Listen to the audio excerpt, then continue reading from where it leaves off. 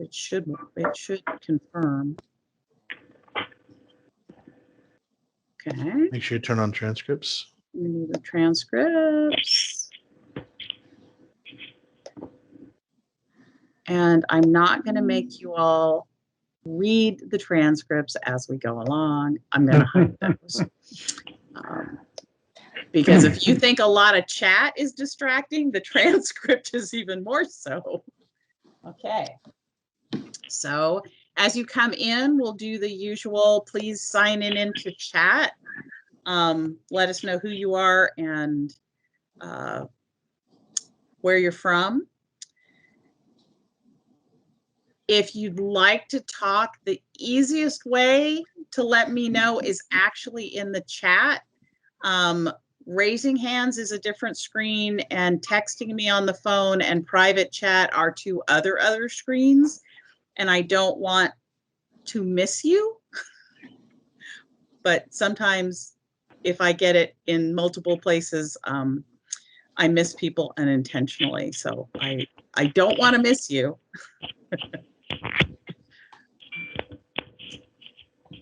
Bob Suyama, are you with us? I am here. You are here. I know Susan, our vice chair, will be here a little bit later. So I suggest Stan Branch, did I see you in here? Yes, can you hear me? Yeah. So Bob and Stan, I suggest we start with Stan. And okay. So we'll let Stan, as our DDFO, kick off the meeting.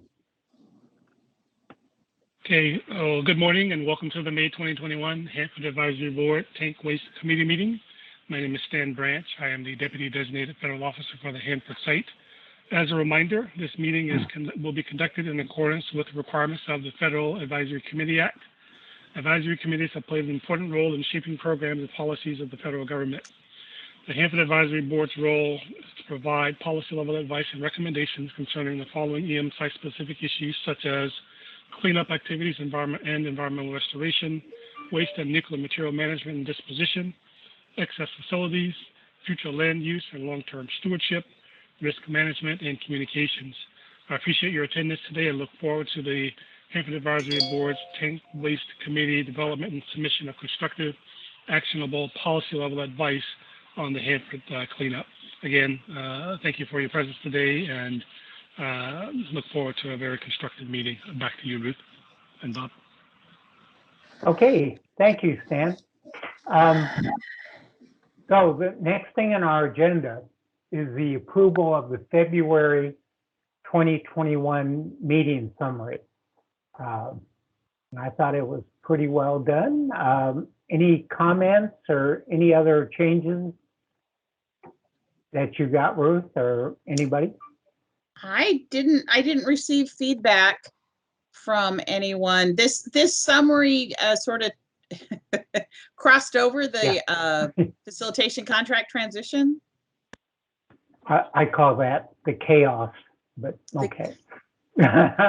So I can confess to who wrote this, and if you all need it fixed, I can also confess as to who's going to fix it if it needs amending.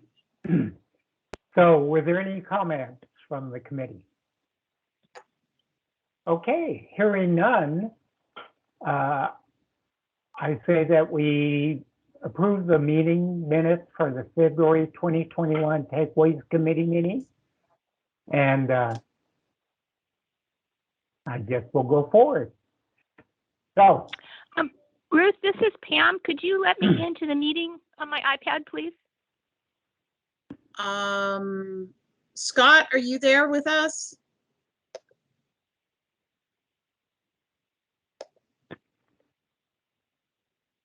My screen says someone will let you in soon. Right. I'll take care of it. All right. Thank you, Scott. So this is the Tank Waste Committee of the Hanford Advisory Board. And if you look at the agenda, I mean, we have an action-packed day of information in the morning. Also, liaison And then going on. will be for Stigwood as well. I just want to introduce Ryan Oatman. Ryan, are you on? R6, is that what it is? Yeah, *6 to mute yourself. I don't see him on, and we can definitely add him to the distribution list. It sounds like you might have shared the invite with him, but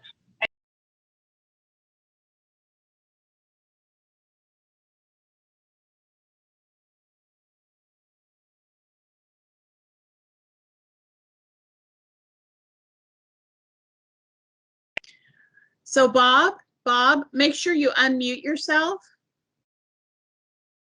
Make sure you unmute. There you go. Okay. We had some background noise, so I muted all of us. Sorry about that. Okay. All right. So I'm back. We have an action-packed agenda today. We have a couple of presentations in the morning, a briefing on the B109 leak single shell tank, which should lead us right into our tank integrity discussion. That's a bit of advice that we've been working on, and it still has a long way to go. But we may want to incorporate some new information from the B109 discussion. Then we have lunch, and then we're going to do something that we haven't done before. This is a general committee discussion. There was a GAO report that came out in January, and this is an opportunity for the committee to discuss the findings of that report. And there won't be any presentations from DOE or ecology or anybody. This is kind of within the committee, and we will get perspectives from the other groups as we step our way through it. Then we have open forum, and then committee business, which is got a lot of information about the leadership workshop, and I do need some input so I can take that back to the EIC. So we have a full day with a lot of information and a lot of things going on. So any other announcements, anything else that anybody would like to talk about before we get started? Okay, I don't hear any. So the first item on our agenda is the immobilized low activity waste transporter. And I don't see who the speaker is on my agenda. So I'll turn it over to whoever that is. Gary, are you there to introduce him? Yes, good morning. And of course, you asked me to introduce the person as I took a bite of apple, so I do apologize. But Vivek Tamang is going to be our speaker about immobilized low activity waste transporter system. This is a neat system, and we're looking forward to talking to you about it. Vivek? Hey, good morning, everyone. Thanks, Gary. Vivek, do you want to share your screen, or do you want me to show the slides for you? I will share myself. Okay. Okay.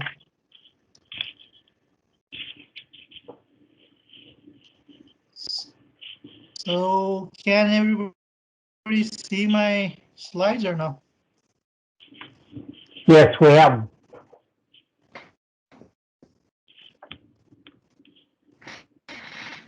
All good here. Go for it. So good morning, everyone. Once again, my name is Vivek Tamang. While introducing myself, I joined Office for Protection Tank Farm Division in June of 2019. I'm currently the project manager for a few ongoing projects at the effluent treatment facility ETF at the Hanford site.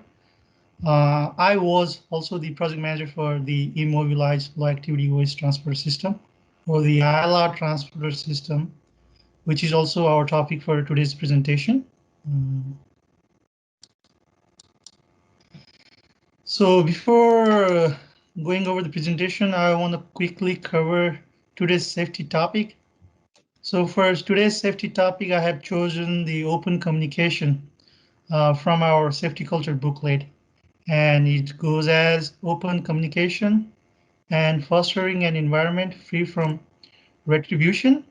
A high level of trust is established in the organization.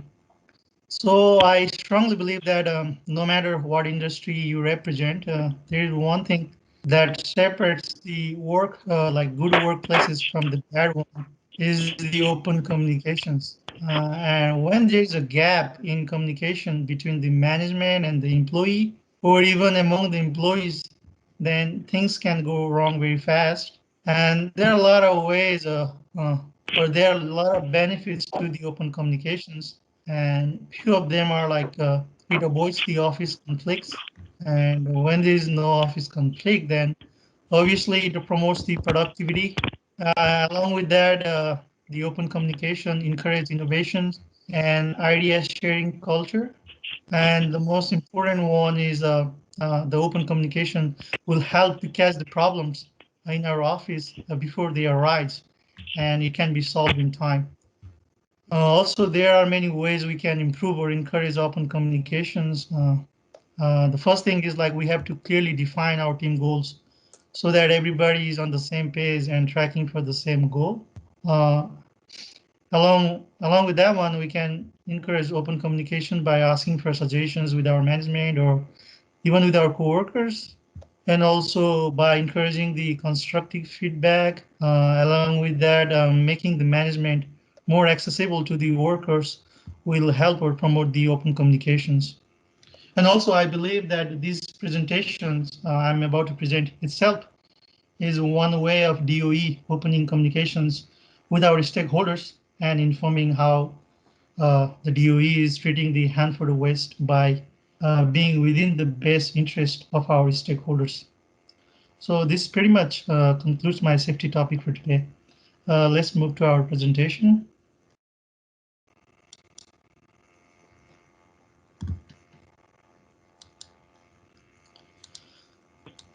So the topic for briefing, the very first topic will be what is the immobilized low activity waste or the ILR transfer system?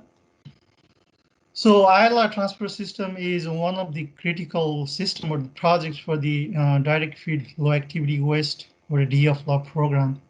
I know everybody is aware, like knows what is DFLAW program, but just a recap is the integration of multiple projects and facilities and organization at the Hanford site to retrieve, treat, and dispose the low activity waste. So the ILR transfer system is one of the critical projects for DFLAW program, and the transfer system is basically an open frame commercial modified trailers with 3 pallets attached to it, like you can see in the picture. But I will go more in detail on the next slide. So what is its purpose? Its primary purpose is to transfer the ILR packages or the vitrified low activity waste from waste treatment and immobilization plant, WTP, to the IDF facility, integrated disposal facility, from WTP to IDF in the 200 East area in the Hanford site.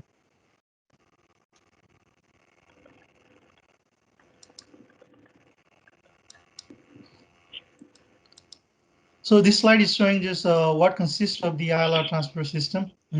As you can see in the picture, it has a truck, a trailers, and the pallets attached to it.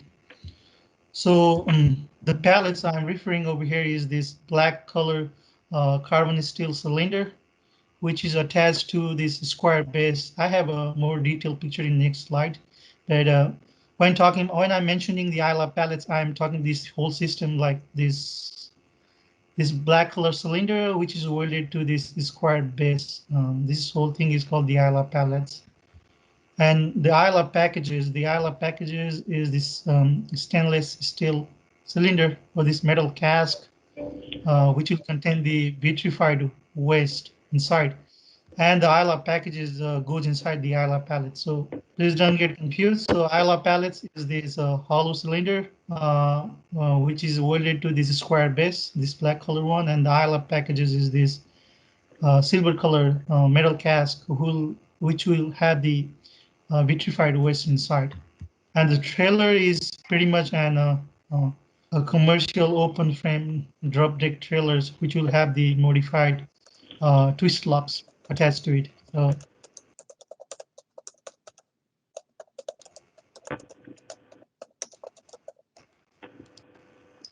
So just an overview of the whole ILR transport system project.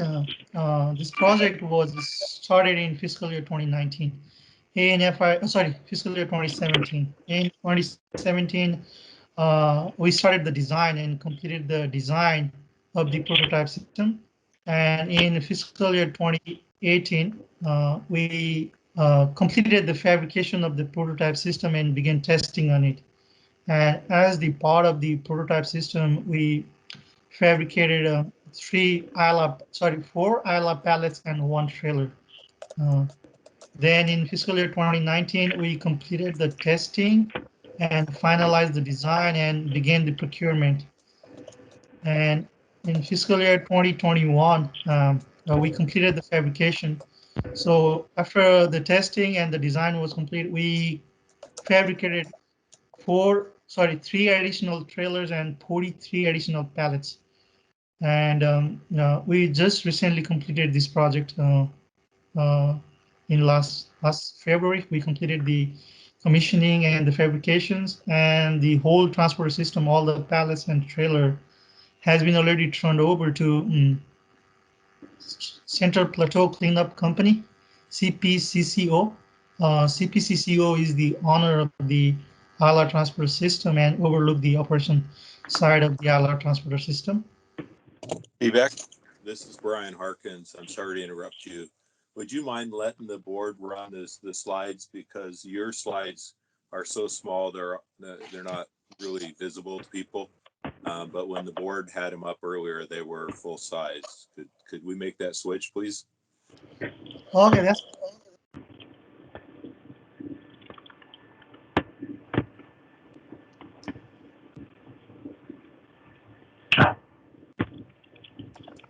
Better? yes. I mean, I can see it. So can you move it to the next slide then? Sure. So this is the closer look of the ILR pallets. As you can see, as I mentioned earlier, it's the metal cylinders that's attached with the square base. And while talking about the dimension of these ILR pallets, the height of the ILR pallets with the lid closed is around 122 inch. And the area of this pallet base, this metal base, is 72 by 72 square inches. And the approximate weight of these these empty pallets is around 5,000 pounds. And the diameter of this cylinder is around 54 inches. And the thickness is ½ inch. As also you can see the ILA packages inside these pallets, and the diameter of the ILA packages is around 48 inch, and the height is around 90 inch, and the weight of this ILA package is around 15,000 pounds.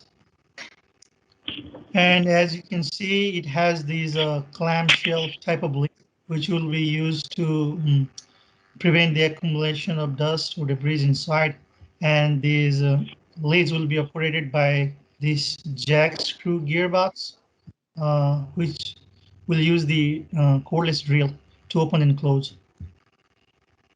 And also the cylinder over here, the ILA pallet cylinder, has the opening at the top, and at the bottom of the pallet, it's not shown over here, but I'll show you in the next slide. It has the channels through which the air will flow inside.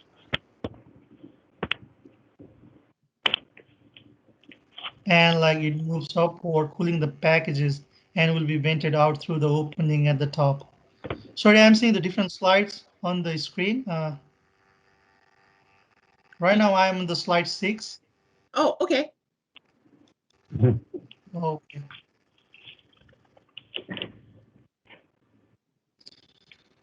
And also the next picture is showing the interior of the ILAB pallets.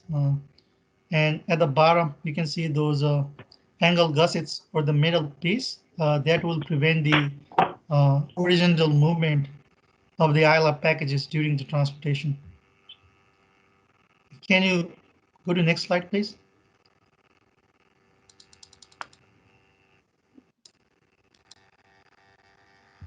So this is what the trailers look like. As I already mentioned, it's an open frame drop deck trailers.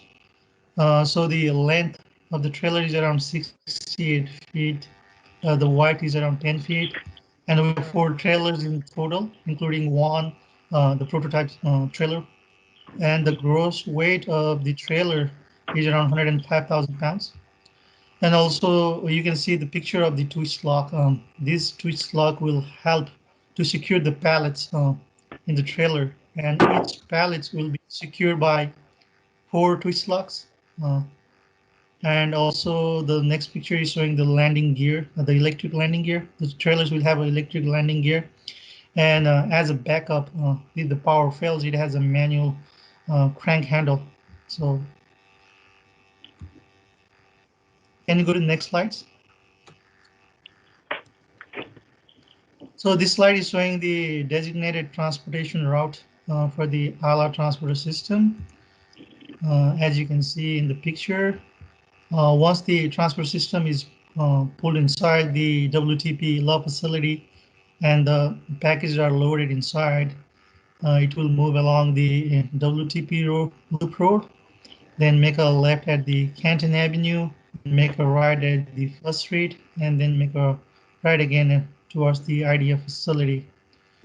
So the approximate distance from the WTP facility to IDF, or the distance the transport system will cover is around 1.5 miles. And the same transportation route will be taken once the ILAB packages are unloaded at the IDF facility. And during the transportation, the transporter system will maintain the maximum speed limit of 35 miles per hour. Can you move to the next slide, please?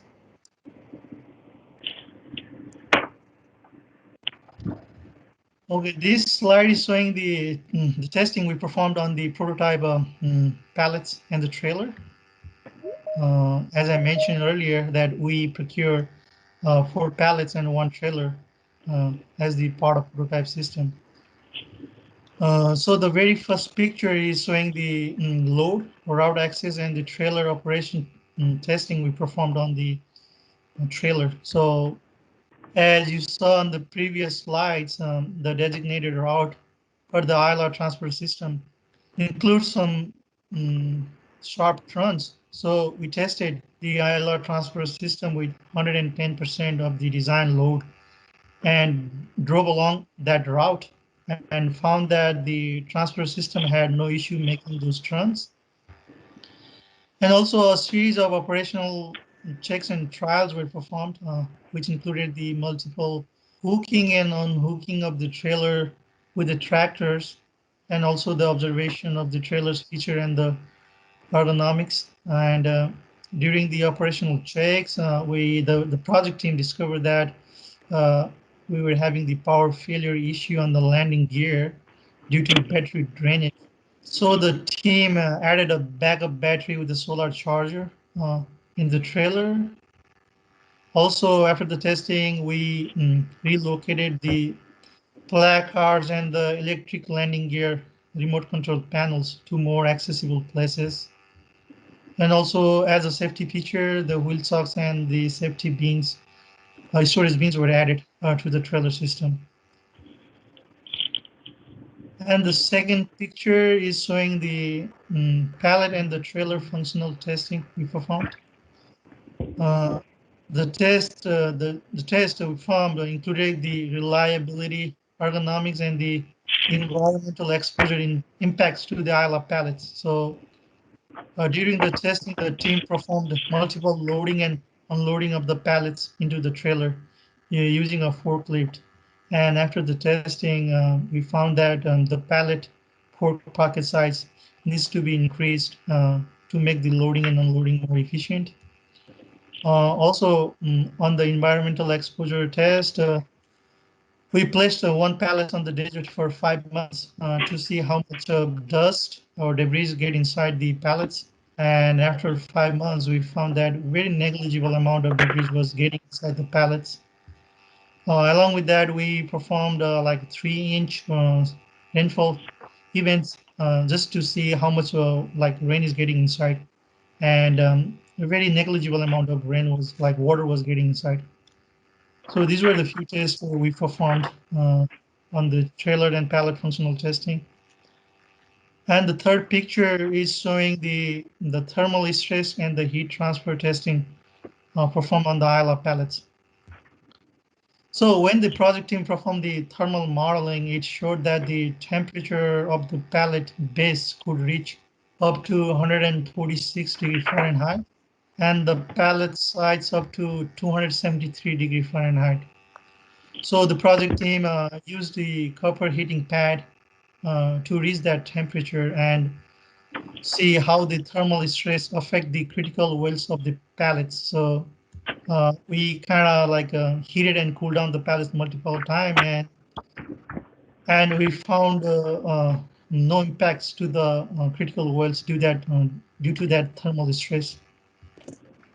And also the other test we did was the heat transfer from the pallets to the sensitive components of the trailer, like the tires, wiring, pneumatic lines. And after the testing, we found that the temperature of those sensitive components were within the limits. So there was no damage seen due to the heat transfer from the pallets. Can you go over the next slide, Ruth? So this slide is showing how the ILA packages will be loaded inside the ILA pallets. So once the container is inside the WTP loading facility, then remotely operated crane with the camera guidance system will load the ILA packages inside the ILA pallets.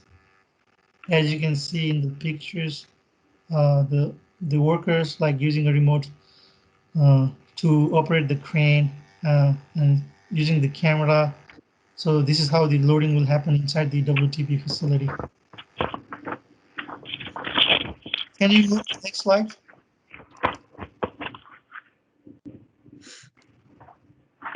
So this slide is showing how the unloading of the ILA pallets and the ILA packages happens at the IDF facility.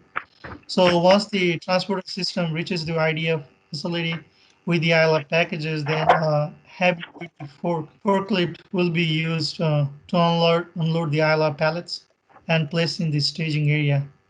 Then once the ILA packages cool down, then a mobile crane with the specially designed grapple will be used to unload the ILA packages out from the ILA pallets. Can you move to the next slide, please? So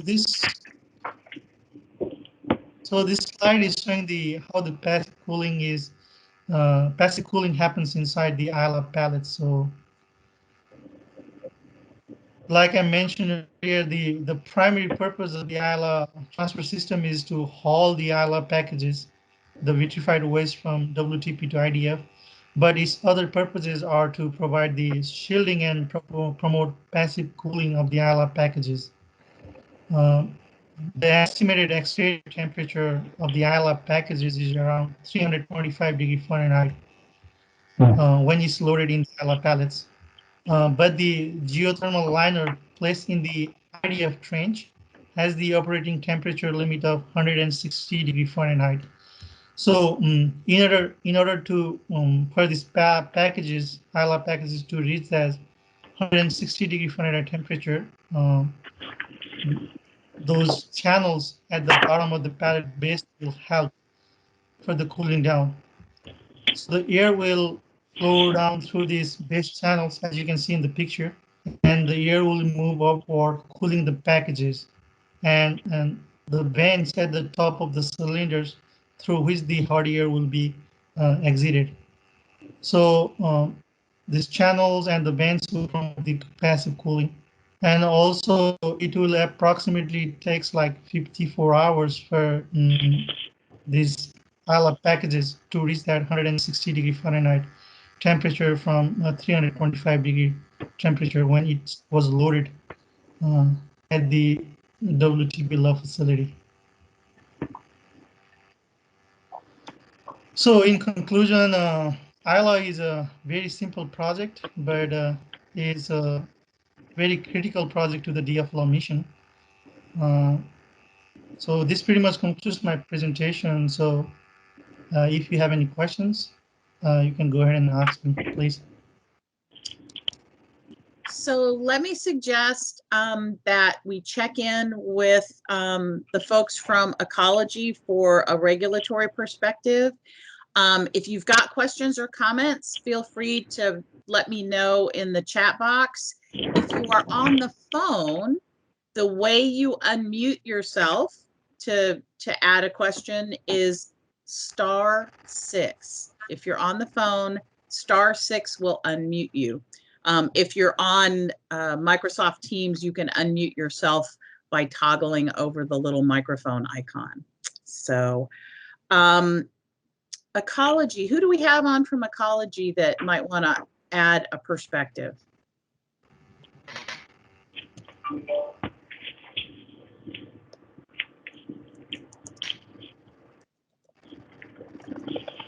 No one from ecology?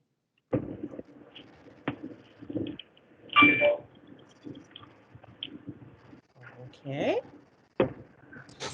Hi, this is Kyle Rucker. I'm filling in for Jeff Lyon today. I'll get back with you guys with what his thoughts are. I'm just kind of taking notes for him right now. Right. I knew he said he was double booked this morning, so it was a little bit tough on him. Yep. So thank you for taking notes. Yep. I have Bob and Pam in queue. Is there anyone on the phone who also wants to be in queue? All right, Bob and then Pam. Yes, thank you for that presentation. I guess my question is, how often do you plan on having runs from the vet plant to the disposal site? So you said you fill them and then they have to cool down before you make a run, or is that something that can be done later? So how many trips do you plan on between a day? So the WTP is expecting to produce 30 metric ton of glasses every day. So then each ILAB packages will contain like 6 metric ton of glass. So it will produce like 5 ILAB packages per day. So depending on that one, then usually two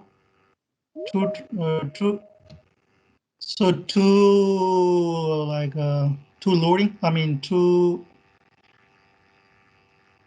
times will be enough for transporting, depending on the.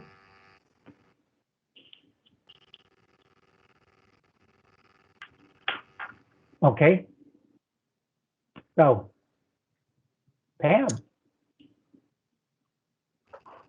Pam? Yep, thank you. It was a great presentation. So as I understand it, when the truck gets to IDF, the canisters will be unloaded and placed in. Yes. And then you you reuse the container? Yes, like once the ILR transport reaches the IDF, then uh, the ILR pallets will be unloaded and placed in the staging area until the ILR packages reach the desired temperature required for that geothermal liner at the IDF trench. So once it reaches the temperature, then the ILR packages will be pulled out, then the ILR pallets will be placed back in the trailer and route back to WTP for next load. I realize this isn't part of your presentation, but do the canisters ultimately get buried? That's what I believe, yeah. Thank you. Liz. Thanks. I was just wondering how long, and if I missed it in your presentation, I apologize, how long it takes for the glass to cool that you're anticipated, how long? Yeah, and normally like our recent simulation show that like it takes around like 54 hours for that ILR packages. Maybe it depends on the weather, how the environment, like how the weather is that day, but for normal is we usually expect like 54 hours for that ILR packages to cool down. Okay. And do you anticipate any change in the summer when it's really hot out there, or like would that just be evening? Like would it shift to evening work? This is really not within the scope of my project, because that will be overseen by the IDF side, so they will have more idea on that one. But depending on the temperature, yeah, it will depend. Like if we have a summer days, then it will take more time, yeah, for those packages to cool down. It will take more than 54 hours, but that 54 hours is the normal range we are kind of expecting right now in the normal day. Okay. And how many of the, like what Pam was just asking, how many pallets do you imagine in the staging area if you're doing 5 per day, you said? So I mean, like normally the WTP is expecting to produce 5 ILR packages, yeah. So that means we'll make 2 trips. Like each trailer will contain 3 pallets. That means so 2 trips will be enough. And then once we have unloaded those trailers, so those pallets from the trailers, then we have like 43 pallets available. So I mean, even though we placed that 5 pallets at the IDF facility, we still have how many, like 38 more pallets. So I mean, there is no issue with the shortage of the pallets, even though we placed it on the IDF for the cool down. Thank you. Yeah. All right, we've got Dan and Rob. Dan Solitz. Good morning. Thanks for that presentation. I pulled a trailer, so I'm going to ask probably some pretty deep in the weeds questions. That landing gear, the base of the landing gear, you're going to be cooling the pallets on the trailer for is that right? No, the IDF has a designated staging area, so where these pallets will be unloaded for cool down. Yeah, there's a staging area inside the IDF or outside the IDF? I believe it's outside the IDF, so yes. Okay, yeah, I was just concerned if they were sitting on the trailer, heat transfer to the foot there of the landing gear might exceed the temperature requirements for the liners. So apparently that you thought that through. Yes, yeah, it will be placed on the staging area. Okay, thank you. I've got Rob and Bob. Rob Davis. Yes, I understand that the LAW canisters are not welded or sealed. They're not hermetic. Maybe you could correct me on that. But is your transporter rig hermetic? Sorry, I didn't understand your question. What do you mean by hermetic? Sorry, I didn't understand the question quite well. Meaning that it won't outgas. You know, those while they're cooling down, will they outgas? And is the transporter concerned at all about that?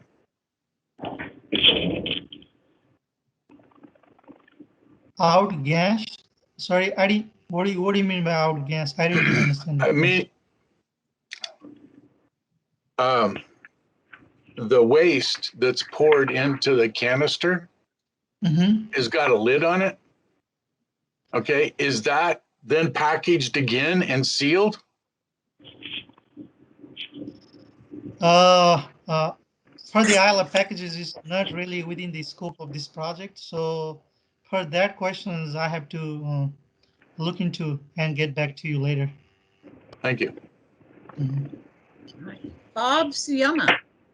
Yes, when the canister is inside your pellet, how radioactively hot is the surface? Is that so cool enough for people to operate around the outside, or do they have to stay away from it?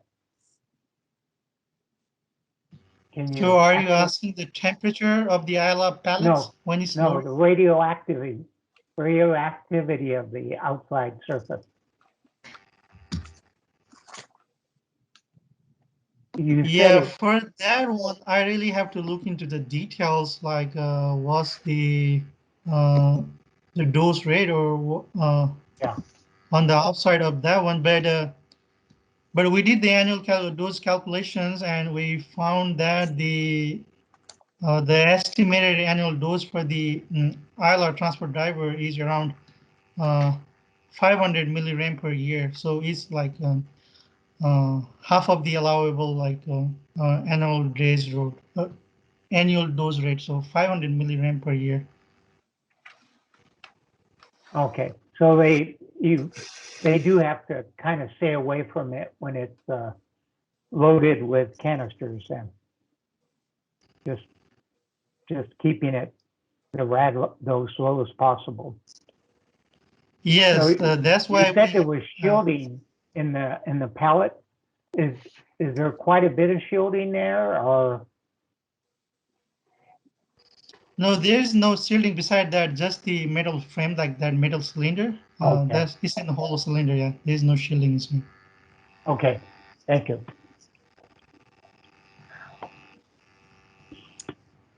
So Ruth, any more questions? I don't see anybody else in queue. I don't have anybody else in queue that I know of. Is there anyone on the phone who wanted to ask a question or make a comment?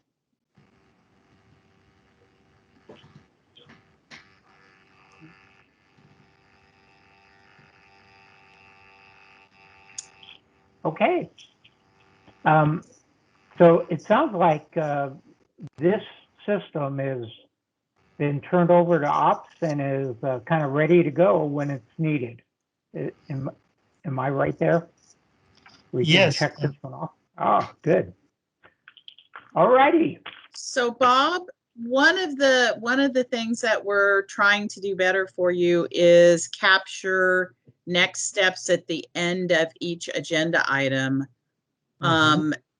Is there any follow-up or next steps that need to happen regarding this topic? Now, I didn't make a note of anything. I think this system is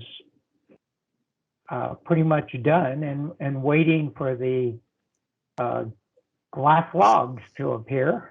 So it's a system that goes between two of the areas that we're still interested in. But this one, I think I didn't note any other issues that we need to follow up on. Anybody else out there have something they think we need to look at? I would like a better understanding of life at IDF, and whether they're going to be wearing anti-seize and answering your questions about shielding. And about off-gassing of the canisters, or are we even worried about it at all? So I think that we should follow up with that. Okay.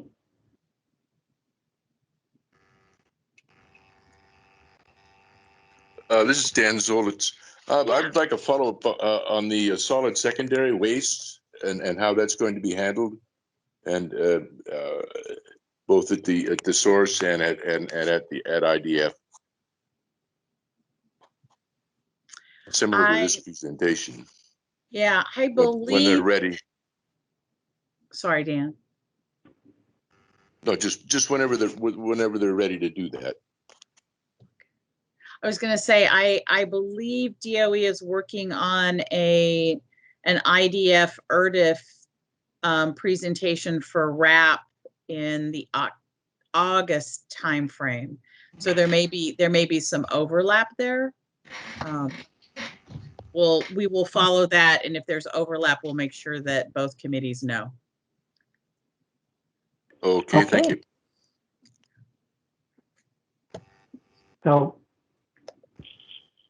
I usually take notes on my agenda, but this morning I had a major coffee incident and my agenda is kind of soggy, so I'm having it. Okay. So Ruth, we're ahead of schedule. That happens. Yeah. My suggestion is that because I don't know that we have the folks here for the retrieval presentation, would you like to give an update on the leadership workshop and fill that in right now before we take a break? Okay. Yes, so we had a leadership workshop last month and went through the calendar and the proposed work plan. And the work plan, we had a lot of comments on. And one thing that Gary explained to us in some detail was the process that he has to go through now to get presentations approved. And it's pretty arduous, and it requires the presentations to be approved by headquarters.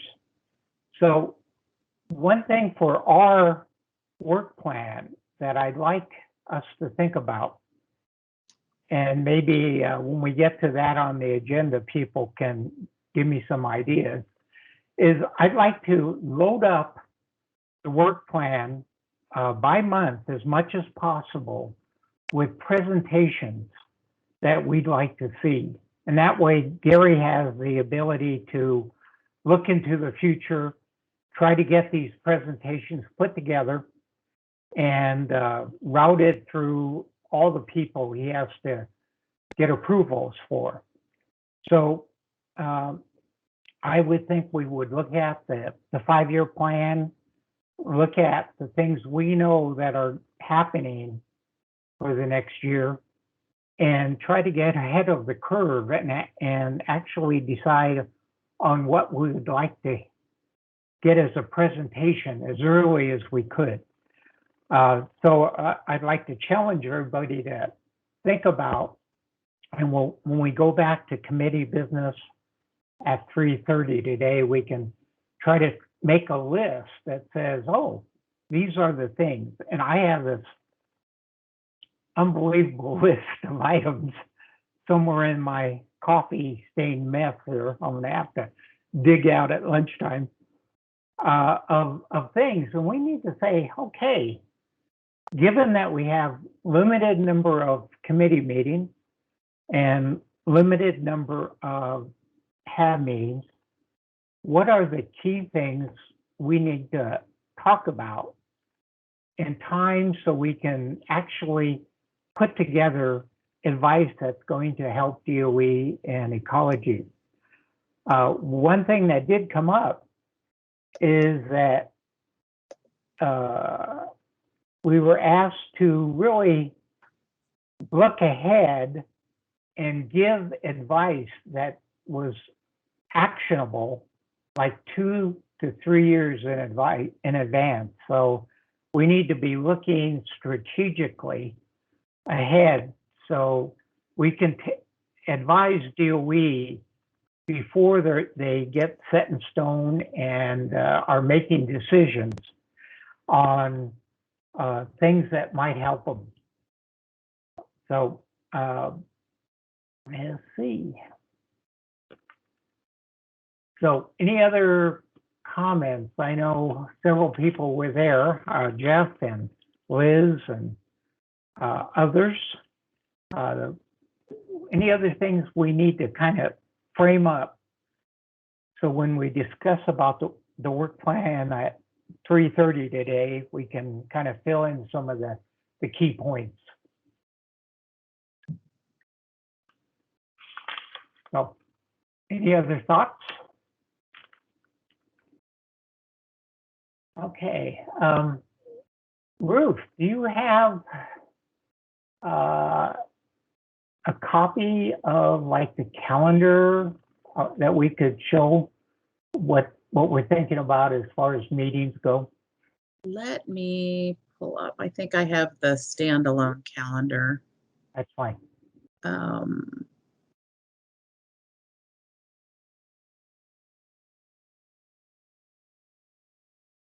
I?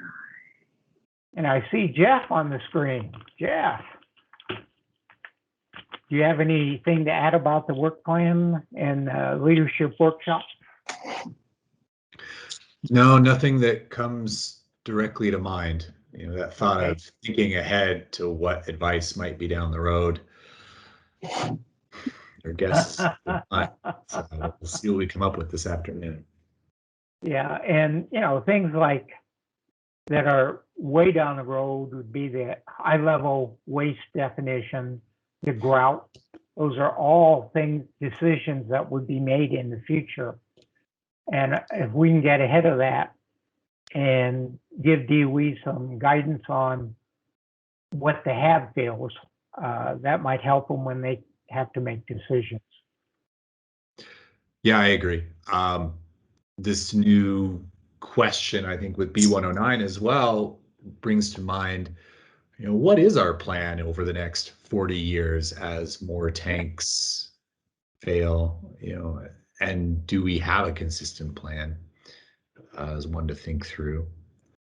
We were told at the leadership workshop by David Bowen from Ecology that the holistic negotiations are nearing their end, that they're supposed to be finished sometime in the May timeframe, and that the agencies weren't sure yet when and how they were going to come out to the public, but it could be sometime in the summer or early fall. That would certainly be something where I would hope there would be some significant engagement with the Tank Waste Committee.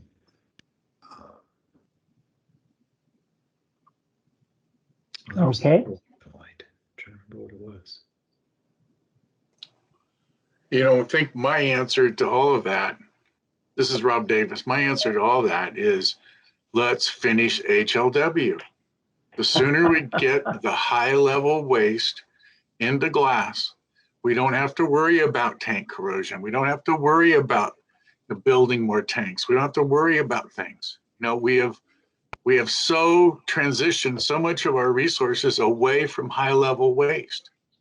You know, look at, nobody's concerned about it now for another 10 years. And that's just silly. But, you know, it was only 2 years from the startup of LAW, back when they were planning in 2012. It's not that difficult to think that we can't finish HLW in the next 2 to 5 years. We got to do it. That's my point.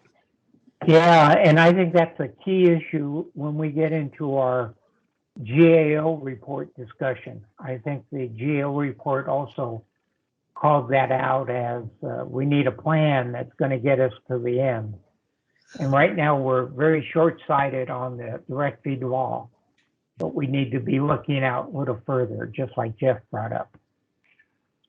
So So Rob, save that till this afternoon. I made a note of that on my copy stained paper here. So Ruth has put up the calendar as it looks like right now. And the highlights from this is that we're not going to have meetings in 2 months. One of them is January, and the other one is July. And then there will be HAB meetings, and then committee meetings, HAB meetings, and then in April, May timeframe, it's also the leadership workshop. So we are really minimizing the amount of time that we have available for committee meetings. And committee meetings is where you generate the advice that goes to the HAB. So we're going to be challenged this coming year to get all that done. So, and then if you notice, there's 4 days of committee meetings. We used to have 3.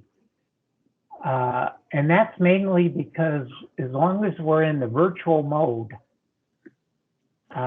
we used to have the PIC meetings on the front end of the HAB meeting.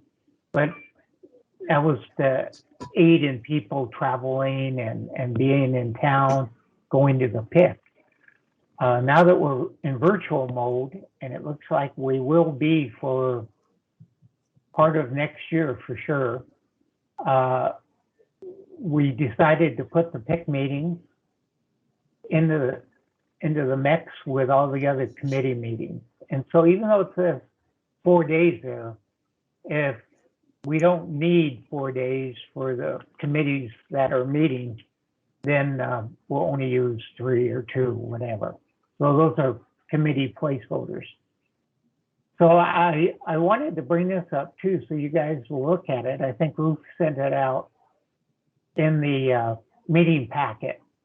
But when we get to this afternoon's discussion of the leadership workshop, I'd like you guys to point out dates that might conflict with school vacations, any other activities that are going on that might affect a lot of the HAB members.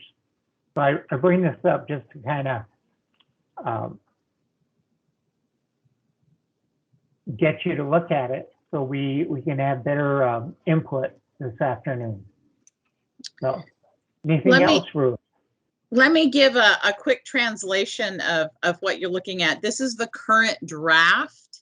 There will probably be at least a couple minor changes. The red, the 2-day blocks are board meetings, and I believe Gary was going to make those Wednesday, Thursday. At the moment, these are Tuesday, Wednesday blocks, but I think they're going to move to Wednesday, Thursday. The single red in October is a HAB orientation for new members. So that's not a traditional board meeting, but it is helping people come on board. The presumption is that the membership package will in fact be signed by September, and we can do that. The blue, those are the committee meeting placeholders. The purple are federal holidays.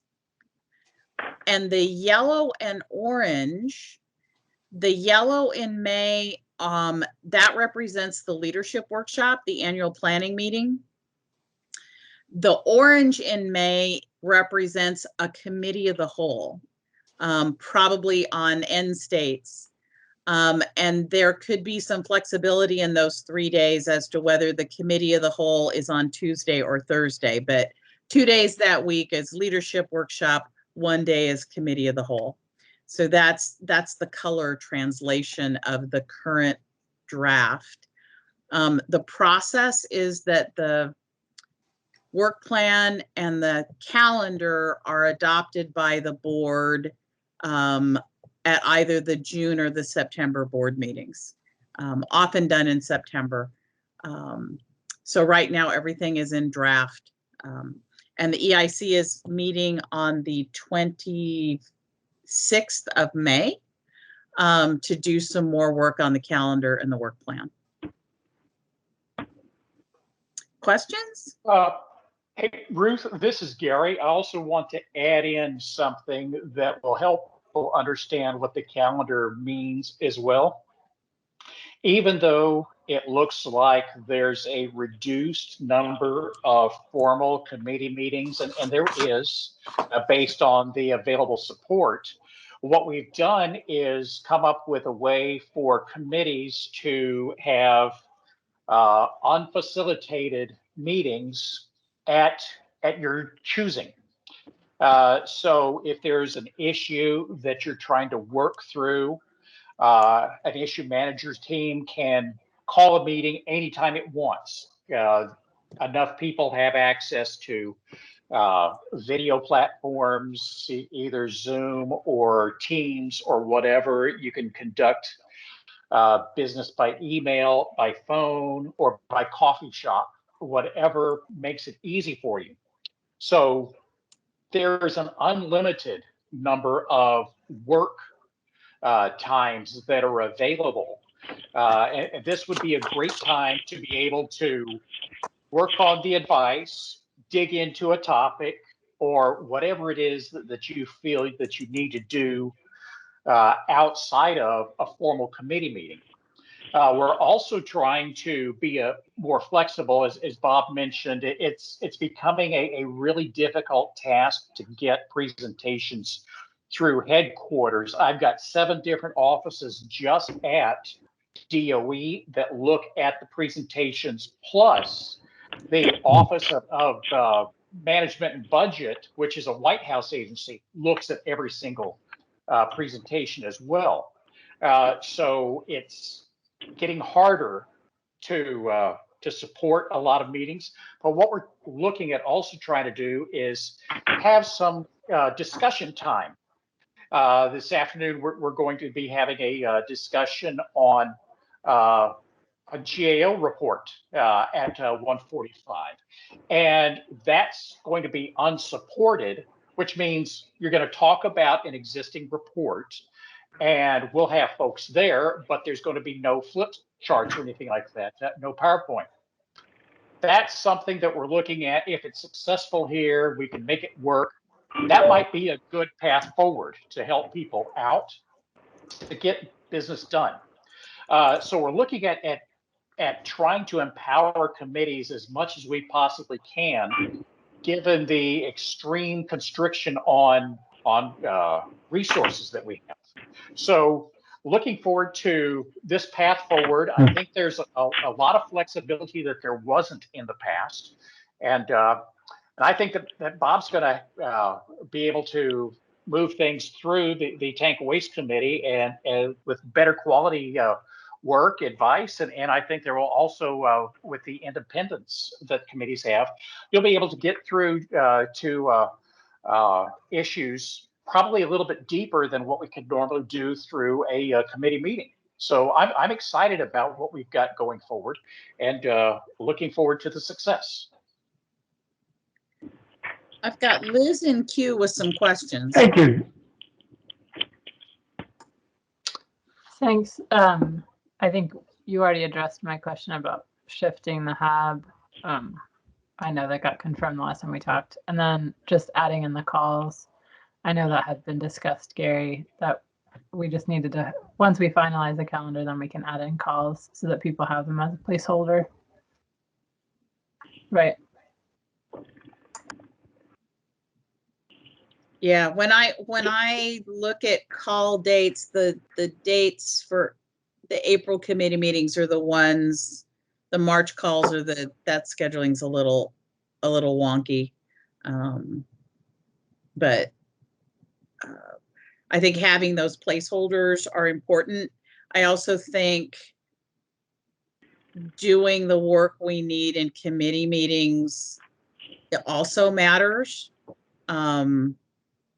So that we don't end up feeling entitled about calls if we don't need them, that we make them count and not just take up an hour of people's time And if we're it going to seems spin like- our wheels.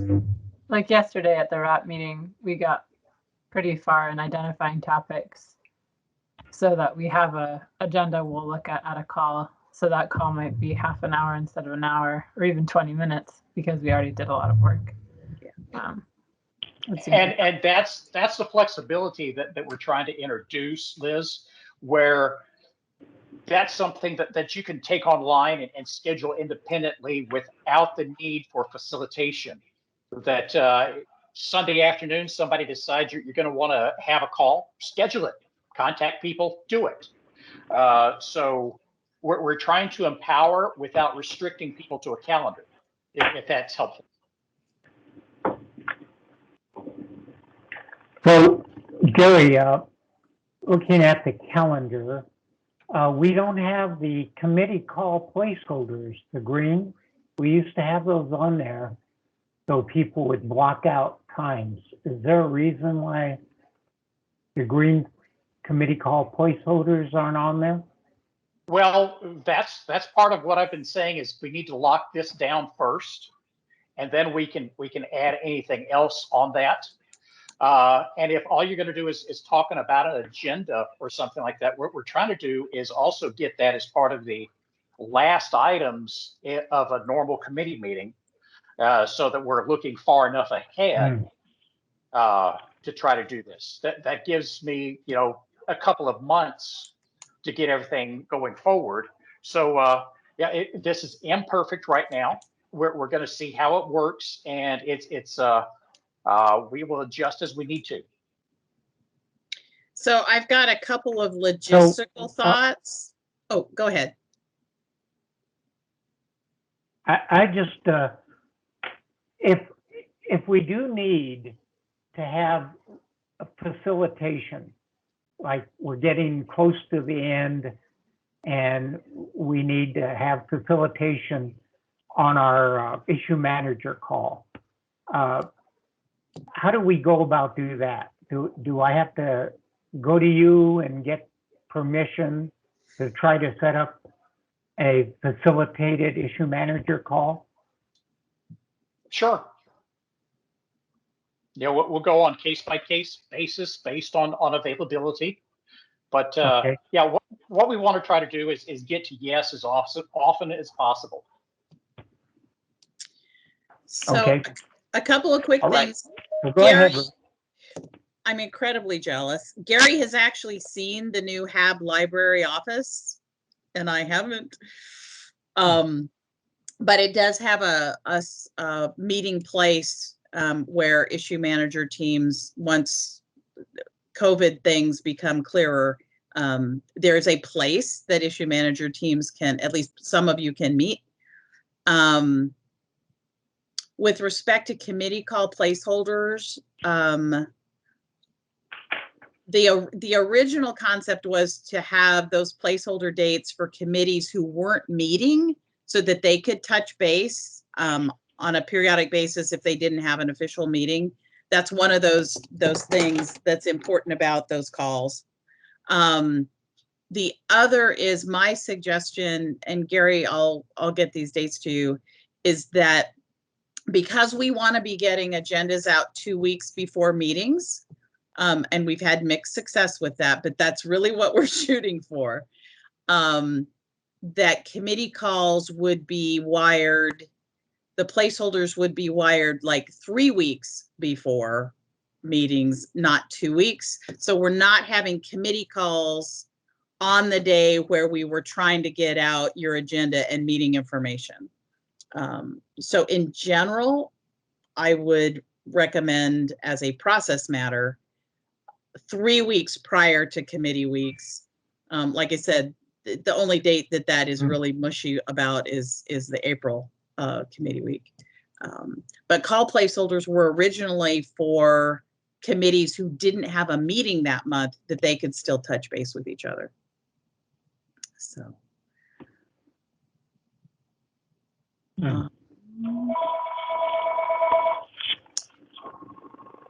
Bob, we don't have any other questions. we could take a break and come back and talk about tanks. Ruth, this is Yeah. Shelley. Okay. Hey, Shelley, what's up? Well, I want to grab a couple minutes of time. For those of you that don't know me that are on the call, I'm vice chair of the board, and I don't know if Steve Wigman's on or not. I haven't looked to see if he's called in, but we both participated in the Site-Specific Advisory Board Chairs meeting just a few weeks ago now. And as we're not having a board meeting for quite some time, I just wanted to give a few thoughts about what we heard in that arena, and some things we might think about as we move forward with our work plans. So if I can do that real quick, that'd be great. Bob, it's up to you.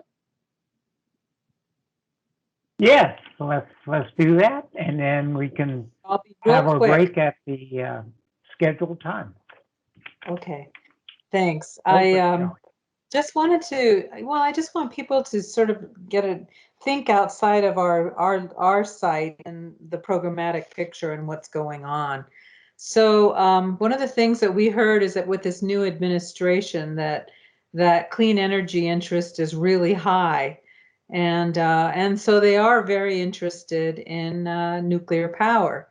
But at the same time, we also heard that EM is really supported and that funding follows success. So as EM has success, it's a lot easier to lobby for and get the funding that we need for our sites for cleanup. There was a 10-year strategic vision that was rolled out just a few weeks ago. It's about 30 or 40 pages. I don't have the website for it, but Ruth, if you could send that out to people, that would be fantastic. Coming out of this, we all found ourselves thinking about our sites in terms of this 10-year strategic vision. We have our 5-year vision that we all focus on here. I think it's important to take a look at how that dovetails into the programmatic 10-year strategic vision. And if there are opportunities for us to leverage more cleanup, if we've got shovel-ready projects identified, I think that's something that we need to think about in terms of adequate characterization that really sets us up if there's stimulus money that could become available, like the AARA funding, to keep our eye on that and the potential for that. There's certainly going to be an infrastructure bill from this administration, and looking for upgrades. And I'm curious to see if aren't opportunities for us to tap into those monies and that pot of money for site upgrades for our infrastructure. One of the members of another board asked if there would be mandatory vaccination going on at all of these different EM sites, and EM has not implemented anything, and it doesn't look like they are planning on setting a mandate for vaccination in order to work on site. In the round robins that happened, each of the sites talk a little bit about what's going on at their site, and it was noted from the Idaho site, and it's the same consternation that I had also when it happened, is that down in Idaho, they dismantled the supercompactor. And that's a tool that could have been used at our site and would have stood us well. And so it really begs the question, and I think this is something we all need to think about, is that how do we as a board, get ahead of decisions so that we might impact the loss of needed programmatic assets? I think that's a really important question for the future. What is it we need, and what's out there that we already have? Unfortunately, with the stovepiping of funding for projects and who's in charge, we don't really step back and look at the larger picture of how can we utilize what we've got and hand it over to another project and rebid and start in again somewhere else. So it's something to think about as we move forward. And I wanted to share, I was sort of stunned when I heard the Paducah folks talk about what's going on with they have 42,000 depleted uranium DUF6, so that's hexafluoride, huge containers on site that need to be processed. The 3,800 are processed and are awaiting shipment. They're going to go down to that waste, down in Texas, WCS, Waste Control Specialists, and that's where the DUF6 fuel will end up. So they have 3,800 of them waiting shipment, so they're ready.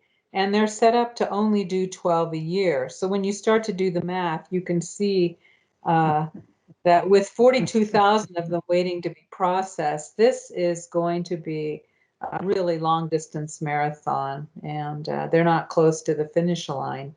And they're talking about 800,000 metric tons that need to be processed. So the Tennessee Valley Authority there has installed a substation to help support the supplemental heat that they're going to need in the separations process to process that material. And I thought that was something that was interesting to think about in terms of our needs and what we may need from the Bonneville Power Authority here in the West. So I thought that was something else we need to keep our eye on.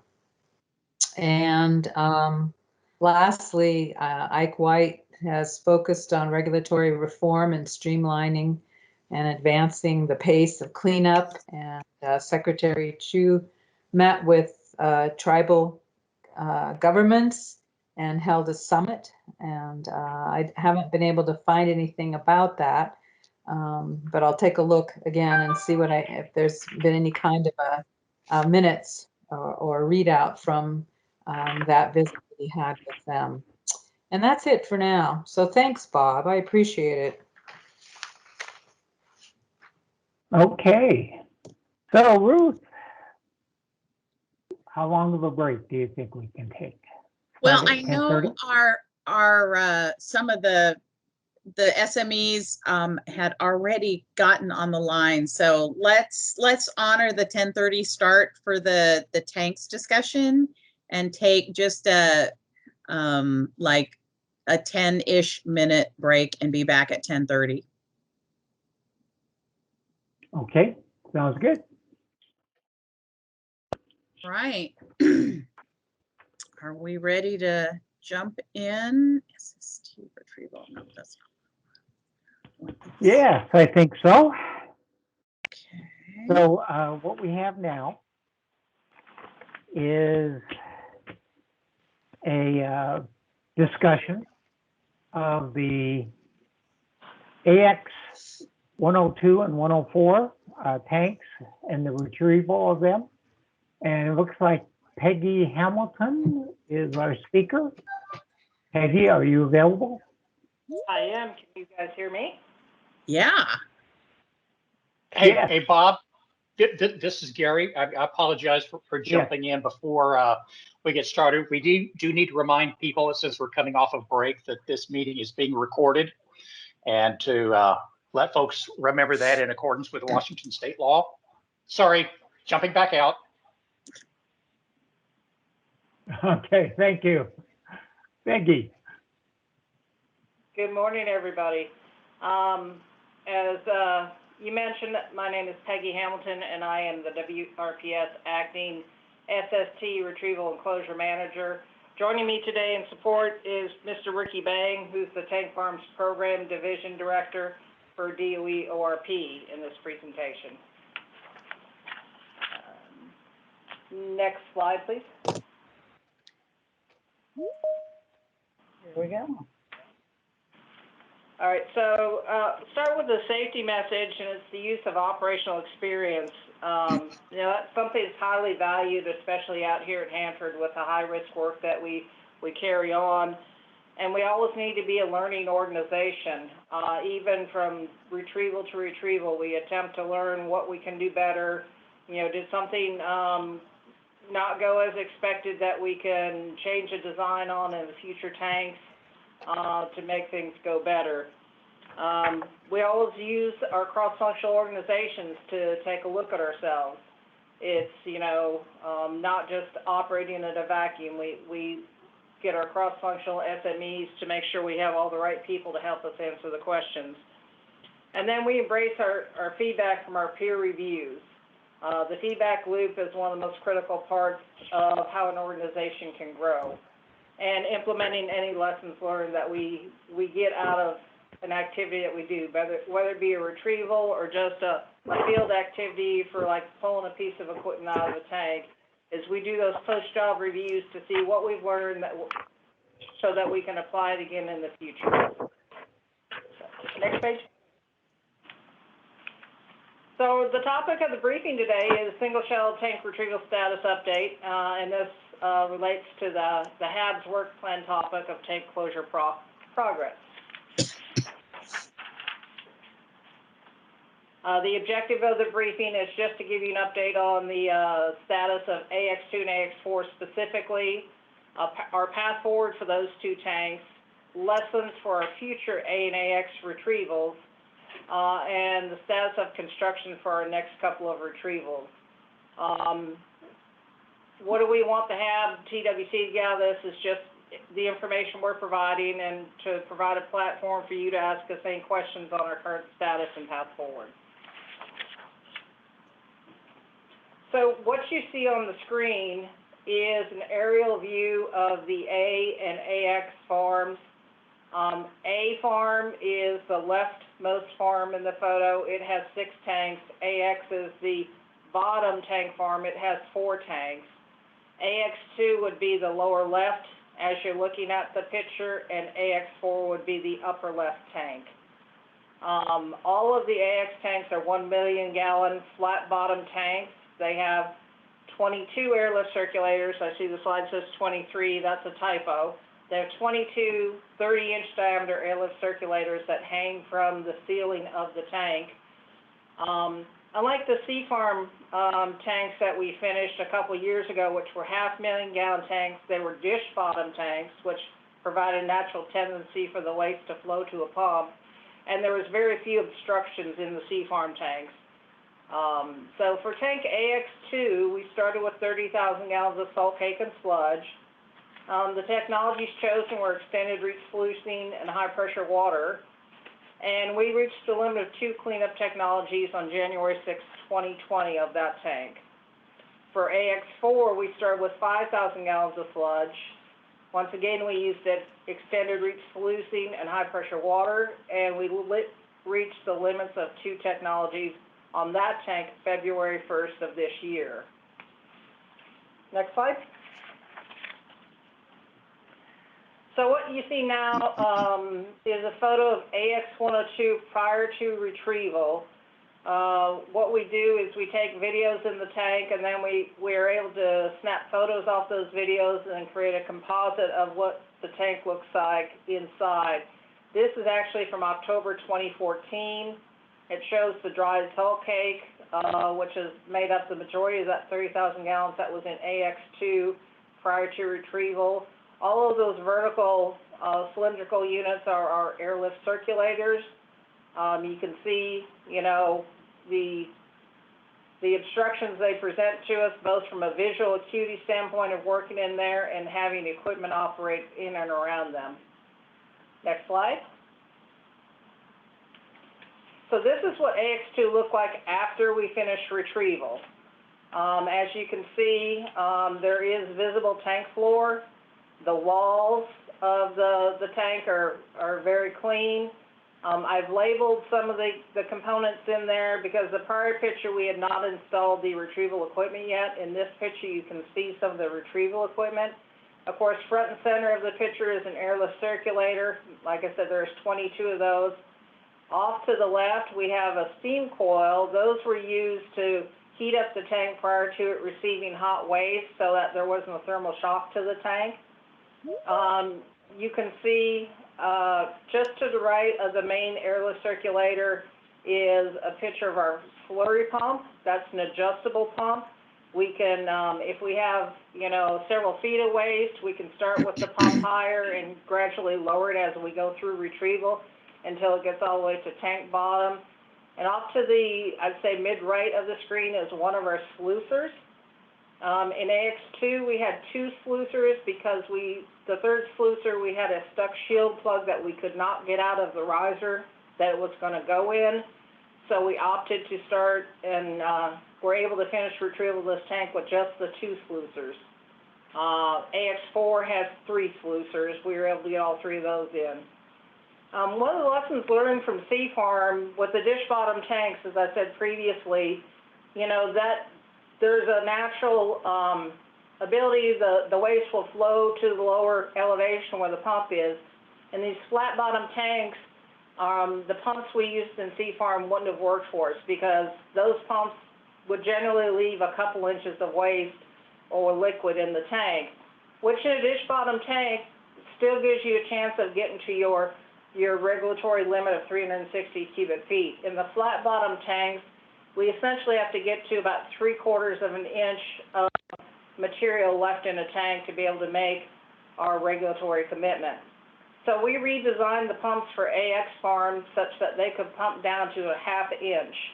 And we were successful in getting the pump downs during X2 and X4 down to 1/2 inch mark. So that was a good upgrade from our Sea Farm tanks. One of the lessons learned I previously talked about where what can we learn from a previous retrieval to apply to the new retrievals.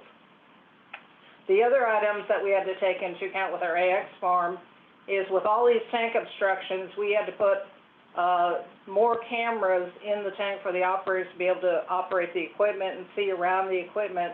So where Sea Farm might have had 2 cameras, we have 6 cameras in these tanks to allow the operators to actually see and manipulate the equipment.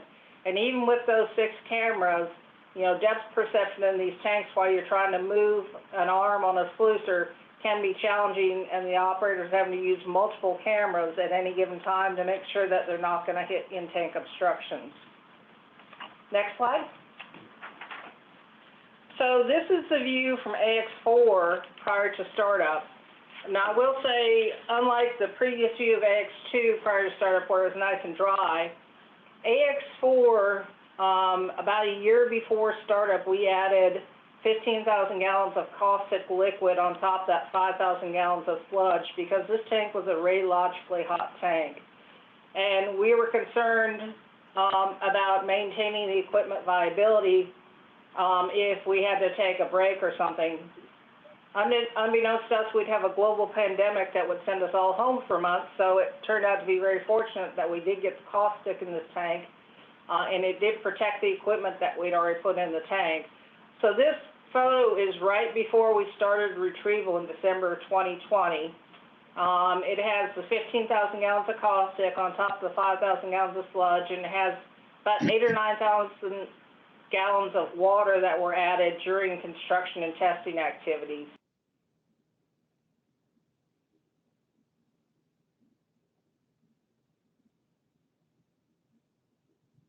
Are you still with us, Peggy? Yeah, I'm Can you hear me, Ruth? There you are. Somehow I got muted all of a sudden. Oh, I promise I didn't do it. It wasn't me either. I didn't touch anything. Anyway, so what you see in this photo is the liquid on top of the sludge that was in the tank.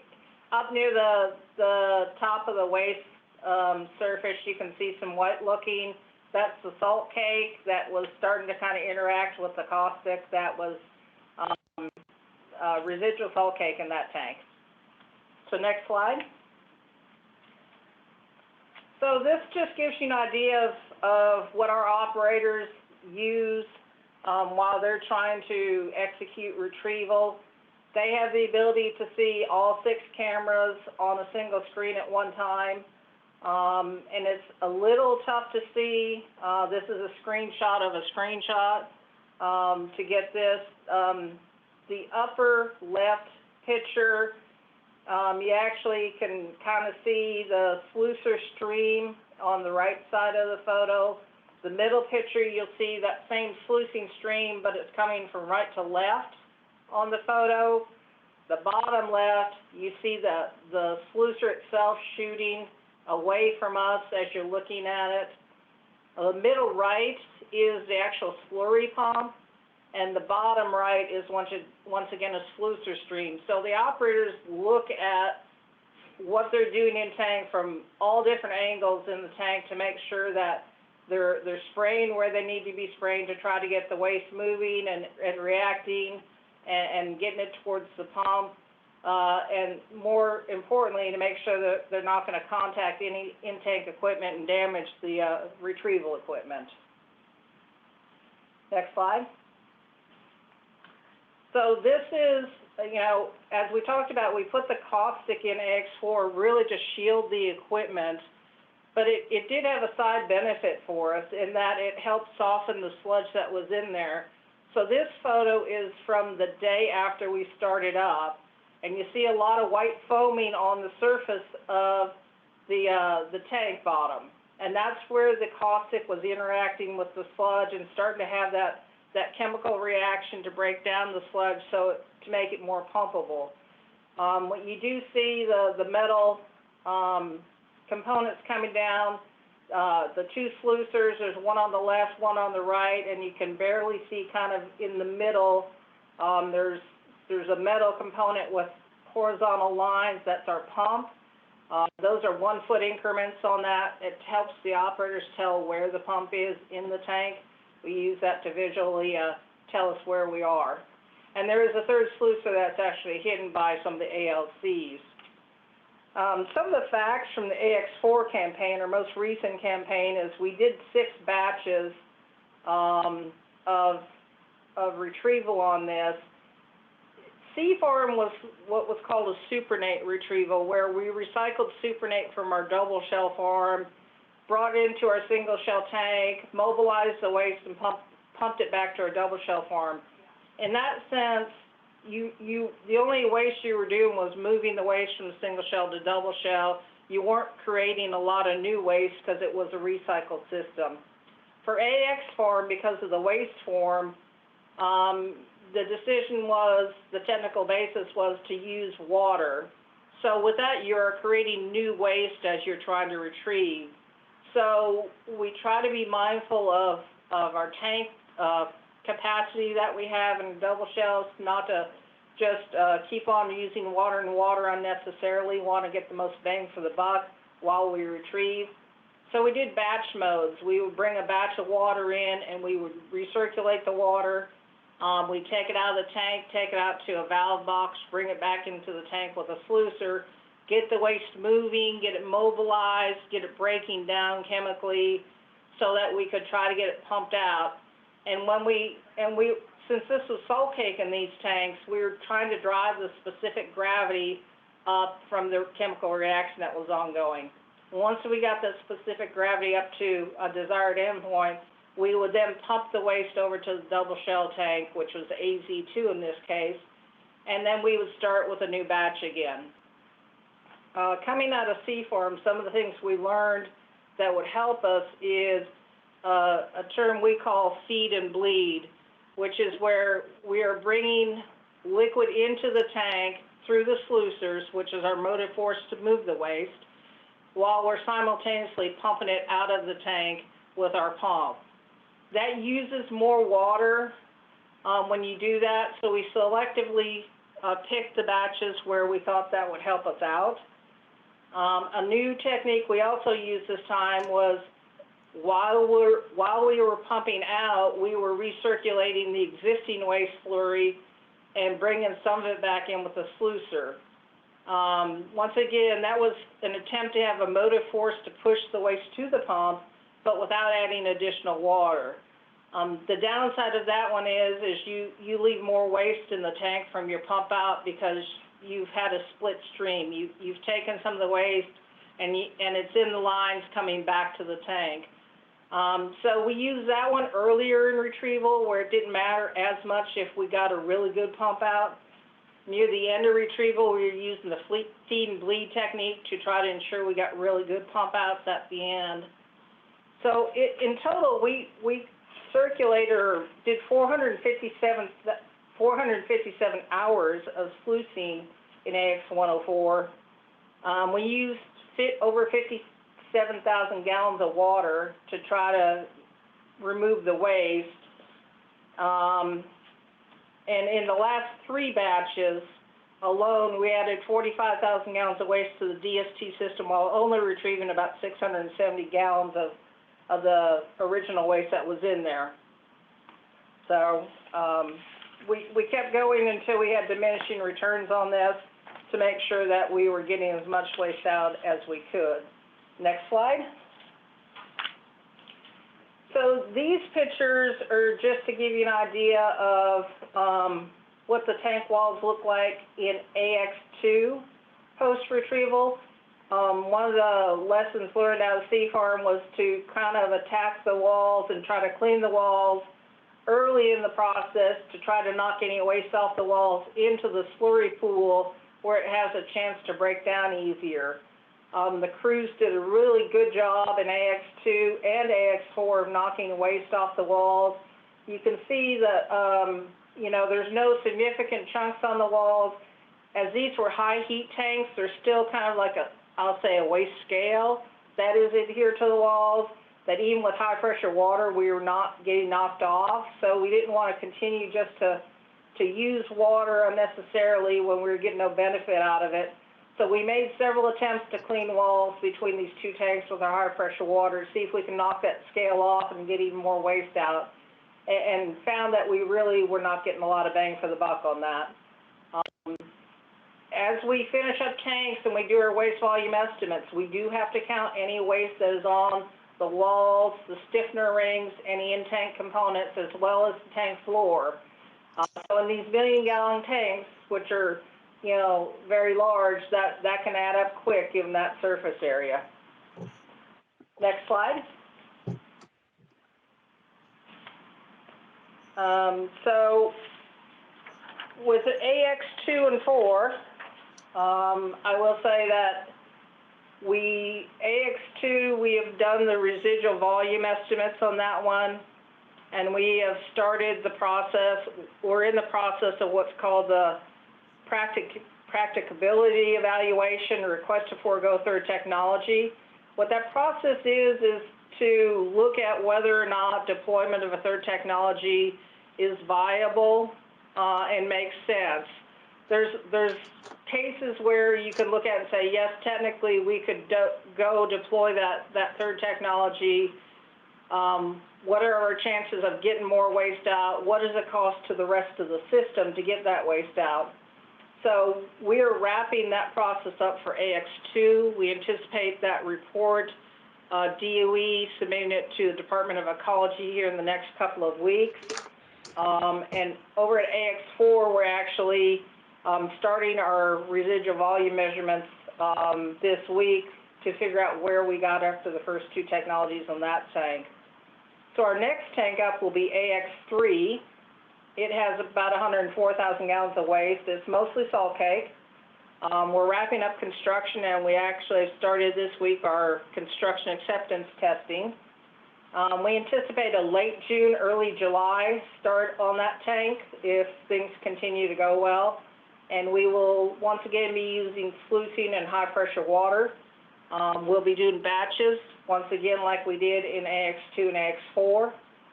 Because there's a lot more salt cake, these batches will probably run longer than we had to run them in AX2 and AX4, so the duration of this retrieval is anticipated to be quite a bit longer than both of those tanks. The tank after AX3 will be AX1. That is the tank in AX Farm that has the most waste in it, 323,000 gallons of mostly salt cake. Construction is underway, and we're anticipating a fall next year retrieval start date on that tank. Next slide. So A farm will be the farm after AX. There are 6 tanks in that farm, like I mentioned earlier.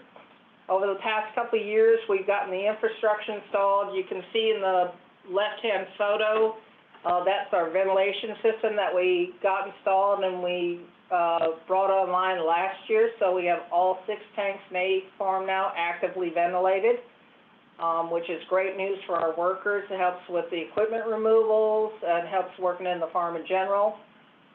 Tank A101 will be our first tank that we retrieved. This slide set was made for last month before that meet got canceled. An update there is we have completed removal of the internal equipment for tank A101.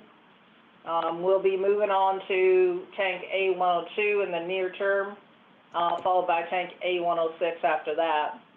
We are started our tank farm utilities upgrade, which is laying in all of the electrical infrastructure that we need to power all of the new equipment. That will take us probably better part of a year, but that work is actively underway. And we anticipate A farm tank retrieval will begin in 2024, late 2024. Next page.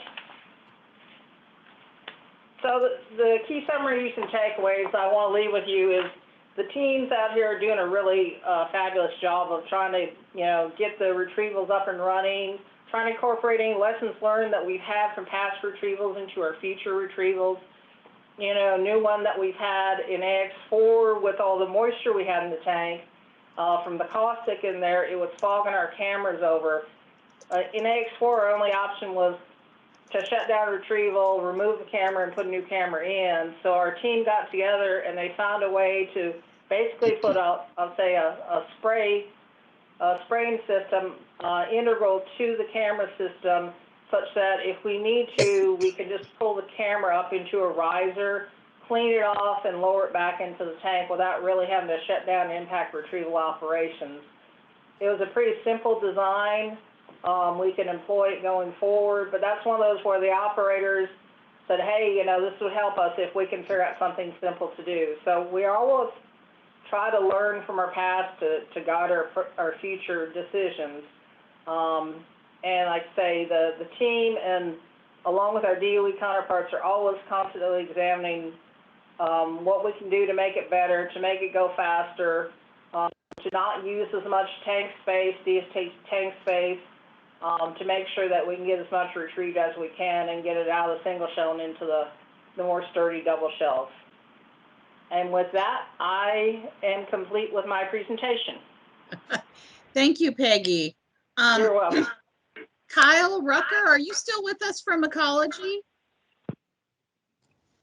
Yes, I am still here. Okay, this is the piece where we turn and ask the regulators if they have anything to add, any comments.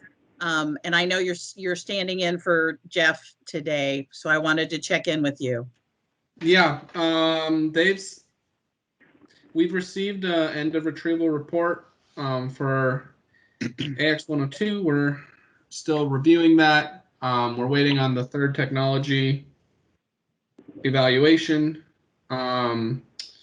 We are also currently waiting for sampling on AX104, and I believe we're still waiting on samples to be analyzed for AX102. I believe there's a large backlog in the lab causing some delays there.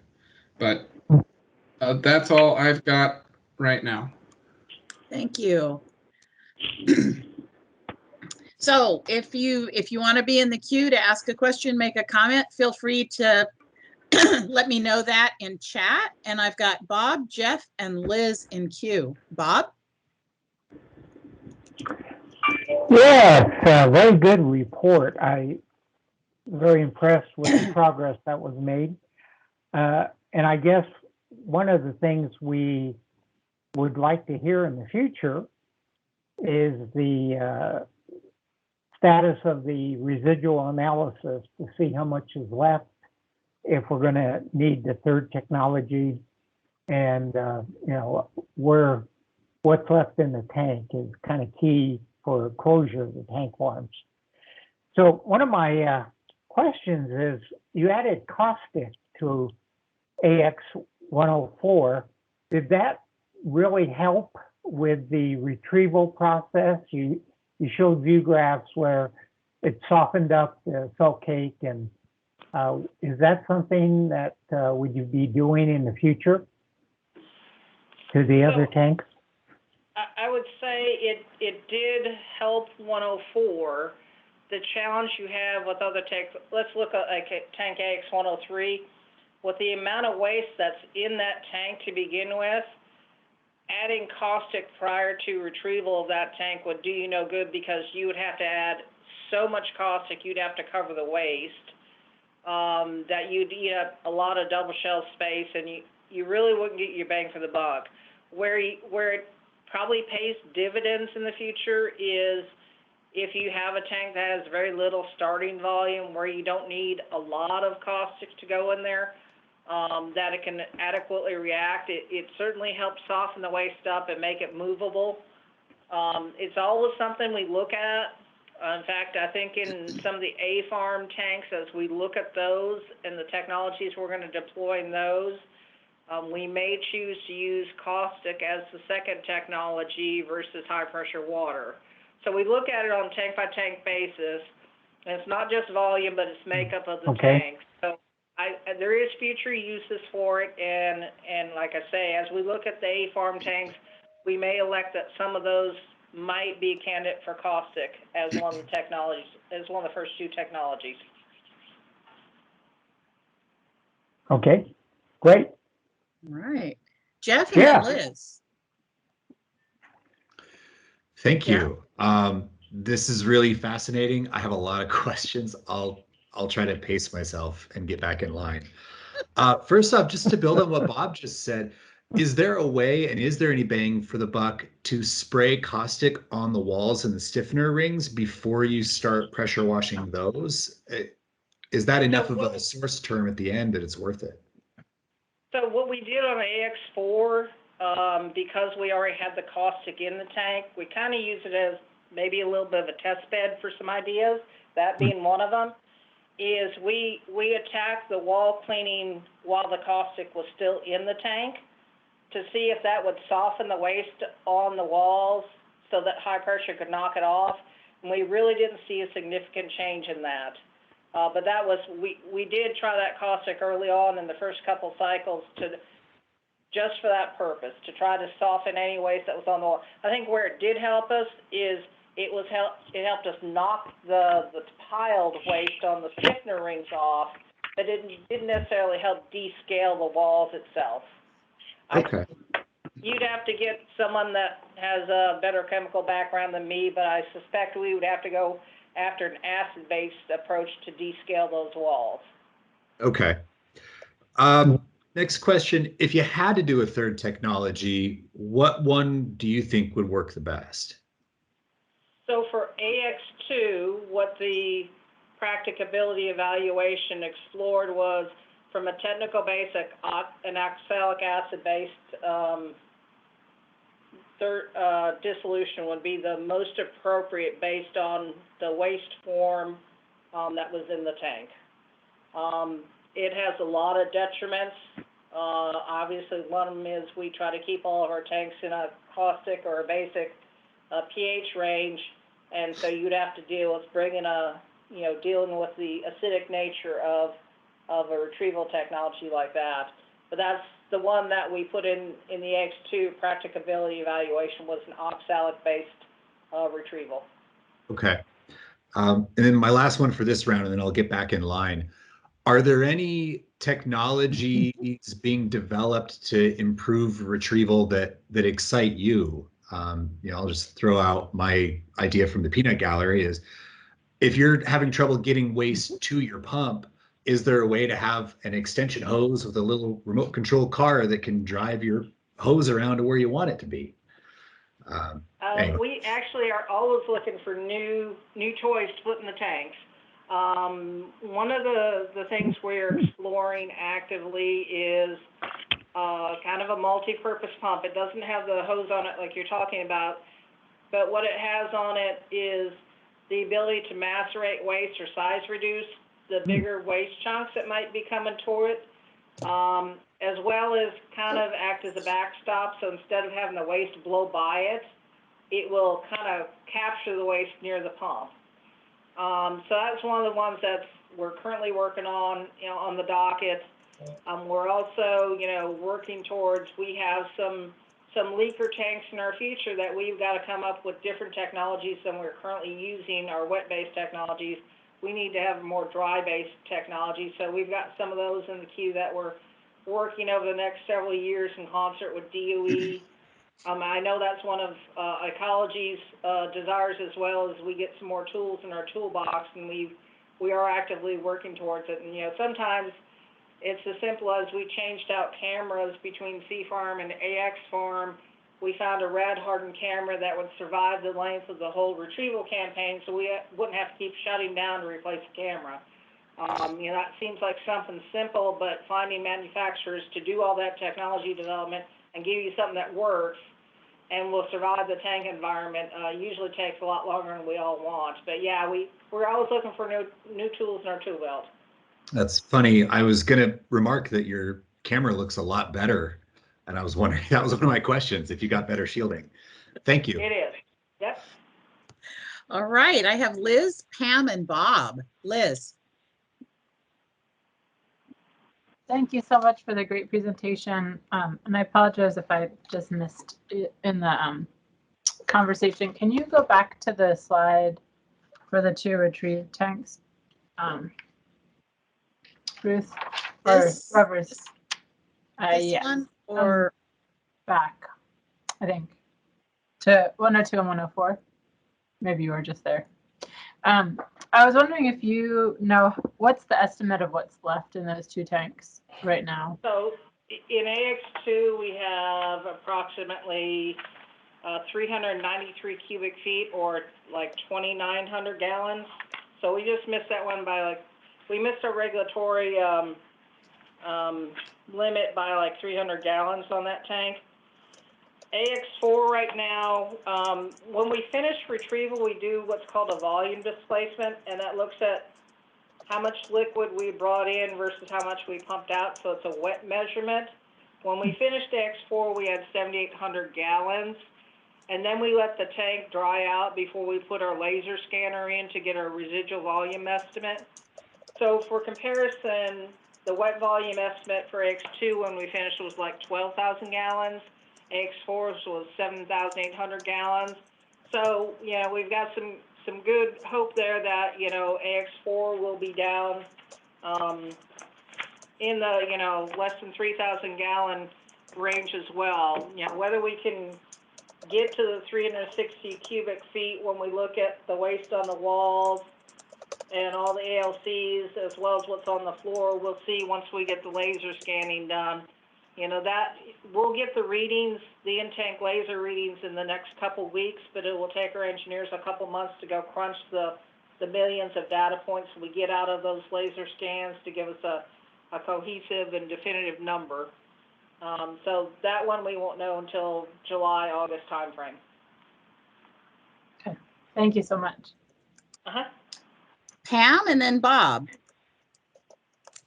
Hi, thank you very much for your presentation. It's very encouraging. We learned yesterday that on the RL side of the house that as they started back up at the 324 building, they were challenged by a number of employees that did not return to work, particularly, and it's not HPT, but anyway, rad technicians. Have you experienced that in tank farms also? Is that creating an obstacle for you in getting back into pumping mode? Yes and no. I will say I think the whole site has been challenged the last year. We've done our best. We've kept a lot of our professional staff on telework status to allow more room in the facilities out here for our field workers to kind of spread out a little bit.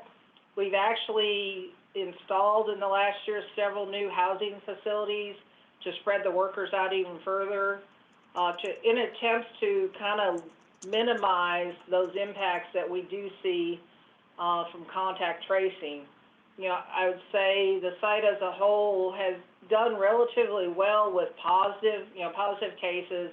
We kind of get hit with the contact tracing that that puts workers on quarantine for a couple weeks. We have had the ability to be able to move crews around to keep work moving forward, but yeah, we did take some hits last year during AX4 retrieval. It was near the end of retrieval where we lost most of one of our crews to quarantine for a couple weeks. So what we did is we called some overtime to supplement, and we just did like day shift retrievals. So instead of doing 24/7 ops, we did day shift operations to keep moving forward. So the tank farms, you know, we've been adapting to this for the past year, and I think we've gotten fairly good at being able to move around when we have those impacts. But yeah, we have collectively had some impacts all across all of our projects from COVID quarantines and positive cases. Bob, and then Jeff. Yes, with the recent leaking of B109, how many of these tanks in the A and the AX tank farms are known leakers? So A4 and A5 are the two known leakers, and both of those, the waste that remains in those, the waste is solidified. There is no liquid in those tanks. We've had cameras in those tanks in the last couple of years and have confirmed that being the case. So those are the only two leakers that we will have to deal with in these two farms. Okay, and I noticed that's not on the next couple of tanks you're going to do. So there's extra precautions you're going to have to take when you do those, when you add liquid back into the tank. So that's when we were talking about the new tools in our tool belt. A4 and A5 we've purposely put at the end of the retrievals for these two farms, so that we can, one, get most of the other waste moved out, because those are fairly straightforward tanks to retrieve, all the other tanks. And it gives us time to build a dry retrieval technology, because, you know, A5 specifically has structural, the tank floor has structurally pulled away from the tank wall. So that one, there's definitely not going to be any impetus to use liquid in that one like we do now. A4 is a known leaker. The leak point is not known on that one, except it's probably somewhere near the bottom of the tank. So once again, that one we will probably have to employ a dry retrieval technology where we either limit to a very small amount or add no liquid to it at all, and somehow figure out how to grind up the waste and then get it out of the tank into the double shell system. So what time frame are we talking about there at the end of all of them? So 20, I want to say it's 30? No. We're in the, I want to say we're in the mid-2020s is when we attack A104, if my recollection. But we can certainly take that as a question and get the answer back to you. Okay, that'd be great. Thank you. Right, Jeff, and then Rob. Once again, I want to piggyback on Bob before I get going into mine. Are the grinding and dry retrieval tools, are they close enough to the horizon that they could potentially be ready by the mid-20s? I mean, that's only a few years out. We're working hard on them. You know, as you take stuff through tool maturation, you know, if all goes well, all goes well. If all doesn't go well and you have a fatal flaw, then you've kind of got to back up and figure it out. So it is going to be a tight window, but we are pushing to have them available for A104. Is there a reason you couldn't just leave limited access to those two tanks and come get them 10 years from now, 15 years from now? Is there a reason why it has to be done by that time? I would say that would be a discussion with DOE and the Department of Ecology. Right now, they are currently in the consent decree specifically for us to go retrieve. Okay. I think both sides are, would have to come to an agreement whether or not we would replace those with different tanks or not do those tanks now or not, but that would be a discussion between the consent decree participants. Okay. Thank you. I did have one question that I wanted to close with, and it's a hypothetical. And I don't want to put you on the spot. So if there are things you don't want to talk about, that's fine. But I'd like to ask, let's pretend there was a tank, a single shell tank that sprung a leak and was a big enough deal that everyone agreed that we wanted to get the waste out of that tank as soon as possible, but there's currently no retrieval infrastructure there. From your perspective, what is the task ahead before you can start pulling waste out of that tank, and how long would that mobilization take?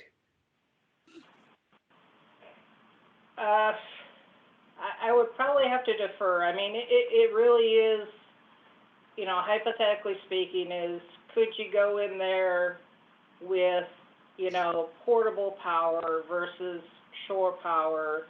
I mean, the things that we strive to take out of the equation as failure points, like our power supply, some of the other stuff. Would there be leeway from all parties to, because of the circumstances, maybe be forgiving on, I would say availability of equipment? Would it be okay to have more shutdowns than not? I think if it were a true emergency, collectively, all parties between us, DOE, ecology, we could figure out a way how to get over there. Part of it is procurements. If you look at just everything we're living with outside of Hanford, finding stuff at a grocery store is amazing when you can't find stuff that you'd never think was a hot commodity. Well, you're talking about nuclear grade hot commodities, and can you get the stuff made? So you're going to have a lead time just to buy the equipment to go into a tank, even if you could figure out how to get a portable infrastructure out there in, fairly rapid fashion. I'll throw it to Ricky Bang to see if he'd like to weigh in any further on that. But like I say, if it's a true emergency, I think collectively we could all figure out how to shorten the time frame that we currently kind of work to now when we methodically go after a tank and make sure we have a good, reliable system that's not going to have a lot of breakdowns during the process. Thanks. Ricky, do you have anything to add? Ricky Bang here. I don't have anything additional to add. I think Peggy provided a pretty good summary. Right. Okay. Thanks. And just because I'm not familiar, what is the current mobilization time? Is it what, a couple of years, few years? So if we're going into a brand new farm, we would have to do the design, which is a year to year and a half, and you could start procurement of equipment during that design cycle. Some of our major components take up to a year to build. Lane, it's probably I'd say 2 to 4 year cycle to get to where you're pushing the button. If you're walking to a farm new, with no infrastructure there.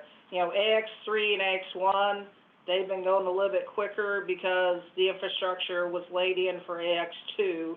And when we laid in for AX2, we laid in for the whole farm. That was one of our big lessons learned from C Farm, was try not to do the infrastructure tank by tank, lay in for the whole farm.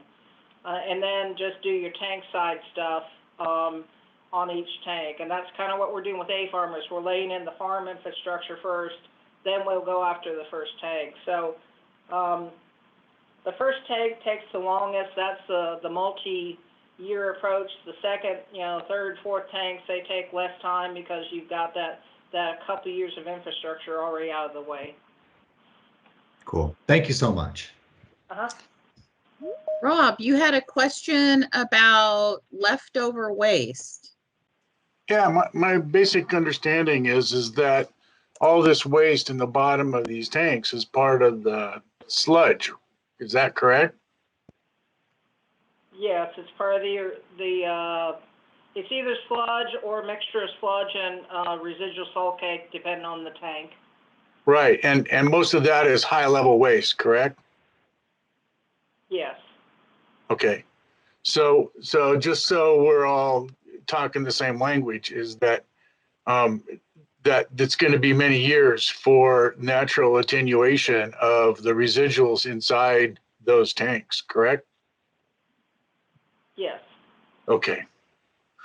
Okay. So anyway, I was just kind of making sure that the committee has the full perspective, or I have the full perspective, that leaving them with the 3,000 gallons of salt cake and sludge, or the 5,000 gallons of sludge, is 5,000 gallons of high level waste and 30,000 gallons of high level waste. Okay, thank you.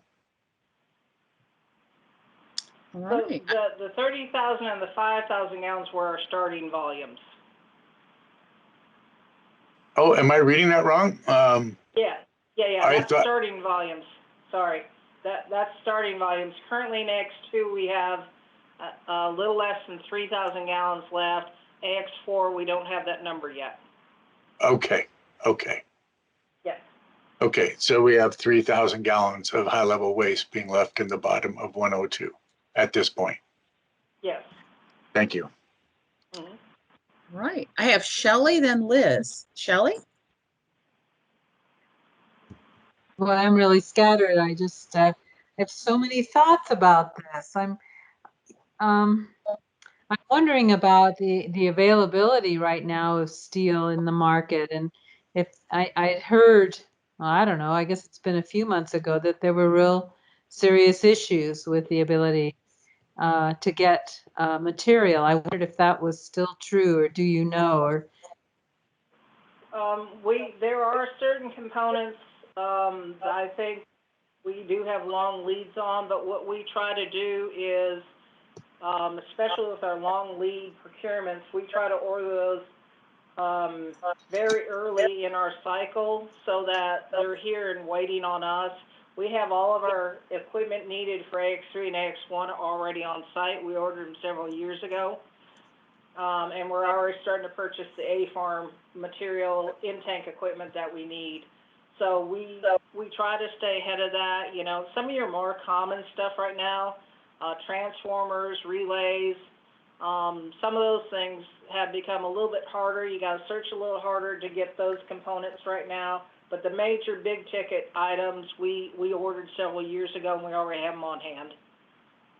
so, Peggy, can you talk to us a little bit about the idea of procurements? And I mean, I really am so impressed with the fact that we've got engineers that can design, and adapt camera, the ability to spray cameras on site and get the lenses clean. And so I start to think about, so how much work is being done? Is this all contractor work? Is it all? It's all done under the scope of contractors. Does DOE keep, start to build some kind of stockpile that is actually government owned, preparatory to a need? I'm going to look to Ricky to help me with that one. I mean, the work we're doing, it's under the purview of DOE. It's not proprietary. It's our workers doing it. So and we try to reach out to our sister sites that may have equivalent operations or something and share what we're doing. So, we've taken some tips from Savannah River on items in the past because we've had people that work there and said, hey, we did it this way, and we've reached out to them. So as a DOE complex, we do try to reach out and interact with each other to see what things are out there and not just live with our Hanford blinders on saying, we know how to do it best, no one else can do it better than us. So we do try to reach out to our sister sites and figure out what they're doing well that maybe we can just go steal that technology from instead of creating it new. Well, and the other thing I'm remembering from years ago is that we actually had a site technology, oh, I don't know, maybe it was called site technology transfer group to kind of look at potential off the shelf or in, you know, in the public and industrial arena, you know, equipment that might be utilized. How much of that is going on anymore? So we do, in some cases, within WRPS, our engineering group hoses technology exchanges with the other sites to see what they have. But sometimes when we're looking for something new, we'll put expressions of interest out, and we do try to say, hey, is there something out there that we can buy off the shelf and then Hanfordize it? Because in some cases the off-the-shelf stuff just won't survive in our tanks, and we need to do something to it to help it. But, you know, a lot of our stuff is, you know, we do try to take something that is out there that is used off-site, is used in oil and gas exploration or something else, and see if we can modify it to use here instead of just starting from scratch every time. Our slurry pumps are the pumps themselves are used out in industry, general commercial industry. We just took them and we beefed them up to survive in our red environments. So we do start with the commercial entity and then try to beef it up to survive the environment here. Thanks so much. Liz.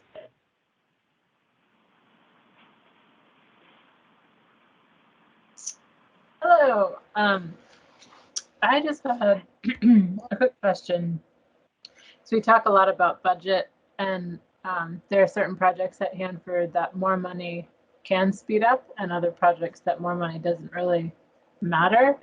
And I'm just wondering, on the infrastructure side of things, and maybe it may be helpful just to understand once the infrastructure is in place, how long it can stay there. Is there, if there was more money for tank retrievals, like to duplicate crews and equipment and just start that process so you can get in, either be doing 2 farms at the same time, would that actually speed the work up, or is it an available DST space issue? Is this one of the things that more money can help? I think there's cases where more money could help, but part of what you have to, because we're so interconnected with double shells, and they're interconnected with the VIP plant, and we've got to get all those processes up and running to make the machine flow like it's supposed to.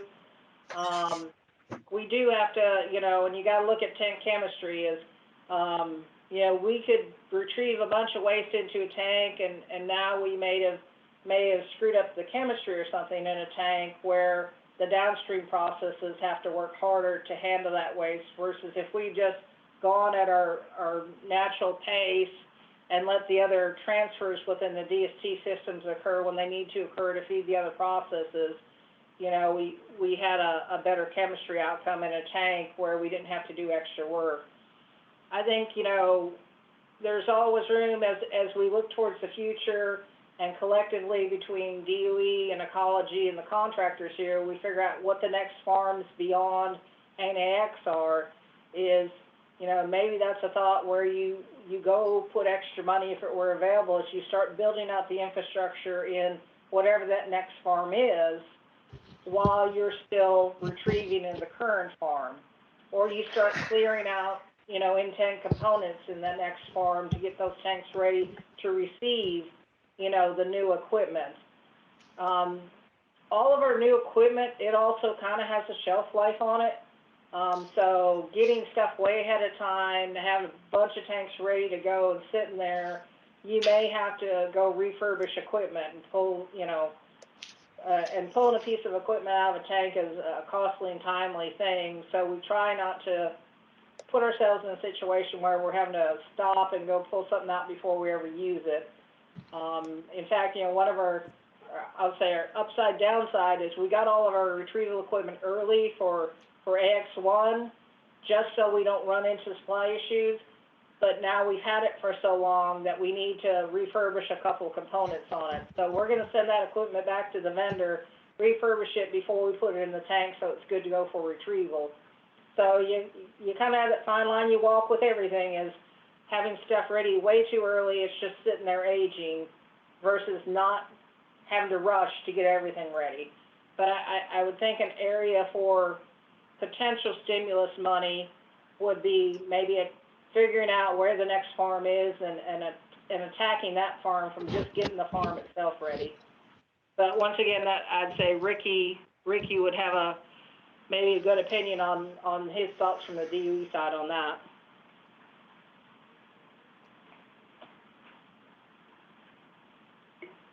Ricky? Yeah, Ricky Bang here. I think if we look at the priorities for the Hanford site currently, and specifically the Office of River Protection, you know, our main mission has been to reduce the risk at the Hanford site and work towards that tank waste treatment. And so it's always been a balance between wanting to do more with what we have currently. But if we look at the intent of single shell tank retrievals, part of that mission was to reduce the risk with the single shell tanks. But could we find other ways to reduce the risk in a more efficient manner? So I think if we had more money, we would have to look at our mission, the priorities, and the risks that we really want to reduce, and where to best apply that money. So you'd have to balance out if the tank waste treatment mission would be better served with additional funds over kind of trying to retrieve more waste with the double shell tank space that we have available. Just one follow-up for that. I'm just also wondering, because it sounds like the infrastructure issue tends to come up a lot. Like, is it possible to have a warehouse that has your infrastructure package? You know, maybe it takes up half a warehouse. I don't know how much equipment this is, but like to have it all ready to go in a protected space, so that as soon as you're ready to prep the next farm, you go and you don't put the equipment in tanks that might degrade. I'm just curious ways to creatively ask for money for work that you know how to do. It's just a matter of time and people power and just like timing when certain equipment goes in certain places, versus things that we're still trying to figure out, or we're not quite sure if it's going to work yet.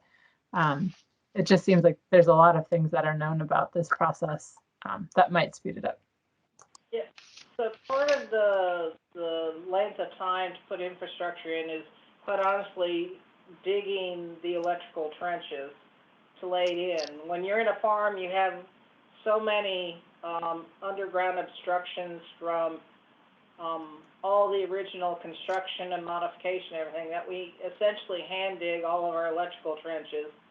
And sometimes those are 8 feet wide and 3 feet deep. And they, you know, I think for AX infrastructure, I think we laid in over 30,000 feet of conduit as part of our infrastructure.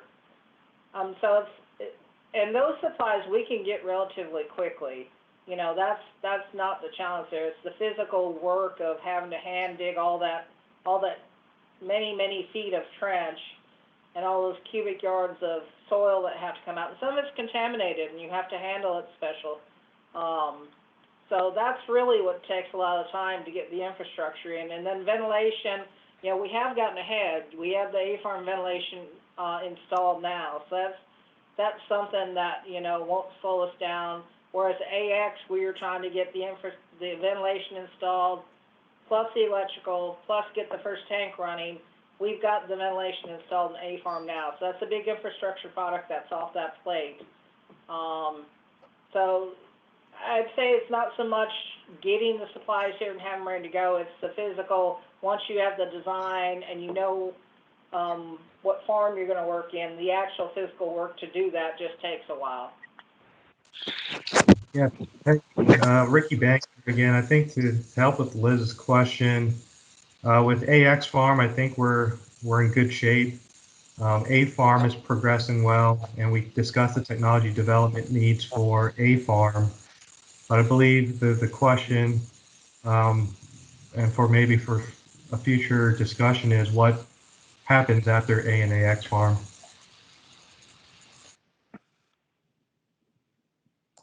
Thank you so much. All right.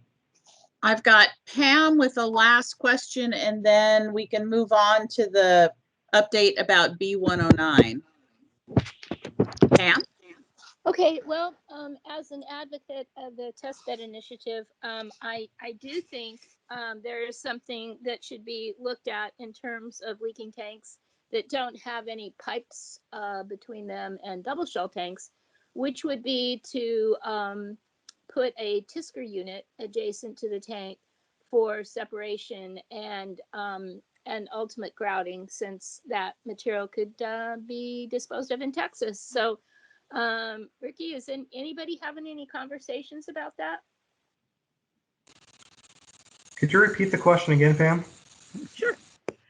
So we had a phase 1 of the testbed initiative where some tank waste that resided at PNNL went through a separation process and to get the cesium and strontium out of it primarily, and then was grouted and it was shipped to Texas.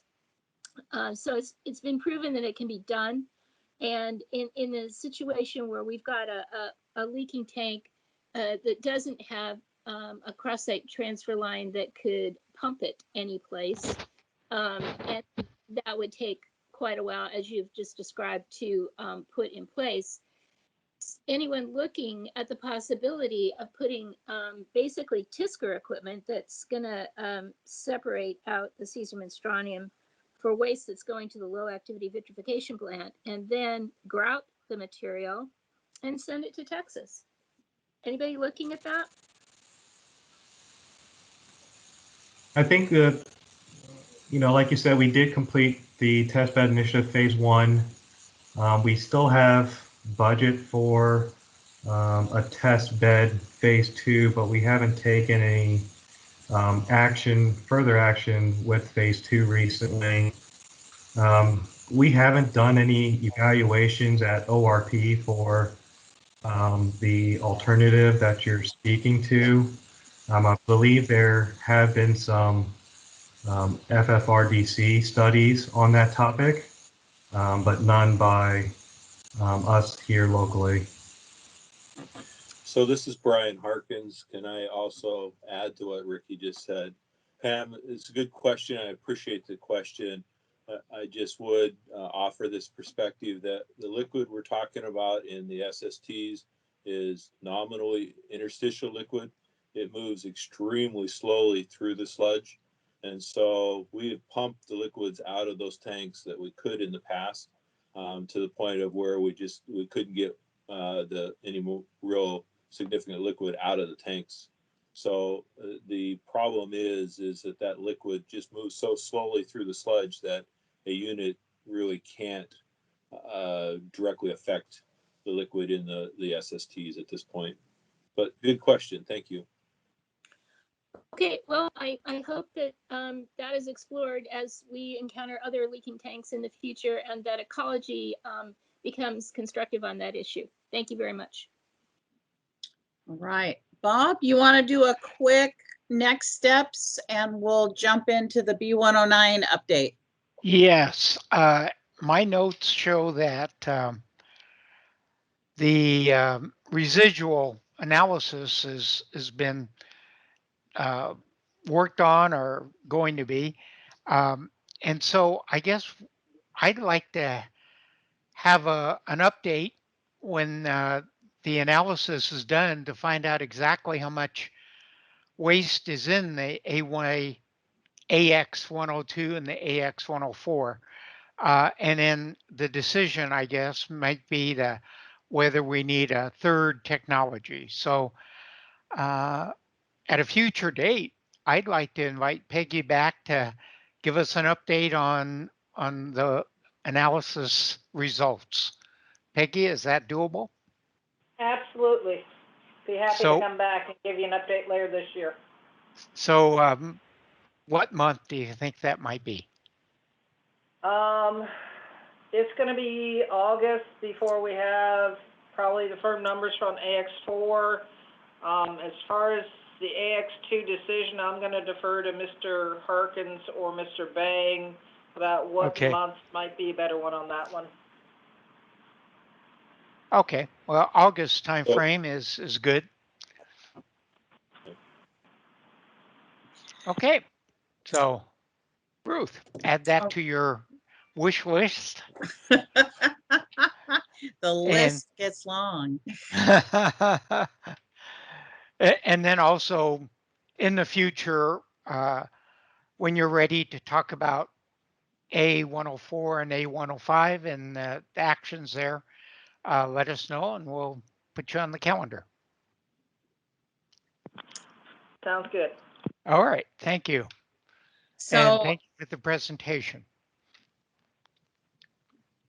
Okay, Ruth. All right, Shelley, you've got a question. I know we've kept Carrie waiting for a while. Shelley?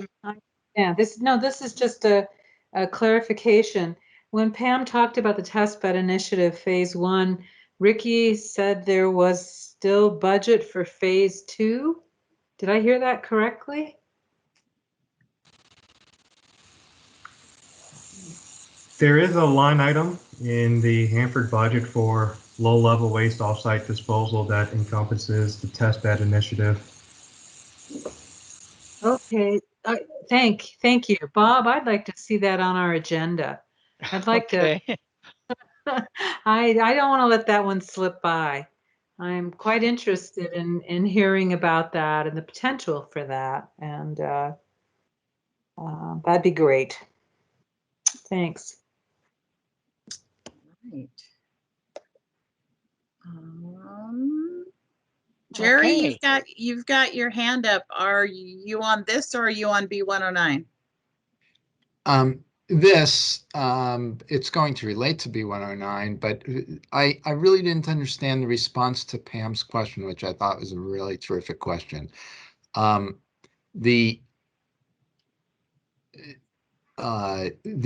implication was that the testbed initiative proposal would only be usable for interstitial liquid, and there are, it seems, two issues with that. One is that as you dry out a tank, you actually draw more liquid into it from the air, and we have not just from intrusion from rain precipitation, but I don't, can you explain what you meant by, well, it's so slow because to remove just interstitial liquid?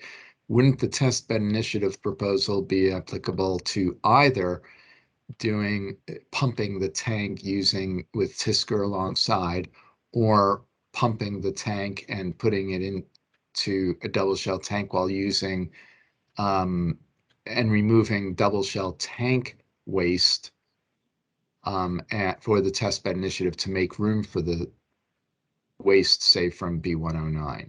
That there are two alternatives for the testbed initiative, which, by the way, is $10 million in the budget, to answer Shelley's question. Thanks for the opportunity to clarify.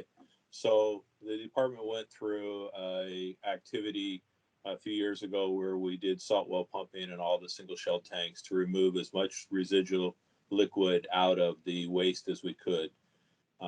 During that activity, we took it down to as low a volume as we could, but that doesn't mean the answer was zero. There is interstitial liquid in the sludge that it moves so slowly through the sludge that just doesn't come to the pump so that we can pump it out. And so when you're talking about a tank that leaks, a single shell tank that leaks today, what you're talking about is the interstitial liquid that remained in the sludge that moves very slowly through it.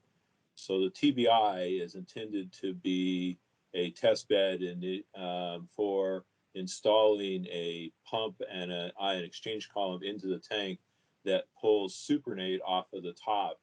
It is not designed to handle sludge, and it has a flow rate through it. The pump just can't run that slow. I mean, we're talking, very slow liquid movements through the interstitial liquids inside the sludge in a SST. Does that help, Jerry?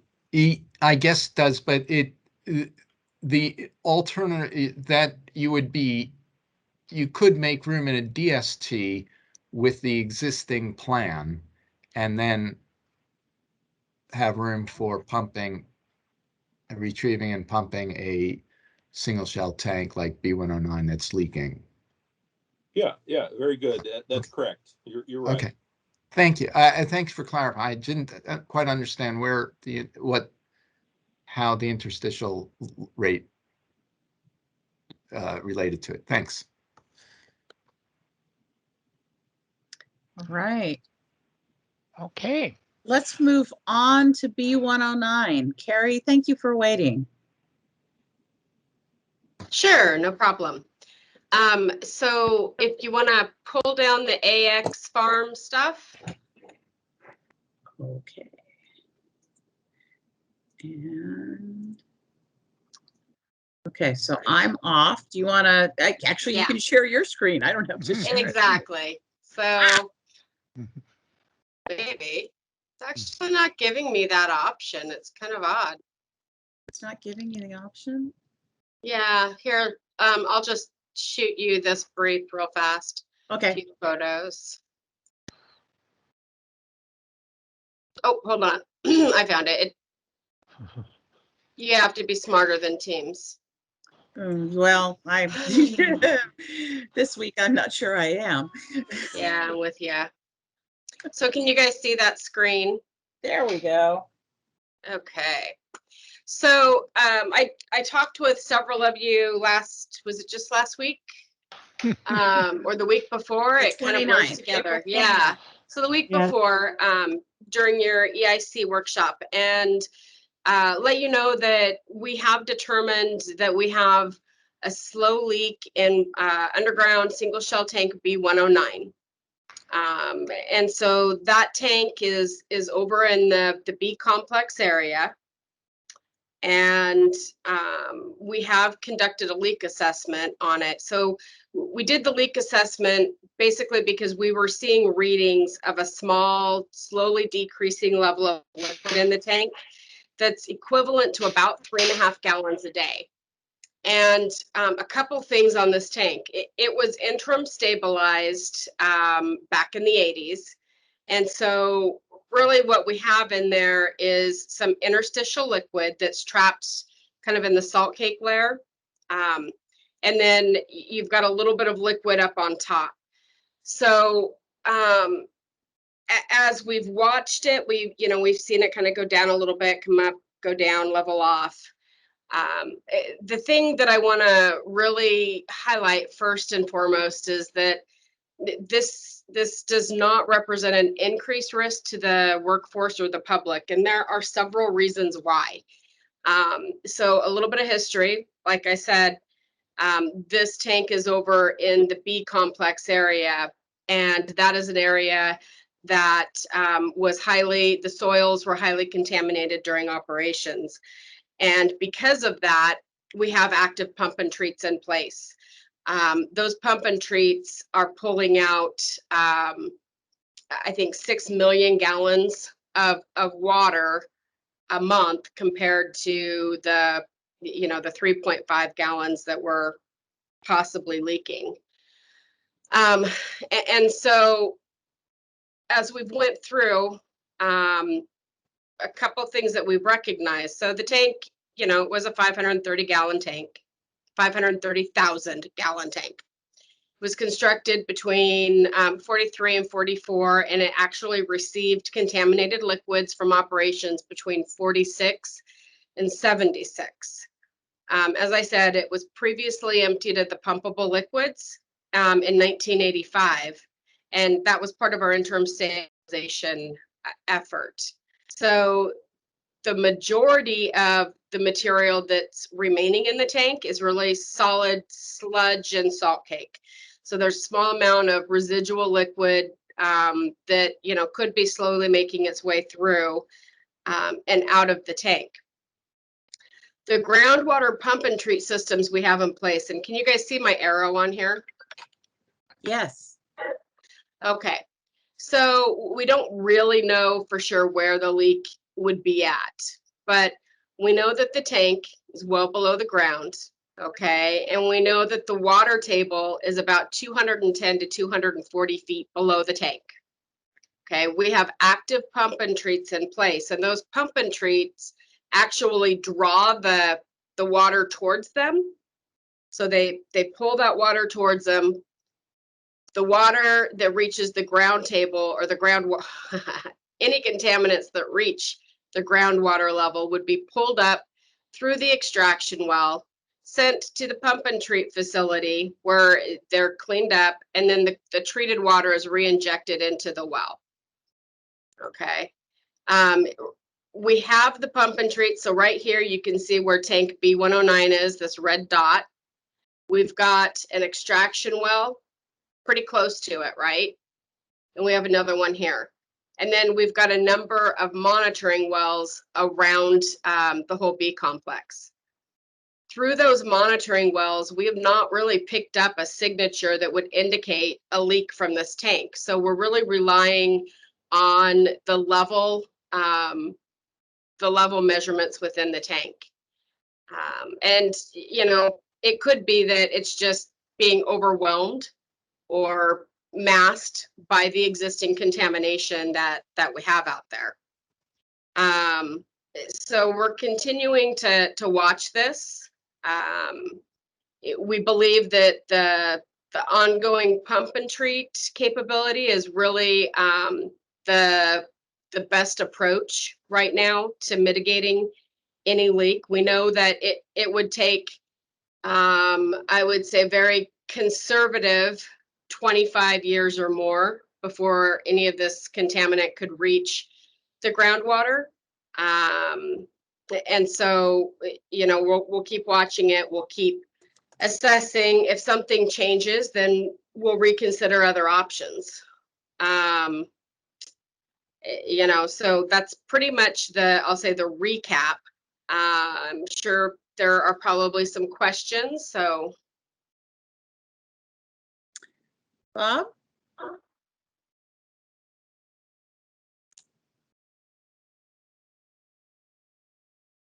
Bob, you're on mute. Yes. I thought Shelley was in the queue before me. She had the question right before we made the transition. Oh, okay. I think. All righty. Sure, if I'm okay, Bob. Carrie, thank you for the update. I guess it looks like this tank is pretty taken care of as far as the pump and treat and where it's located. But are there other tanks that we have stabilized in the past, other single shell tanks that we pump dry and that are known leakers even out there that might be having this same problem with go ahead. Yeah, no, I was going to say there are absolutely other tanks that are presumed leakers. Now, the important thing to remember, Bob, is that we have a very robust tank integrity program. We're monitoring these tanks pretty regularly. So right now, we are not assessing any other tanks. We don't have any indications that would drive us to do another leak assessment.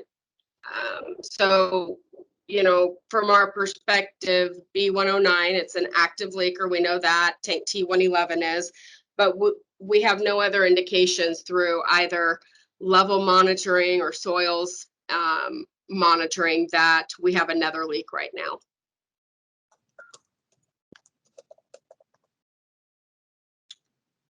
All right, I've got at least three more questions. I've got Jerry, Jeff, and Shelley. Jerry? Yeah, it is really not very satisfying.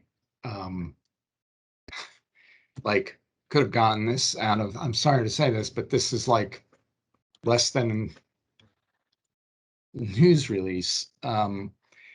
I'm greatly disturbed by the implication when you say you go from no increased risk to the public or workforce and active pump and treat is in place and taking care of it.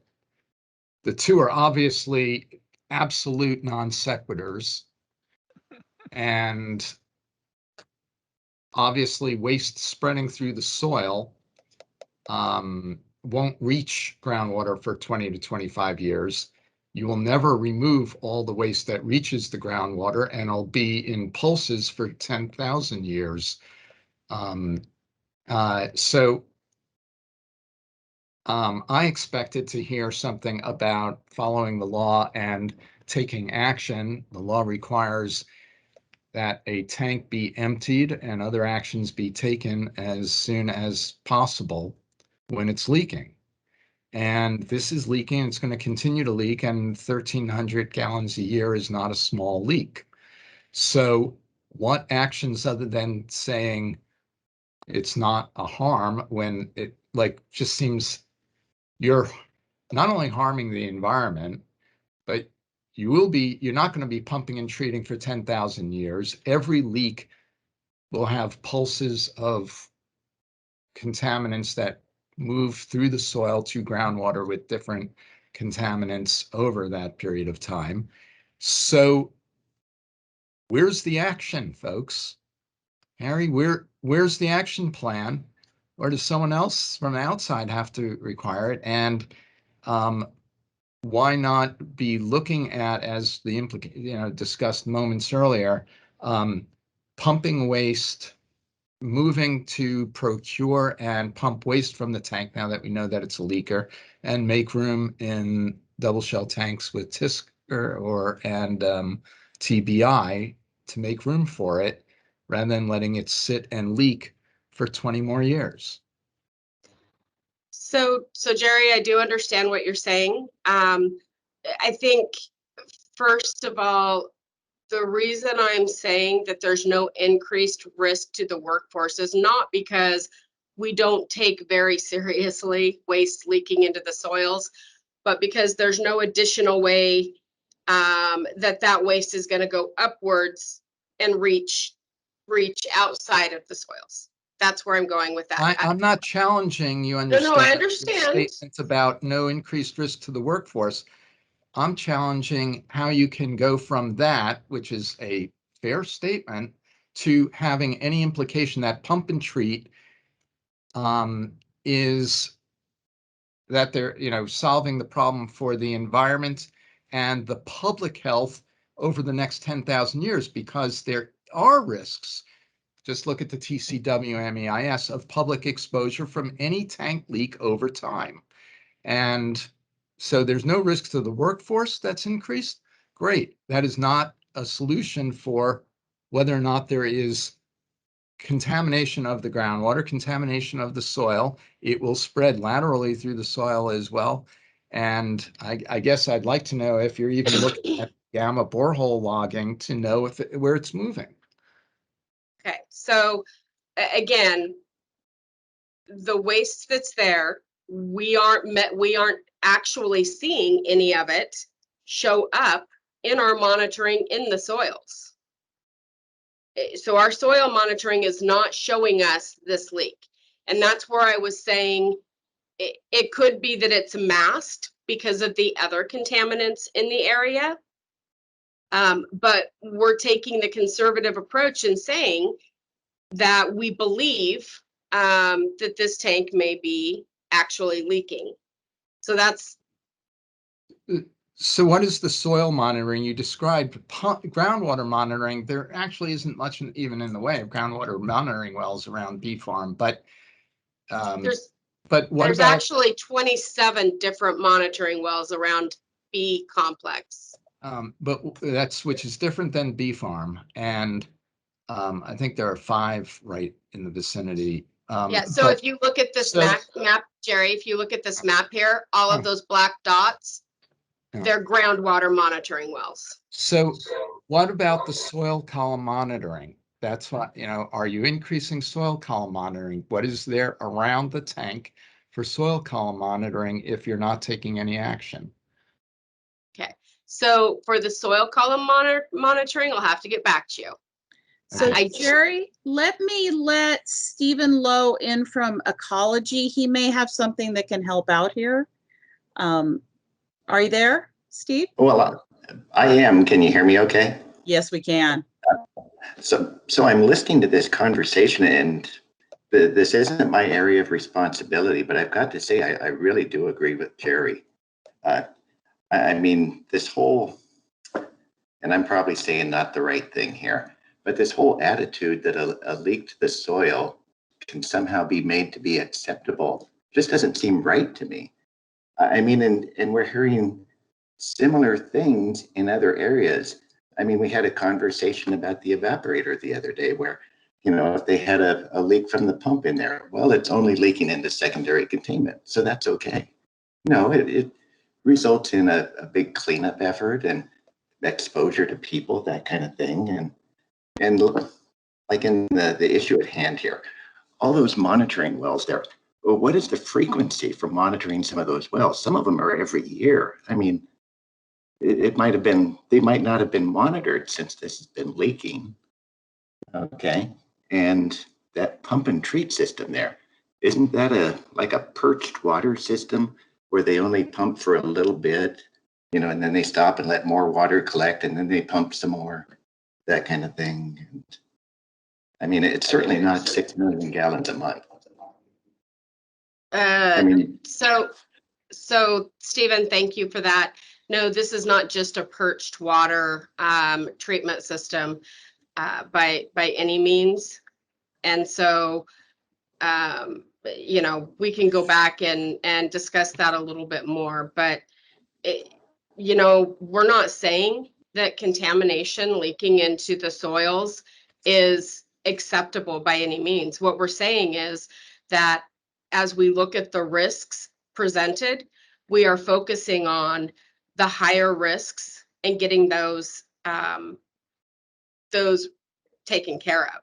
So, achieving waste treatment for the direct feed low activity waste is a priority, and will allow us to take care of a significantly higher amount of liquid waste than shifting our priorities from the current tank waste retrievals and moving all of that infrastructure over to the B tank farm, which would take us, and Brian is here, but probably 1.5 to 2 years before we would end up pumping anything, at which point we will have stopped our ANAX retrievals and potentially impacted our ability to bring the low activity waste treatment plant online. We are not in any way saying that any risk at Hanford is acceptable. If that were the case, we wouldn't be out here actually cleaning it up. But we are taking steps to go from higher risks as our priorities, and looking at how we can manage and mitigate those other areas in other ways until we can actually get to those projects and systems areas. Let's jump. We've got a couple more questions on this before we move to tank integrity. And I have Jeff and Shelley in queue. Jeff? Thanks. Carrie, you said the magic word priorities. To me, that means that this is ripe for the HAB to talk about. This is both the specific question of what are we doing about B109 and are we doing what we should be doing, but also in general, what is the trade-off of single shell tank leaks that will probably continue to occur over the 40 years of the tank mission versus keeping the tank mission of treatment rolling. So just putting out a plug that I think this would make a really interesting issue management topic for the Tank Waste Committee. I did have some specific questions for you though. On the figure you showed, I guess a couple slides back, of the actual interior of the tank, there was a yellow outline. is that meant to suggest the presumed area that is leaking on the bottom of the tank? No, so basically it's this small area that we've seen a slight, from a visual perspective, change in the amount of liquid. So for whatever reason, I don't have the previous one on here, but I'll be honest, my untrained eye struggled with seeing what that actually was. But let me see if I can open up. Let me see if I can open up a different one. What other question did you have? The newspaper article talked about 13,000 gallons in the interstitial space, but then it also, I think, mentioned 2,000 gallons sitting directly on top of the waste. Is that this true? Yeah, that's this. Okay. And so it's kind of what filters through on the, if you look at that top layer of salt cake, it's like a sponge, right? And so in order to get that, and then there's some liquid that sits on top. In order to get that liquid out of the sponge, you would have to, or the salt cake, you'd have to, yeah. And so even that's one of the struggles with that. Okay. So the total amount of liquid we're talking about, is it 13,000 or 15,000? I'm struggling to figure that out. Numbers everywhere. Right. So, let me see. Brian, do you remember what that total number was? I don't want to get that wrong. He actually may not still be on. I'm here. Oh, there he is. Just give me a moment, and I'll type it in the comments. Thank you. Really. Yeah. Bottom line being, we've got somewhere between 10 and 12 years at the current rate of leaking before the horse is out of the barn. I had asked you when you first told us about this, if we knew anything about the chemistry of the liquid that is making its way out. Do we have any chemistry information about the liquid in the interstitial pore space? We do, and I don't have it in my at my fingertips though. Okay. But I will pull it up and get it to Ruth to get to you. Okay, thank you. Sorry about that. Okay. The interest there is the potential for this to change what's mobilizing and happening in that area. So those are my questions. I guess something I'd like to offer as a thought, and maybe Brian Harkins has a thought on this too. There was a requirement for an SST liquid retrieval study, and that study was put out in 2020. It's on the administrative record, and it looked at potential other technologies that could be used to get more liquid out of the sponge, if you will. And the top two technology contenders were enhanced salt well pumping, so basically a bigger screen so more can seep into that area. And then from there, you can either move that back to the top of the tank, spray it over the top with some dry air and evaporate that liquid, or just straight up pull that liquid up out of the tank into a tanker truck or a tote. And I'm curious whether, Brian, you didn't really talk about that earlier when you were talking about, well, gosh, it's gonna seep so slowly, it's not really feasible here. But this study would seem to suggest that maybe there is an option for this tank or tanks like it to have some sort of kind of surgical response, if you will. And I'm curious if you have any response there, can offer some thoughts. No. So, that is one of the things we're continuing to assess for all of the tanks. Other ways to get liquids out. But again, it does go back to the priorities. So as we go forward, Jeff, and I'm sure you know this, so we have challenges in how do we get the smaller amount of liquids out of tanks. And generally we do that through our current overall retrieval systems. So when, like we're doing at ANAX right now, you go in and you remove as much as you can of everything remaining. But the other aspect that you have to pay attention when you're doing those things is the integrity of the tank, because you don't want to damage the tank. And the tanks were not made to actually pull waste out of so much as put it in. But we also know that as the VIP plant comes online, we're going to have the capability to treat more low activity waste or low level tank waste than just the VIP plant will offer. And so that's where, you know, and I've heard you guys talk a little bit this morning about the tank site cesium removal systems and the test bed initiative, which could, you know, result in an overall program for a low level waste offsite disposal. And those are all things that that the department is continuing to work through and look at how they fit into the bigger picture for the tank waste mission. So, you know, priority is getting direct feed low activity waste operational, but we are starting to look at what that bigger picture would look like. And as we talked about at the workshop last month, those are items that we have requested beyond your work plan for further discussion. And so I think we'll be able to get into those in more detail at that point. Helpful at all? You know, I'll probably end up arguing my own thoughts on it at some later point, but it's good to have your perspective. So thank you. Yeah. All right. For those of you on the phone, the question was about how much was in the tank. And Brian Harkins was able to type in the chat 13,000 gallons of interstitial liquid and 2,000 gallons of supernatant for a total of 15,000 gallons. And I have Shelley and Bob in queue, and we know we're running into the tank integrity topic, and we're just going to go with this one right now, and we will figure out the rest in a little bit. So Shelley, you're up.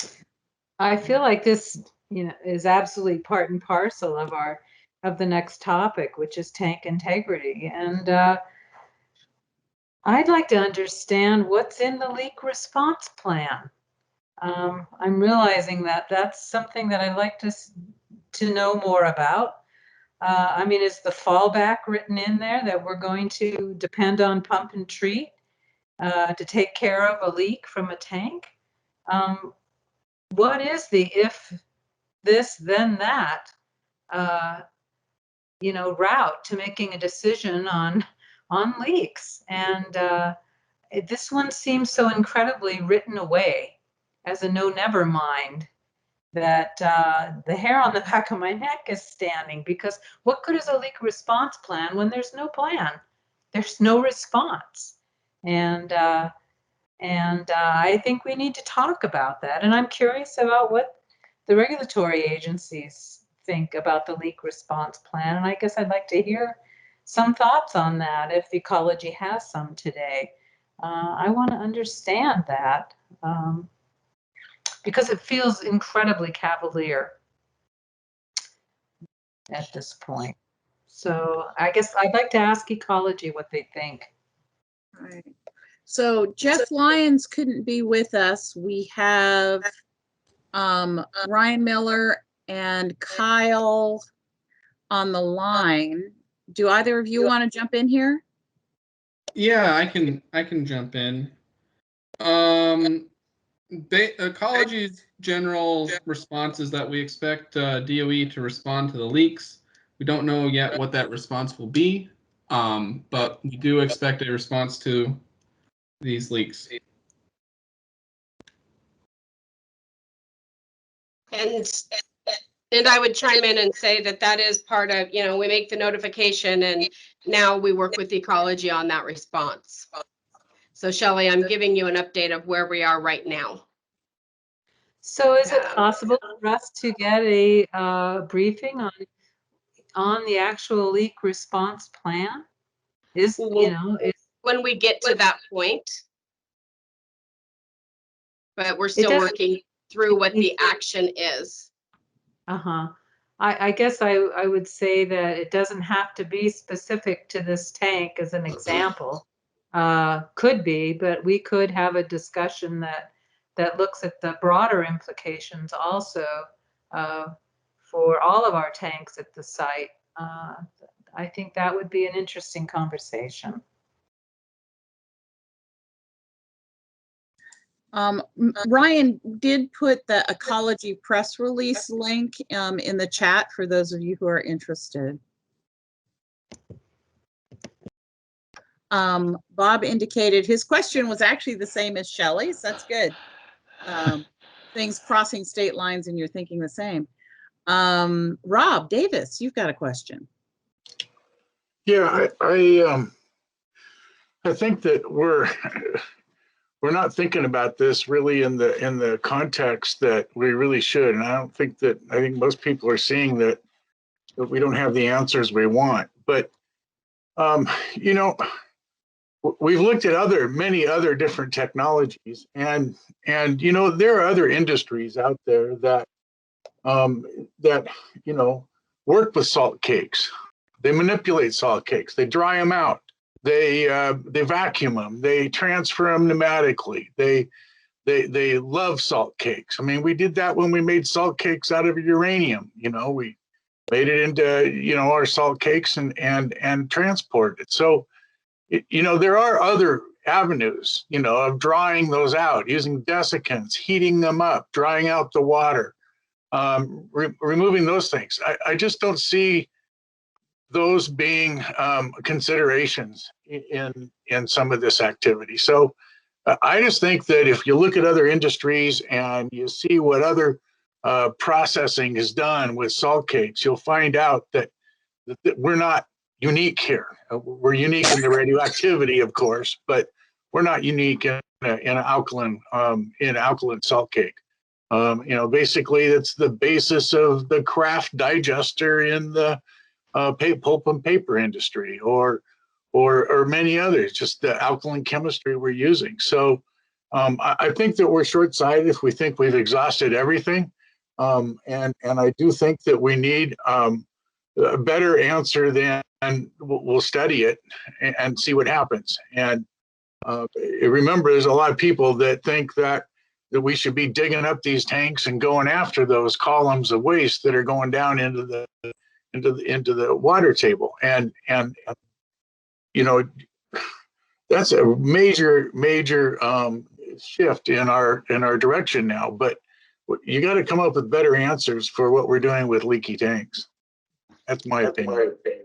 Thanks, Rob. And so I think I need to clarify.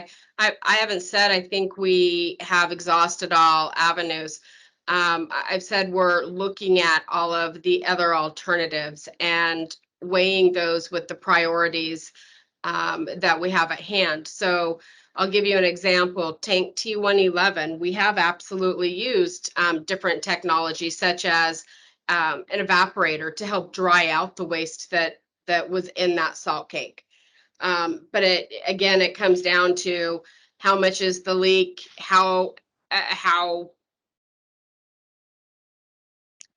is it currently being mitigated, what are our available infrastructure needs, and how will we put it together.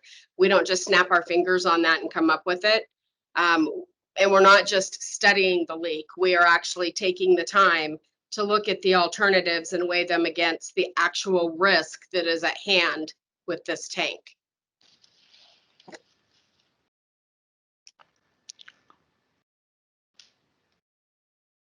Ruth, you are on mute. Hung by my own petard. Oh, James Alzheimer put in the chat that there is a TPA primary document for a catch tank leak response plan, but there isn't a single shell tank leak response plan. James, do you want to clarify that at all for the group? Well, one of the things that I've been looking at is how are we going to respond to B109? And part of this is looking at how we responded to T111.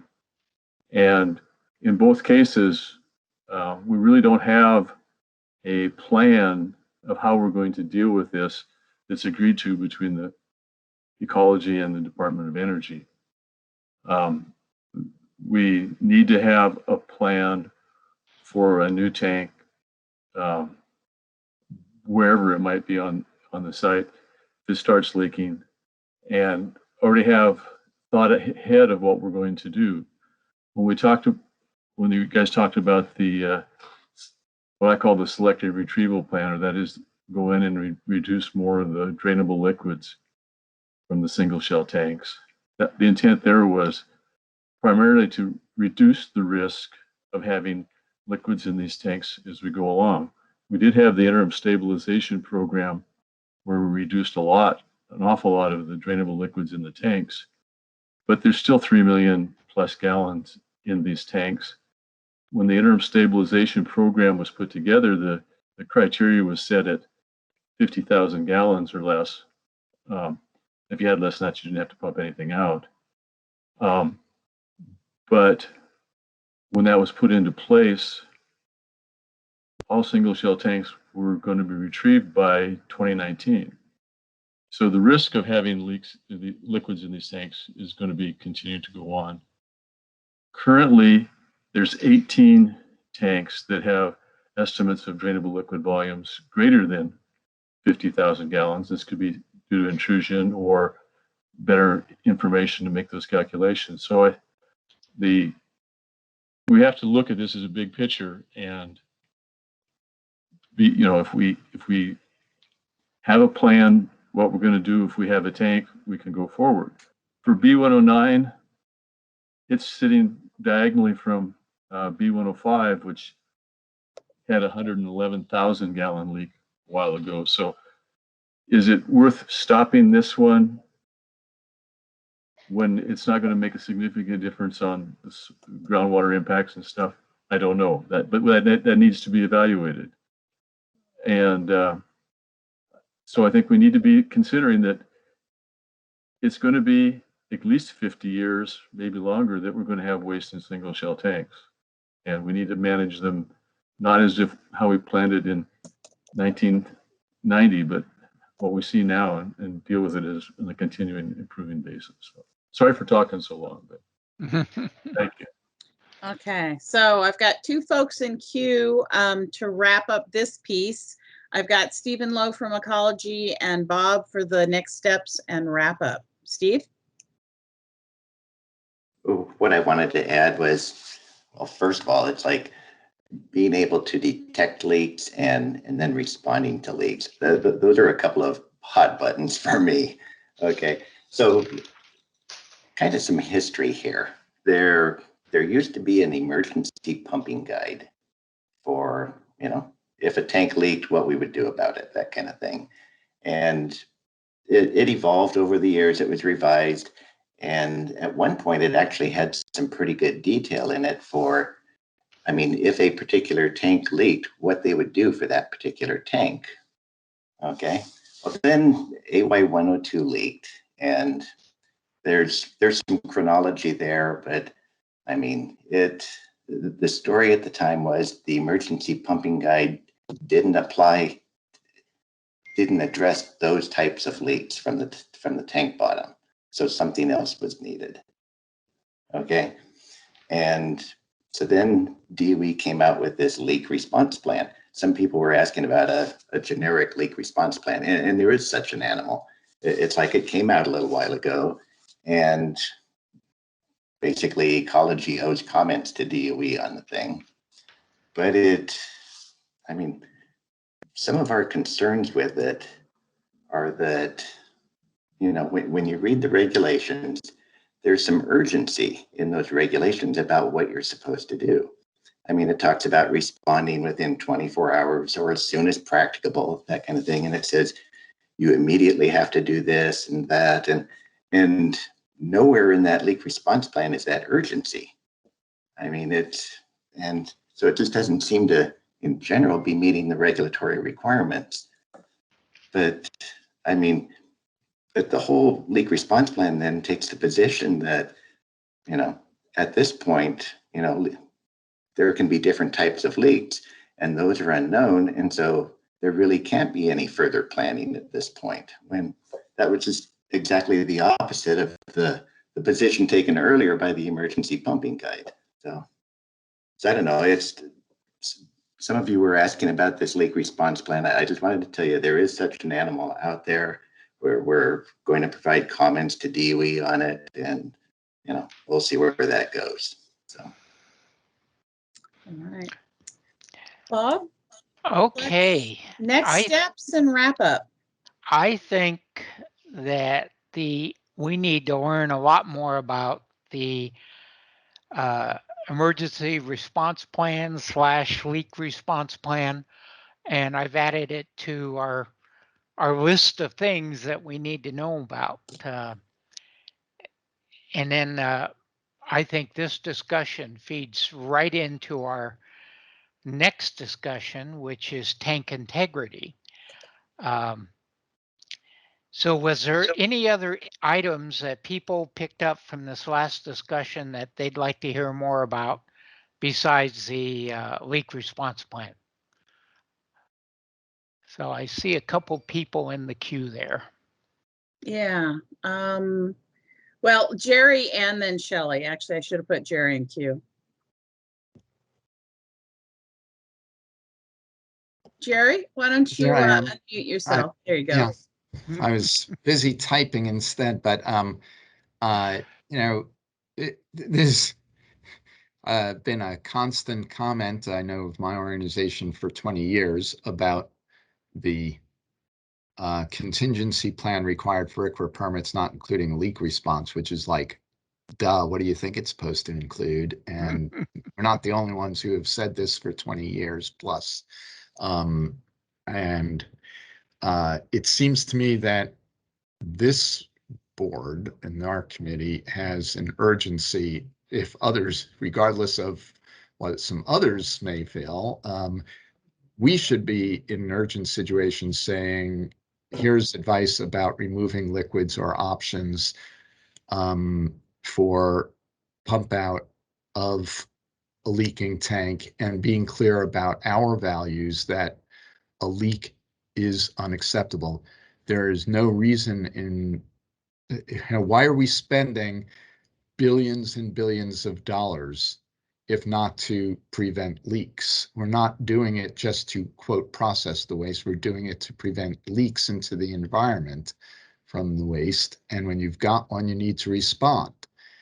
And, it's not much of an excuse to say, well, we haven't planned for it, and therefore we don't have the equipment, we don't have the transfer line, we don't, et cetera, when, took 5 years to publicly admit T111. And we know that there are going to be more leaks, and we should be prepared, including saying, let's examine the safe offsite treatment and disposal option of TBI or other options that remove waste from leaking tanks on a much more rapid basis. So I just think that this cries out for the board to be acting and providing the urgency that appears to be lacking.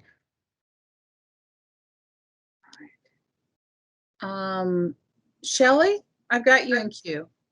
I just absolutely believe in what Jerry just said. And I think that it's very much time for to take a look at this program, and then develop values and policy that can hopefully help shape a new leak response plan and detection of leak plan, and see if we can't get ahead of this at the Hanford site. So I totally agree with him. Right. Bob, we've got one last question from Jeff about the B105 leak. Somebody may have to snoop that out. I don't know if anybody knows that off the top of their heads. If I may, I just heard Jim Alzheimer say, I thought I heard him say, correct me if I'm wrong, that B109 is diagonal to B105, which had 100,000 gallon leak. Did I hear that right? 111,000 gallons. Okay, I'm not able to find that and just kind of looking for it. It's in what they call the Hanlon report, the monthly tank report thing, and that's I'm looking available on there the Hanford. too. Huh. I'm not seeing it, but I'm looking at one from 2018 and it just has 2 dashed lines next to it for B1. Okay. So Okay. maybe it got updated since then. All right. I could send you the latest copy, or I'll track it. Thank you. all right, thanks. All right. Bob? Yes, we are at the end of the tank integrity time and haven't really talked about it, but we have. One of the things that we show on our latest draft, one of the things we asked for is the emergency pumping guide and when can we see it. So these are all topics that we just discussed that I think pertain directly to this piece of advice. The advice was mainly aimed at double shell tanks, but I think we need to look at it again and see what we need to add to make it cover all the tanks, because the single shell tanks are just as vulnerable to leaking as the double shells. So since we're out of time, Ruth, do you want to move this kind of discussion to the open forum and we'll continue it then? That was what I was going to propose to you. So okay. We've got Liz and Shelley in queue. Okay. I want to be careful about, oh, Liz can wait. Okay. Shelley? I can wait. No, I thought we were moving into tank integrity. So I will wait. Okay, we're moving into lunch. We have moved through tank integrity. We have deferred tank integrity to 3 o'clock this afternoon. And that will turn into your open forum discussion. Well, I guess I would really hope that the regulatory agencies, that everyone can participate, because I think there are things that we need to talk about as a committee and be able to ask some questions about. Thanks. That's actually part of my to-do list for lunch. Okay, so out of that last discussion, we need to add the leak response plan briefing to the action items list, or whatever you're keeping, Ruth. Okay. All right. Could we get an inventory of how much water's in all the single shell tanks?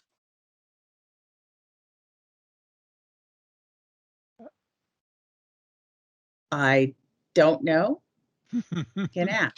Just an idea. If we're going to develop a recommendation for pumping single shell tanks, we need to kind of scope out what exactly they're going to pump. Okay. All right. Have a good lunch, everybody. Yeah, we need, do you have a quick question, Jacob? Because we actually need to break for lunch for a number of reasons. Oh, I think we can find that. Let's talk about that at the open forum. And so lunch break goes from now till when, Ruth? 1:45. Okay. Jacob, are you okay with that?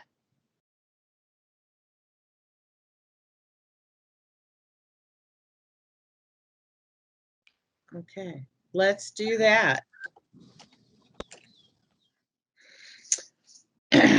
Well, we've got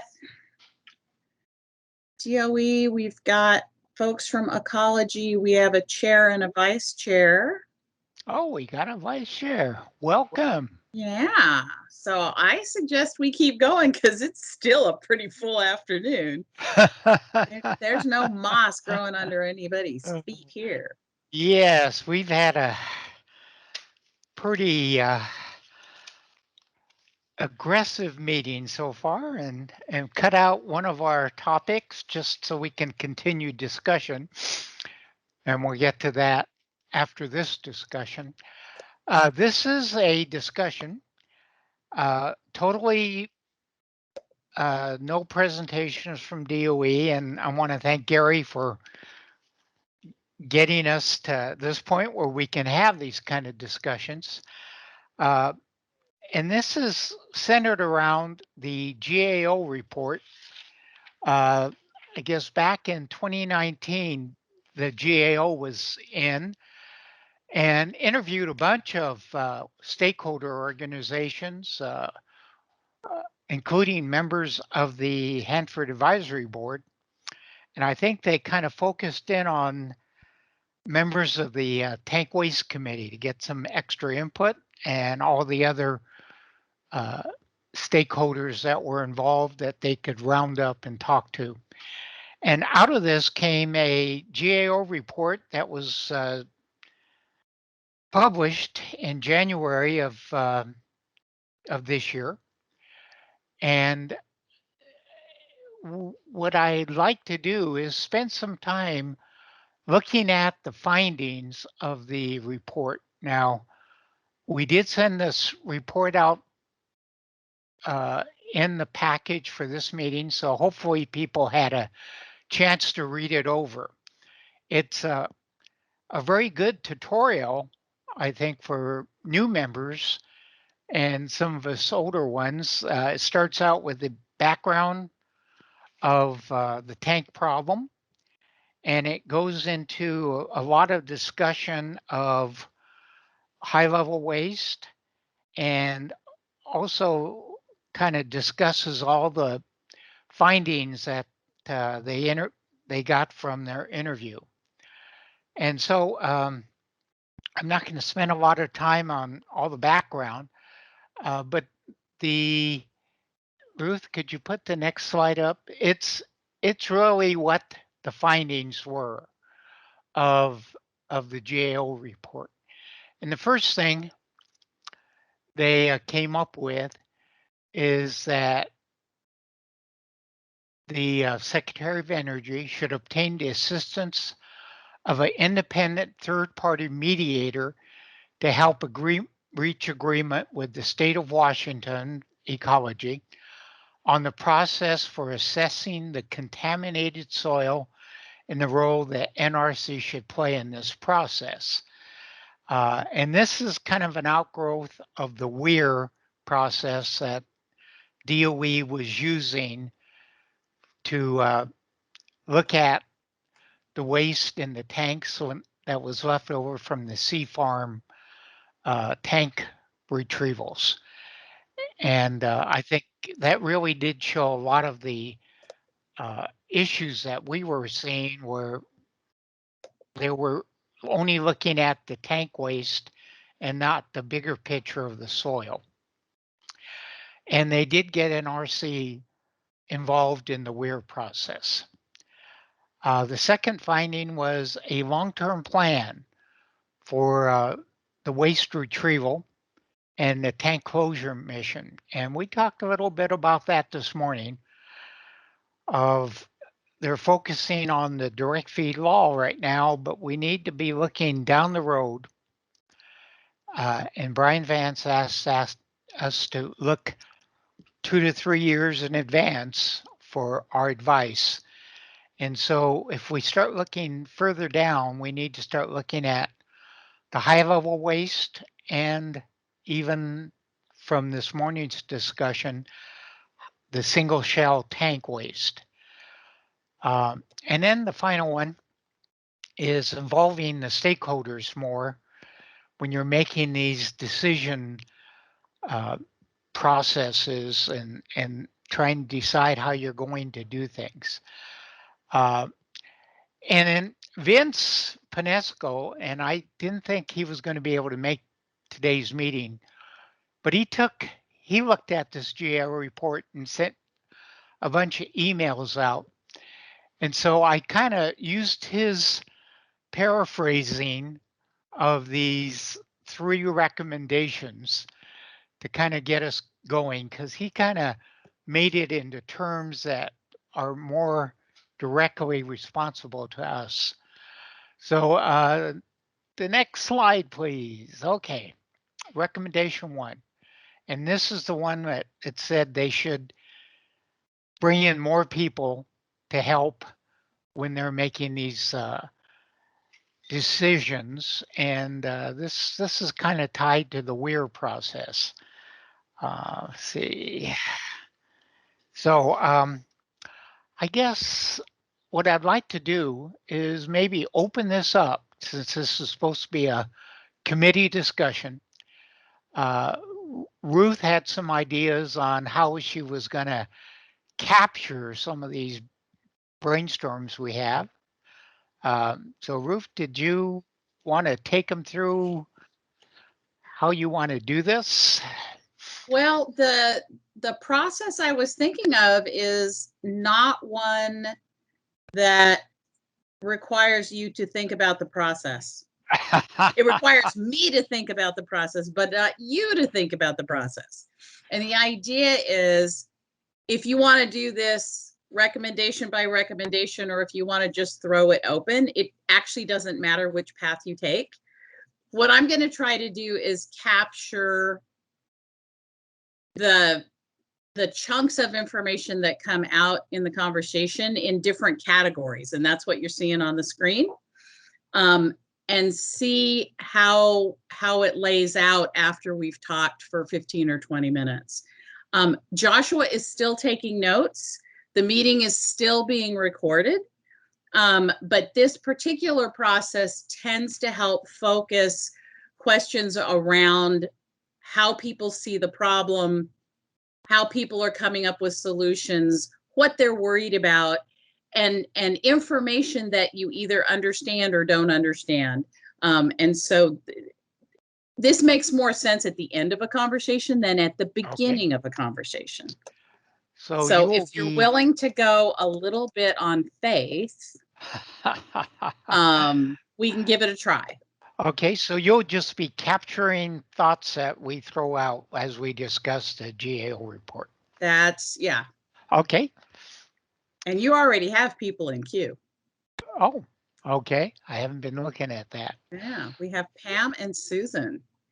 Are there questions on like how we're going to do it, or you just want to jump in? I think we ought to just jump in. I put up the first recommendation, but I think let's go back to the slide that has all of them, all 3 of them listed. And I think people should be able to just talk to anything they want that they saw in the GAO report. Okay, hang on a sec. I'm going to try something.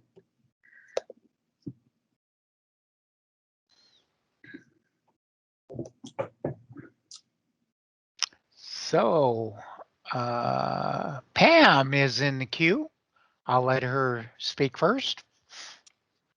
Okay, I'm going to take you back years ago. A multi-year process was undertaken to do the Hanford tank closure and waste management EIS. And it was pretty exhaustive. Susan can make some comments on that. And one of the things that they did was they did not address the material that had leaked from the tanks. And as I recall, the focus, it was a RCRA document, Resource Conservation and Recovery Act, and the state has authority, RCRA authority. And the conclusion that we were all told was that the EPA under CERCLA would address the leaked tank waste. And given that RCRA says you clean everything up to pristine, and CERCLA has 9 balancing criteria to figure out what you're going to do, it's a pissing match between the state and EPA. I'm not sure EPA has as much energy as they used to, but that is an issue that needs to be addressed and resolved. Otherwise, you don't proceed with addressing the contamination in the soil. Thank you. Pam, what can you give me the title of that report again, or the how to identify it? Okay, it's the Hanford Tank Closure and Waste Management Environmental Impact Statement. And the author DOE person was Mary Beth Boran. Oh, okay, And right. she's still around. She doesn't really like to have to go back and talk about this, but she might. Yeah, okay. Thank you. Susan Leckband. Hi, everybody. I kind of think for an organ, rather than just be a shotgun scatter, which is hard for people to see conceptually. For me, I'd like to talk about the recommendations one at a time, probably on another call as well. But my concern is primarily with the involved stakeholders in the number 3 recommendation. There's a matter of checking a box involvement, and there's a matter of real meaningful involvement. And I do think that the Hanford Advisory Board has some energy on that. And certainly we've got some great technical people, and I'd like to see that particular, I'm trying to think, probably lobbed over to the PIC committee, but in conjunction with the tanks committee. And I think we can develop some really seminal advice or recommendations or suggestions or flowchart or whatever is decided after a conversation regarding this. There's a lot. I'm concerned that there will be really significant stakeholder involvement as opposed to stakeholder involvement on paper. But I do think this is somewhere where we could be helpful, and a lot of energy from Hanford Advisory Board folks on that particular recommendation. Thanks. Others. So I'll jump in. Here we go. Yeah, ask. Did I beat him out with my cue? Yeah, you did. Yeah, it was neck and neck between you and Jeff, but you beat him. Okay, so I agree totally with Susan, and this one is coming up very soon. This is the high level waste when it talks about transparency and technical challenges and decision making process. This really, to me, applies to the non high level waste definition. Right now, they say they're not using it at Hanford. It's going to find its way in the 435.1. And then because of where it's been used at other sites, I think there's going to be a point where they're either going to have to make a decision, they're going to use it or not. And I think the high level waste definition is we have organizations within the HAB on both sides of the issue. And I think we need to start getting ready to give public input to DOE so they understand all the pieces and all the positions that our membership currently has. So I agree with Susan. I think this is a joint tank and pick type discussion, and it has some urgent repercussions within the 2 to 3-year window that Brian Vance asked us to look at. So, okay. So I know Jeff and I were running for the same queue, so I think it's Jeff. Hello. Wow. Kind of like you, Susan, I'm struggling where to begin. So I guess I'll just begin by adding on to what you said, about involving stakeholders in the process. My understanding of the history for the Sea Farm performance assessment was that you all started talking about that back in 2008. And there was a series of technical workshops. DOE and the contractors were not afraid to get in the weeds because they wanted to make sure that the technical challenges and concerns were brought out early so they had a chance to work on it. Some of the outputs of that included things like the lateral flow question that we've talked about many times here.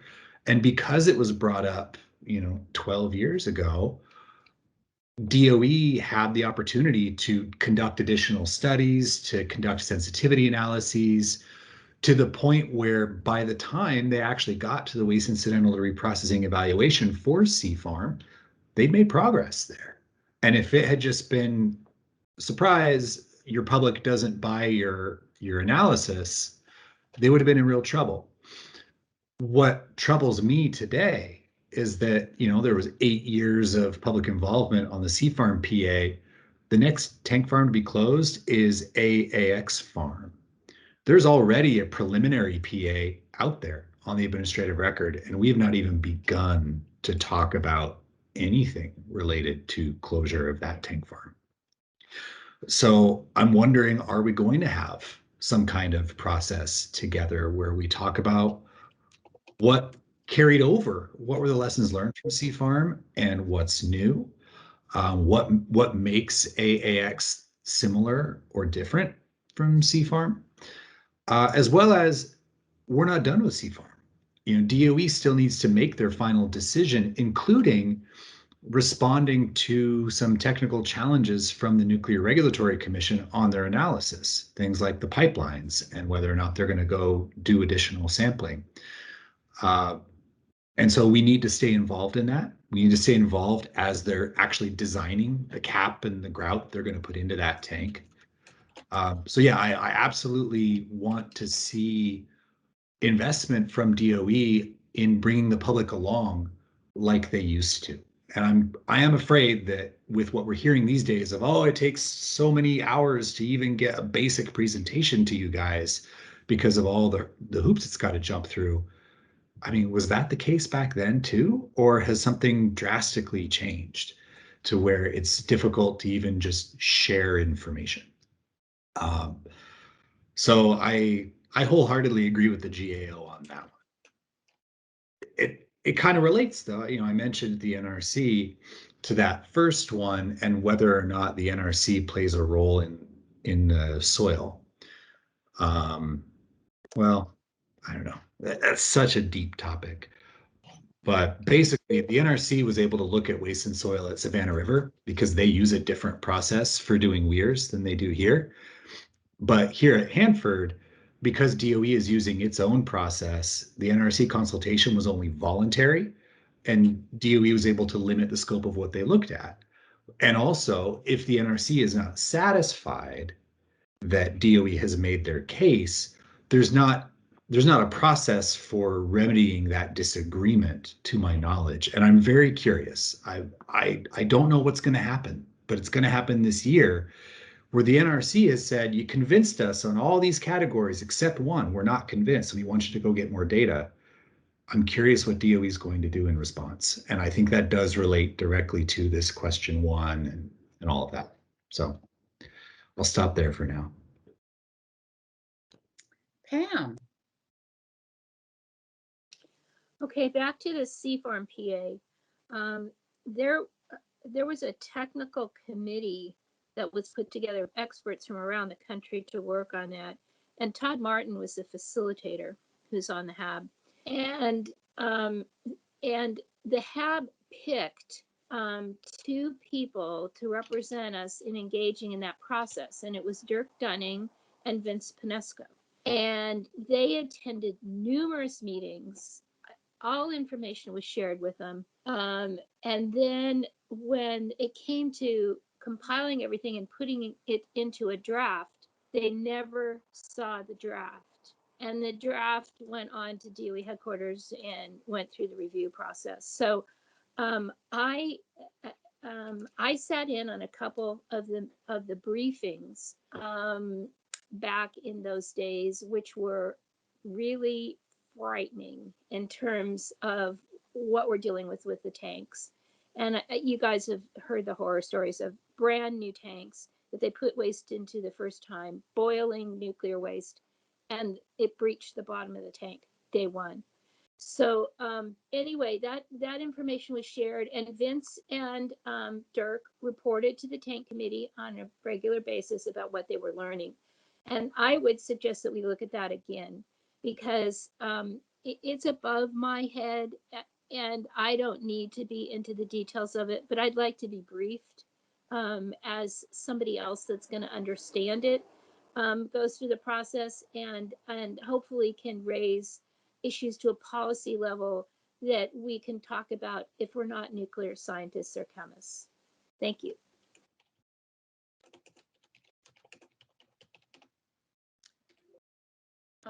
Suzanne. Okay, let's go to Suzanne Dahl and then circle back for Dan and Rob. Suzanne? Yeah, sorry to join the phone call a little late. So if I get things a little out of order or a little askew, you guys will forgive me because I may have missed some of the conversation. So to follow up on what Jeff Burright was saying, well, and also what Pam was saying. So originally, the closure of the tank farms was addressed in the NEPA Tank Closure Waste Management EIS. Pam, I think you and I might have a different remembrance of it, and you might be right and I might be right. I'm not sure which one, but I'm pretty sure that leaks were part of the tank closure waste management EIS, so they were part of the inventory that was analyzed there. And it was done for NEPA reasons, and we were also, the state was a cooperating agency so that we could adopt it as a SEPA document. We need that to make permitting decisions. And of course, the permitting decisions that will be made around the single shell tanks is the closures and how to close them and when to close them. And so Sea Farm is that first farm that will be closed. And so there's a closure plan for it. And there'll be, so, you know, the EIS was kind of the first look at things. It looked at things very broadly from the leaks. It wasn't in great detail about this farm or that farm because that's not how EISs are done. And then when they got to Sea Farm and they started doing their specific analysis that led into the closure documents for Sea Farm, then you'll see it in that, the more detailed analysis around what leaks have and haven't occurred in the Sea Farm. And then you'll see the decisions being made about whether it's going to be landfill closed or clean closed.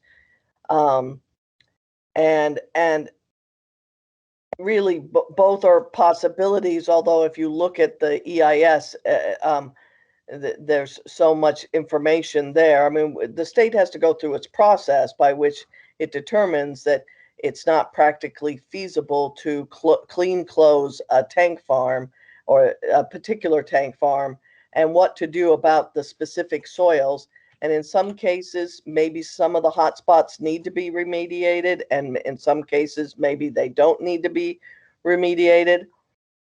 And what's tied all into this, in addition, is how the federal government is going about doing its reclassification of tank waste, both in the bottom of the tanks and anywhere else as it sits in pipelines and in the soils.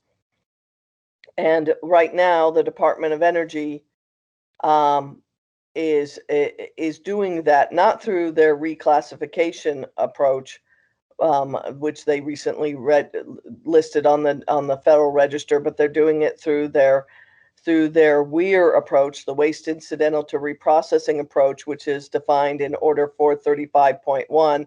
And Jeff's right, it has NRC consultation in it, which is a good thing, but it's only consultation.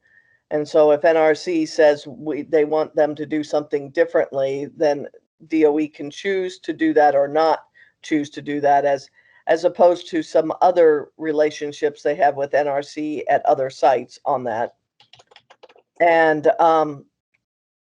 I think one of the, so what you'll see coming forward is eventually a closure plan for Sea Farm, which will be a RCRA closure plan.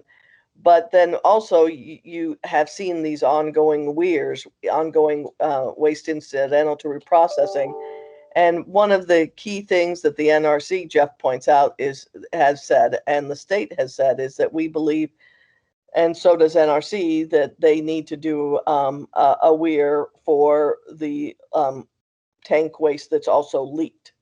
And that's a place where Department of Energy is at a different place, and they'd have to define what their policy is on that. I'm not going to do it for them, but that's where the NRC has said, hey, we'd like to see your WIR include your risk from your leaked waste, and the state has asked for that as well. And so that's kind of where I was just going to offer some history and some background, and that's about as far as I have. And I guess I'll stop there. Thank you. So I've got Dan Solitz, Rob, and Bob in queue. Dan. Good afternoon. Sure, I've got both my speakers. Am I still getting an echo? There you go. I don't hear an echo. I think you fixed it. Maybe I'm just hearing it. Okay. Two things. One is a process. It seems like we're not talking to the people in DOE that actually make the decisions or even responsible for the decisions. So if there's something PIC can say to DOE about that, it might be helpful. And then the other is the cap on the tank farms for closures. We don't have a cost on that. And it's a geologic project that we're trying to fight against the actions of the river and gravity. So the cost of capping that may exceed the digging it up. And that's all I have.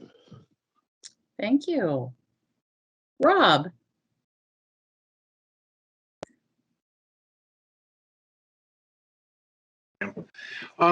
Yeah, I guess I want to make a couple of comments. One is that people should take a look on page 43 of that document as well, which talks directly about the transparency in some of their decision making and some of our thoughts as the board in the past. So page 43.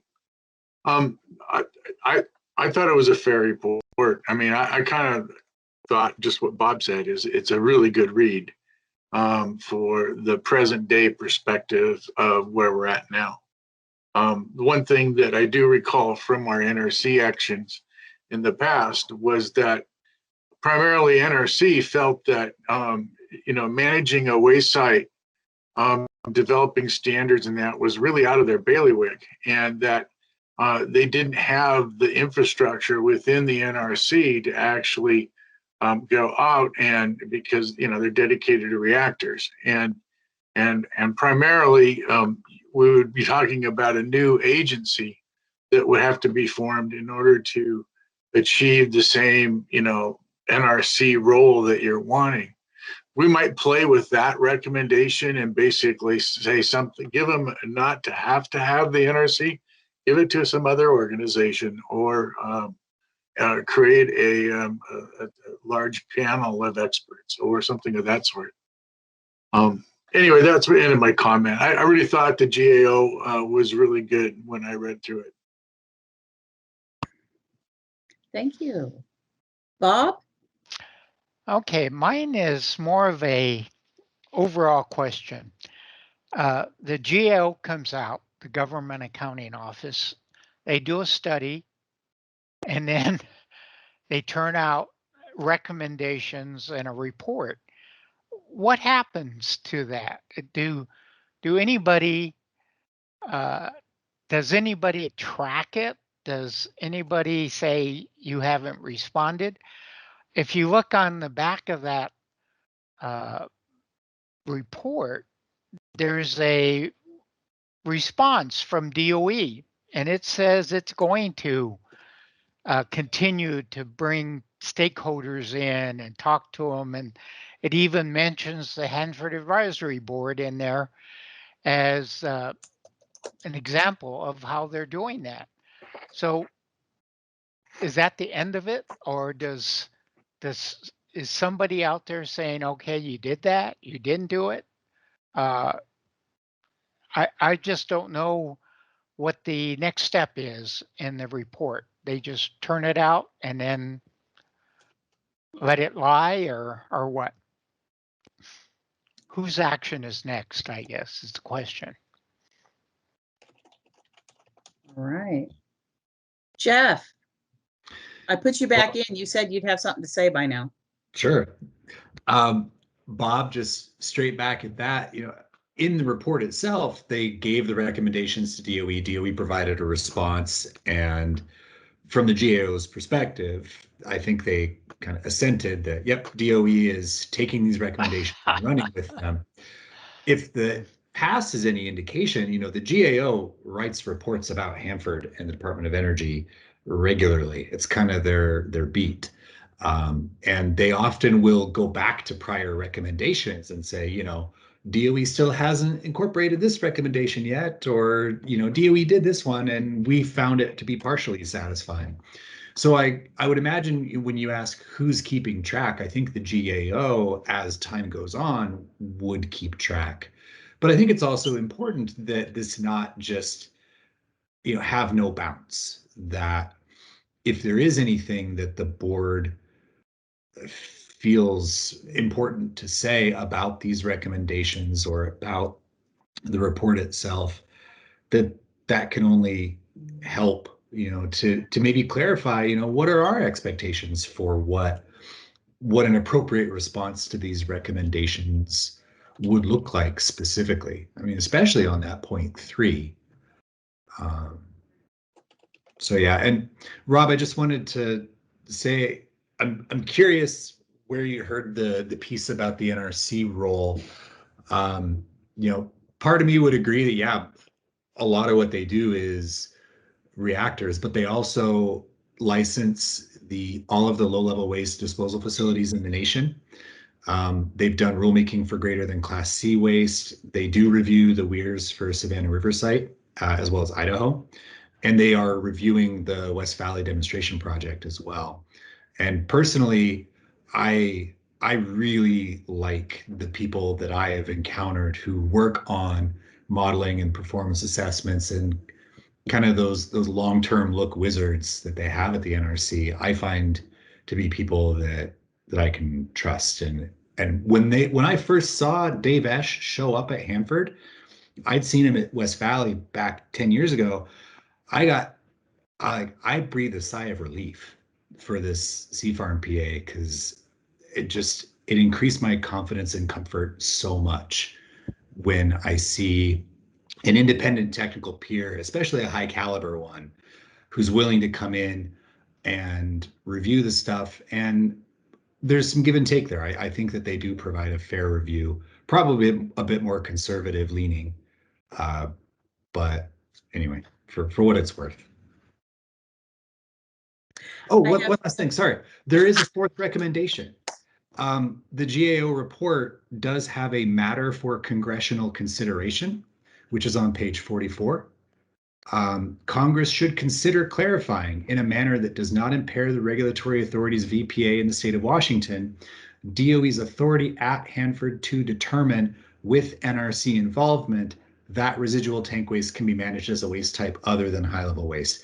Basically saying, hey, Congress, you might want to consider coming in and clarifying whether this whole weird thing is legal to do at Hanford and what is the right way to do it. Okay, I'm done now. Thanks. All right, Pam and then Shelley. Pam. So my observation of GAO over the years has not been terribly positive.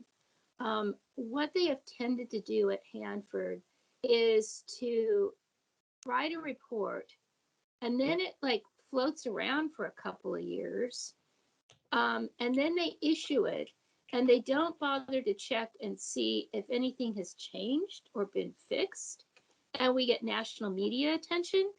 They have issued, as Jeff said several times, their comments about time card fraud, for example. And I mean, time card fraud was seriously addressed and it was dealt with years ago. And then it shows up in headlines that make it look like it hasn't been fixed. So in participating in national meetings with the Energy Community Alliance over the years, GAO people have come and talked to us.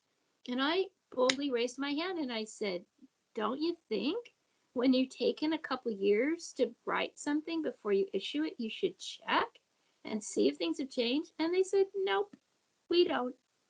So in contrast, the Inspector General is very, very legitimate and very much listened to. So I don't think they have much clout unless somebody agrees with them. But at least at Hanford, they have not been timely in their comments. But again, I have very positive comments about Inspector General and the NRC, and appreciate the NRC engagement. Thank you. All right. Shelley. Thanks, Ruth. I agree with Pam. You know, ultimately we need someone on first base. We need someone who has some kind of oversight role in locking in the process for the evaluation. And then doing the assessment all the way through characterization and then disposition, and get that process codified. It needs to be codified. I like the NRC. I'm comfortable with the role that they play.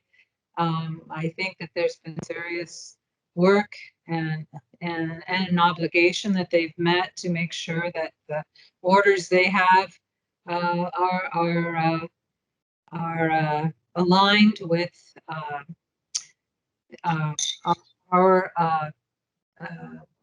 Department of Energy's and those orders, and I appreciate that.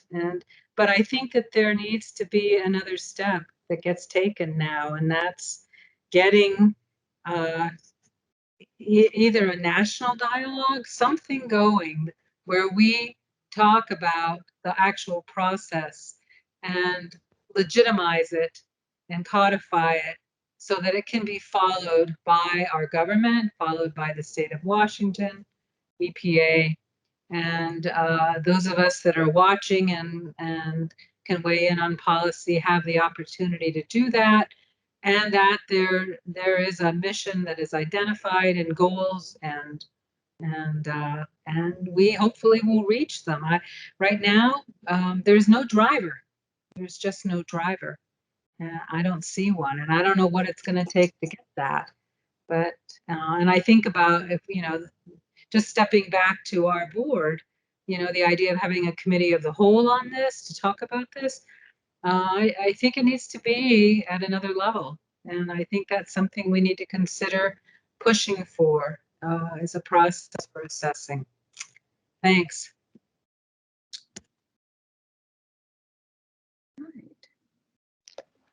So, Shelley, you said committee of the whole on what topic?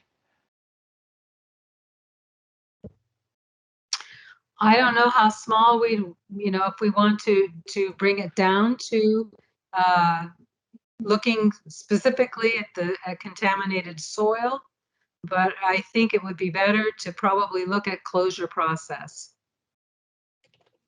Okay. And we certainly have Savannah. I mean, we've got other sites to look at, to talk with, and maybe it needs to be at that level, and at the national level, at a programmatic level, in order to see something that can be implemented and hopefully followed through with. I don't like this piecemeal. I really don't. And I'm less and less comfortable with it as we see more and more tanks leak.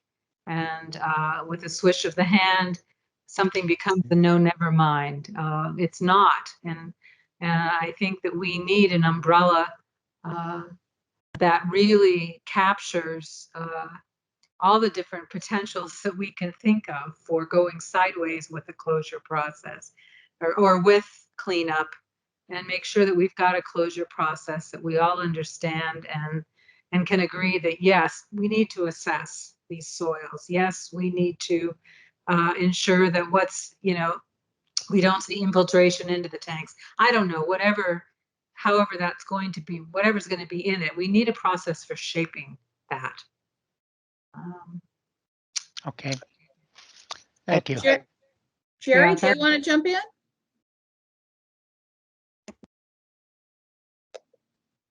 No, I said what I wanted to say on the chat.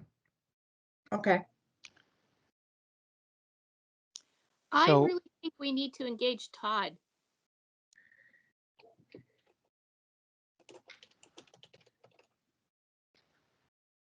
Okay. So Jerry wrote in the chat for the ones that are on the phone and don't have a screen. GAO is listened to by Congress. They have played major role that no other entity has approached regarding tank leaks and lack of appropriate contracting approaches, cost controls, engineering for the VIT plant. So, okay. So I don't have anybody in queue. Let me show you what I did and see if it will help with progressing the conversation. Susan Leckman, take it. Hi, I'm not so excited about at the programmatic level because we don't have that kind of influence at headquarters. And I think they're still spinning around trying to figure out who's on first with a new administration. The Hanford Advisory Board itself has initiated some seminal documents, and we've got, I guess I would like to see us look to what we can influence locally and what's important to us here, and then engage at a programmatic level. To me, that it'd be easier for the folks to understand who are sitting around the board, easier to explain what matters to them, what's important in this process. I think process is good. I think Shelley's right. Figure out what a process is, but we can suggest a process locally once we obtain a little more knowledge about it, assuming that we are involved and in the tank closure process. And I'd like to see us do that rather than, because I think that's important. I think out of all these recommendations, to me, number 3 is the most relevant to the Hanford Advisory Board in our ability to address and craft some suggestions about.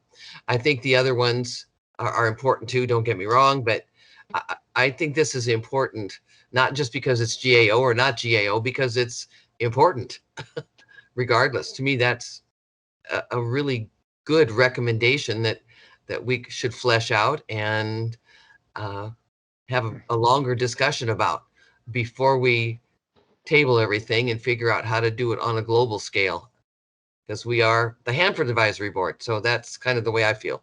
Thanks. So you gave me the segue. Is it going to go?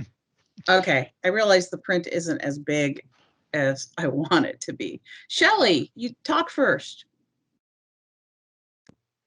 Well, I think that we can address this, and by looking at the shortfalls and what we see or don't see in a programmatic effort that supports closure here at our site. And I think that that's something that we could do as a board.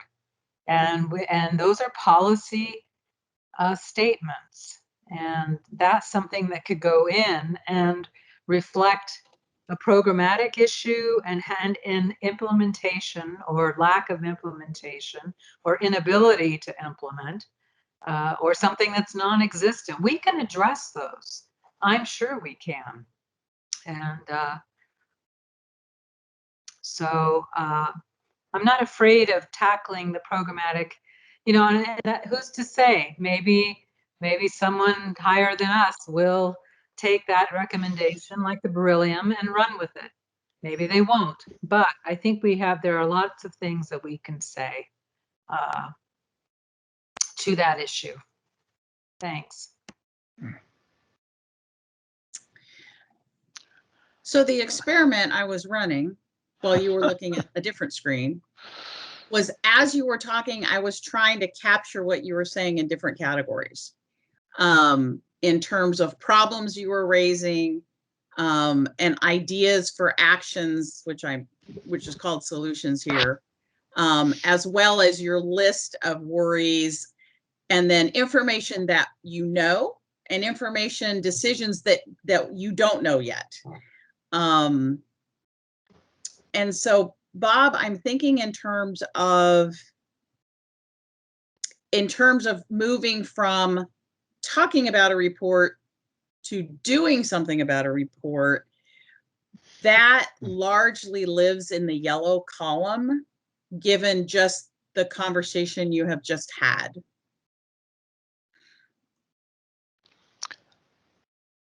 Yes, and that was my next question of, what actions do we see? Do we even want to take any actions beyond what we've just done, which is discussing it? And I see a number of solutions here that you have. And those are just things that popped up as we're talking. They're not meant to be more important or less important. Okay. Liz, what are you thinking?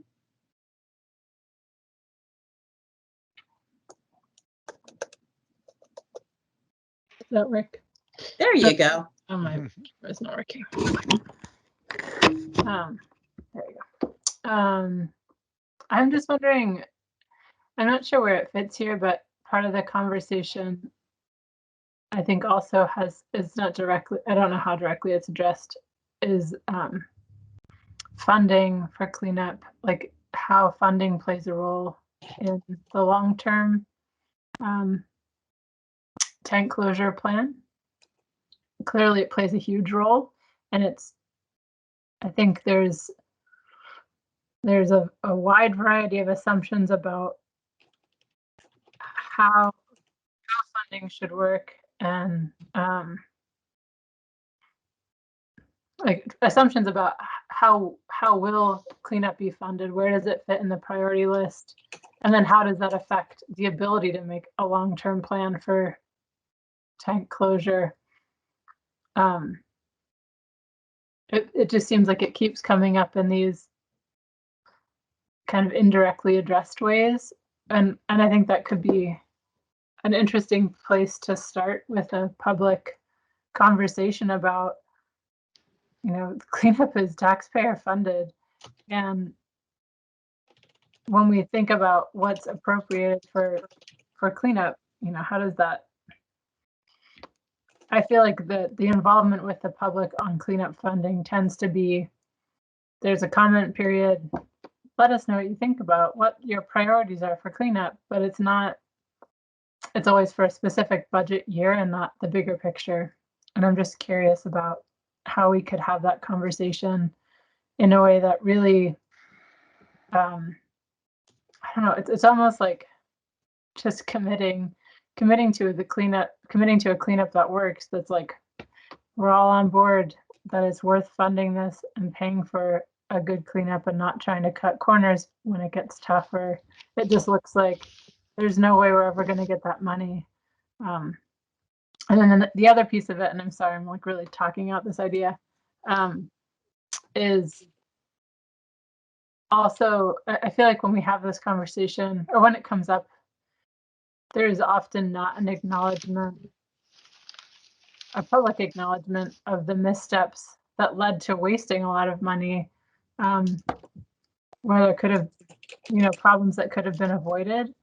And it's come up a little bit and like, oh, the government can't do, I mean, Ike White even talked about it in the meeting that just happened. Was that last week, 2 weeks ago? Last week, about like are doing huge projects like the waste treatment plant often ends, they get boondoggled so quickly, but we still don't, even when we know that is about to happen, it doesn't seem like there are the preventative measures to stop that. So it's like this kind of, I'm sorry, this is so wordy. Someone who's more awake can help. What I'm trying to say, where there's like mistakes that lead to wasted money, and a reluctance to spend the money that's needed to do the cleanup correctly. And then those two things just seem to be missing each other around tank waste closure. Well, we have to lower our standards. We have to do less. Are our standards too high? And not really like, how can we address some of these systemic issues that lead to projects not getting completed, or expecting that that's going to change. I don't know if that made sense, but that's what I was thinking. All right. Rob, I have you in queue. Yeah, one approach we might ask though is if you take a look in the whole GAO report, it's got the letter from Ike White, which basically gives management response. Recommendation, they concur. Recommendation 2, they concur. Recommendation 3. So why don't we ask them that as soon as possible, can they give us their plans on how they plan on implementing those recommendations that they've concurred with? And we would like to make sure that the HAB board could help and have some input in implementing those concurred recommendations. Yeah. I mean, did they publish it here? Why don't we use it? He says they concur. Management response. I think that's an excellent idea,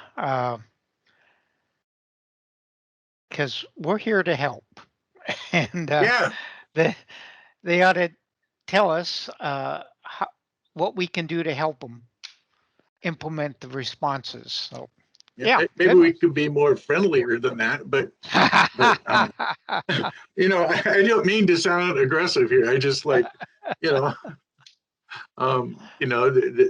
do have to take some action here, and because they're concurring, let's help them plan out how they're going to have this new openness.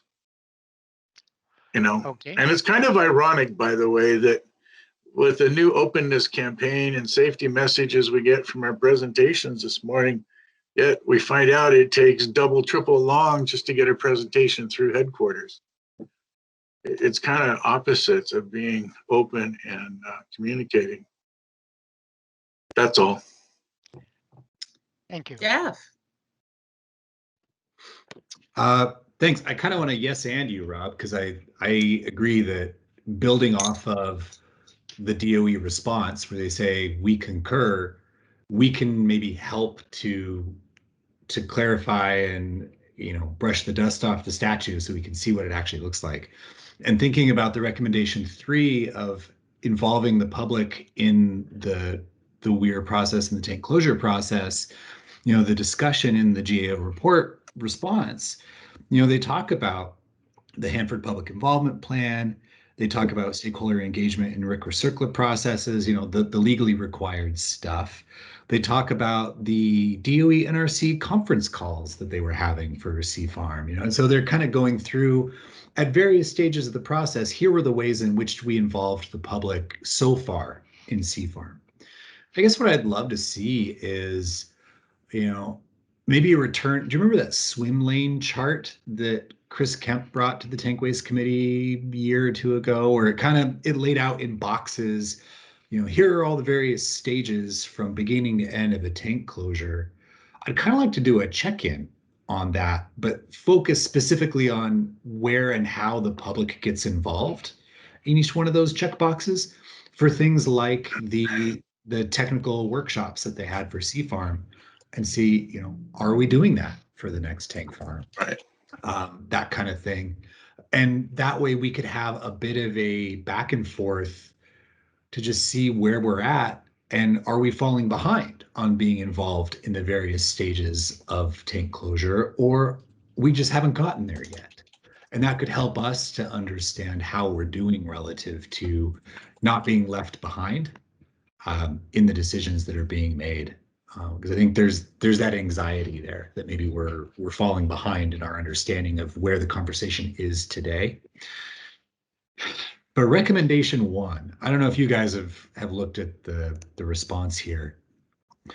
DOE said basically they concur that the agency should get a third-party negotiator to talk with ecology about how the NRC should play.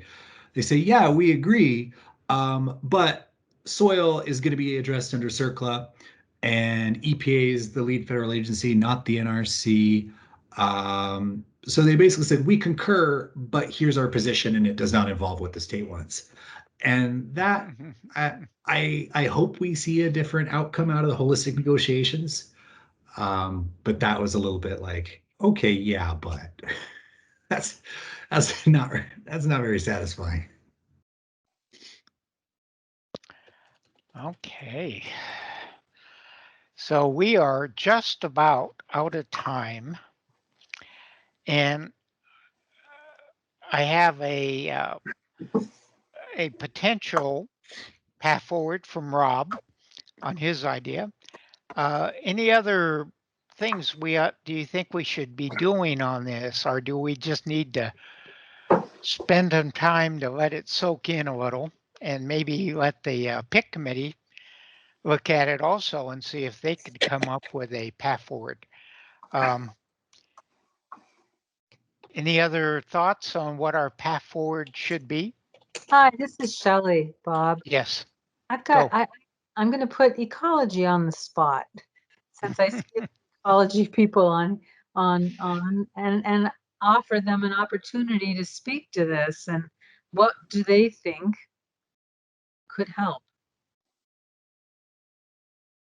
How could we be helpful?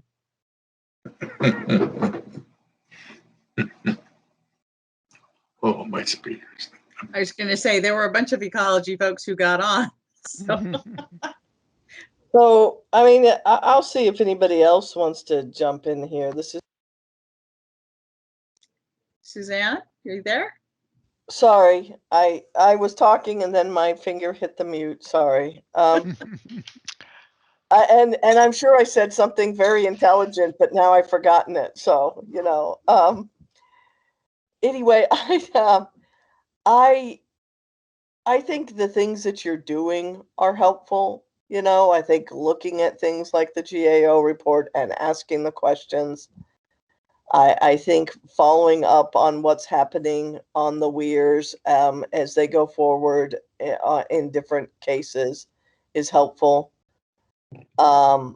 There's not just the weirs that go on with the closure plans, but there's a weir that have been going on for the integrated disposal landfill, for where the glass and other waste that's treated will go. I think those things are helpful. I think commenting and being involved in the closure plans as those permits move forward is super helpful. And I think if they were to develop sort of any of these groups off of these recommendations, being involved in those as appropriate would be helpful too. I mean, we really are coming down to some really big Hanford cleanup decisions. How the tank farms will be finally remediated after the waste comes out of them. What to do if waste stays in the tanks for longer as the treatment plant takes longer. I think those are the important ways to be involved. I don't know if that really was helpful, but maybe anyway, maybe you're looking for something more specific, but those are the things I can think of. Well, and I appreciate that, Suzanne. You know, it's really difficult. COVID has really put us all in our own separate individual boxes, and here we are trying to work together. And it's very difficult when we can't sit across the table and smile at each other, see each other, and it makes us a lot more wary and uncertain about the future. There's no doubt about it. And I appreciate your comments. I really do, and they are helpful to me.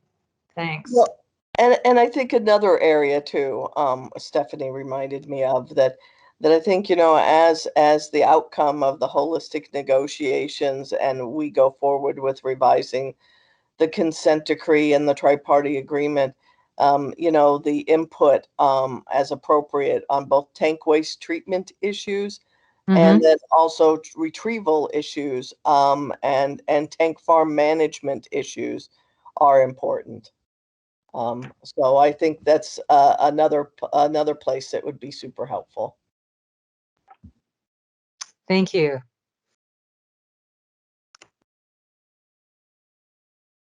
Bob, last word and path forward.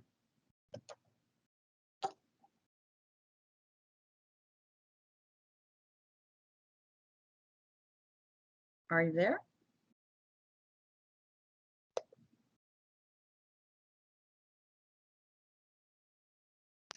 Bob, you're muted. I lost all those great thoughts. Uh-oh.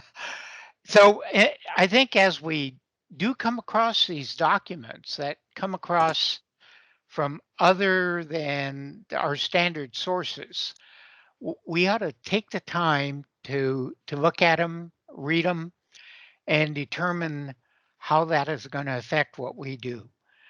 I think on this one, since I thought Rob had some really good ideas about just going back to DOE and ecology and saying, okay, how can we help you with implementing the changes that you have here? Number 2 still strikes me as a key one that we need to be looking at. A long-term plan for waste retrieval. We are kind of in the near-term direct feed law focus right now. But as we were talking this morning, there is a bigger problem, and we'll talk about this during the open forum, of the double shell tank integrity and the single shell tank mission, and how DOE is going to respond to all of these various things that are happening in the future. And I'm sure there'll be more leaks in the future. So I think I'm going to keep this list of these items, and with Ruth's list of items that she has, I think we'll mush it over again, maybe during one of our other calls. But there's a lot of good information there. Yeah, I'll clean this up for you. So it's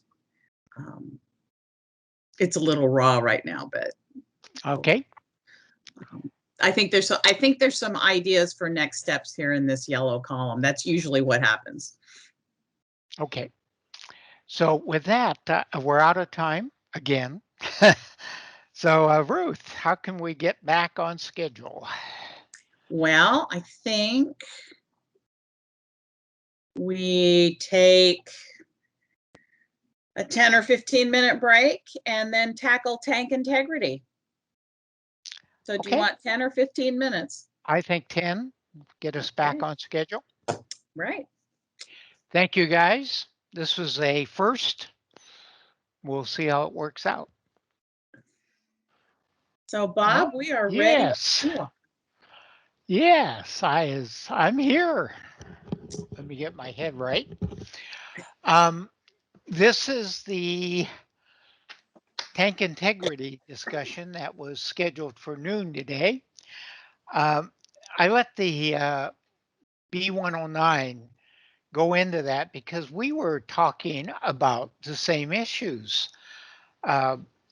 The tank integrity advice, as it's written now, started out as a thank you saying, hey, you're doing a great job with the technology. You're coming up with devices and all kind of very cute things to look at the integrity of the double shell tanks. But what Vince Panesco pointed out is that the actual composition or the chemicals that are actually touching the wall, the inside wall of the tank, are not being monitored because it's very difficult to do. They're not being mixed. They're just sitting there against the tank, and you're really not sure what's on the other side of the wall of the tank. And that led to some advice points that we developed that basically says, hey, you ought to think about how you might be able to take better readings or mix it up. Because right now, even if you have the wrong chemical composition against the inside of the tank, since you can't mix it, you can't add the necessary chemicals to correct that characteristic of what's against the tank.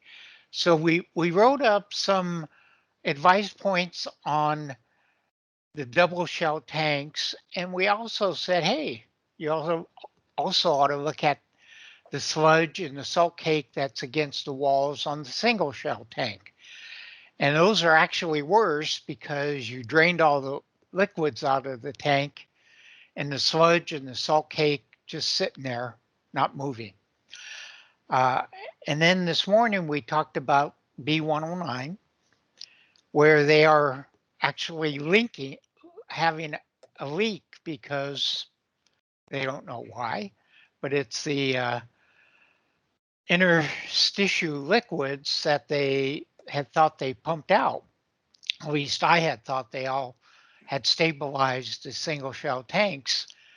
And I think Jerry brought up a very good issue about the emergency pumping guide, which we had in our advice asking to say, can we see it? What's it say you should do when you have a leak?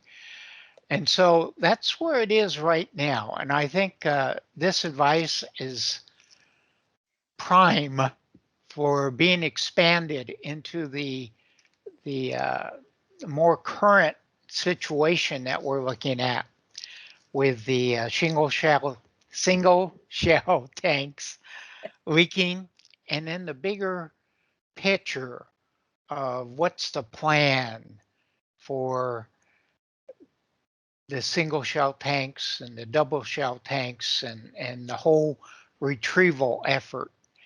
So with that, I think I'd like to just kind of take people's comments or ideas.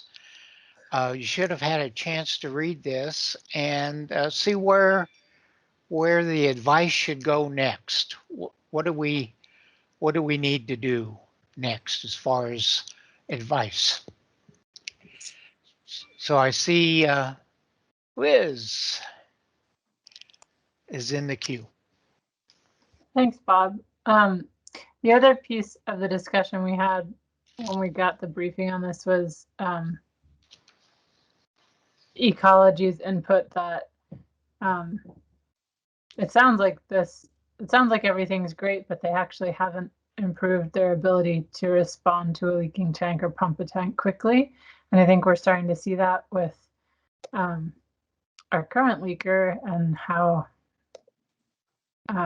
challenging it is to figure out how to address that, prioritize what needs attention on site. And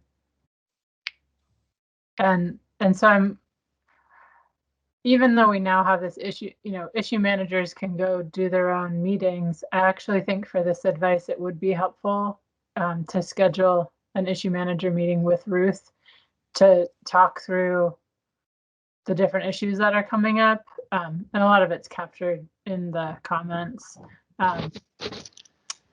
But it just seems like sometimes it's really easy because it's really clear what we need to do to edit the document. And I don't think it's as clear with this one that it might be helpful to have Ruth's assistance if we can figure out how to schedule that. But thanks, Bob, for bringing this forward and working on it. It seems like this is, we're commenting on the tank integrity program, but I kind of wonder if this is going to be, if it needs to be zoomed out a little bit to like the long-term life of the tanks, or that the tank integrity program is a piece of this that we're commenting on. I think that's where my question is, like, kind of what's within the scope for commentary and what needs potentially its own piece of advice, or kind of how to approach this. Thanks. Yeah, I agree. It is a longer term issue that we need to comment on. So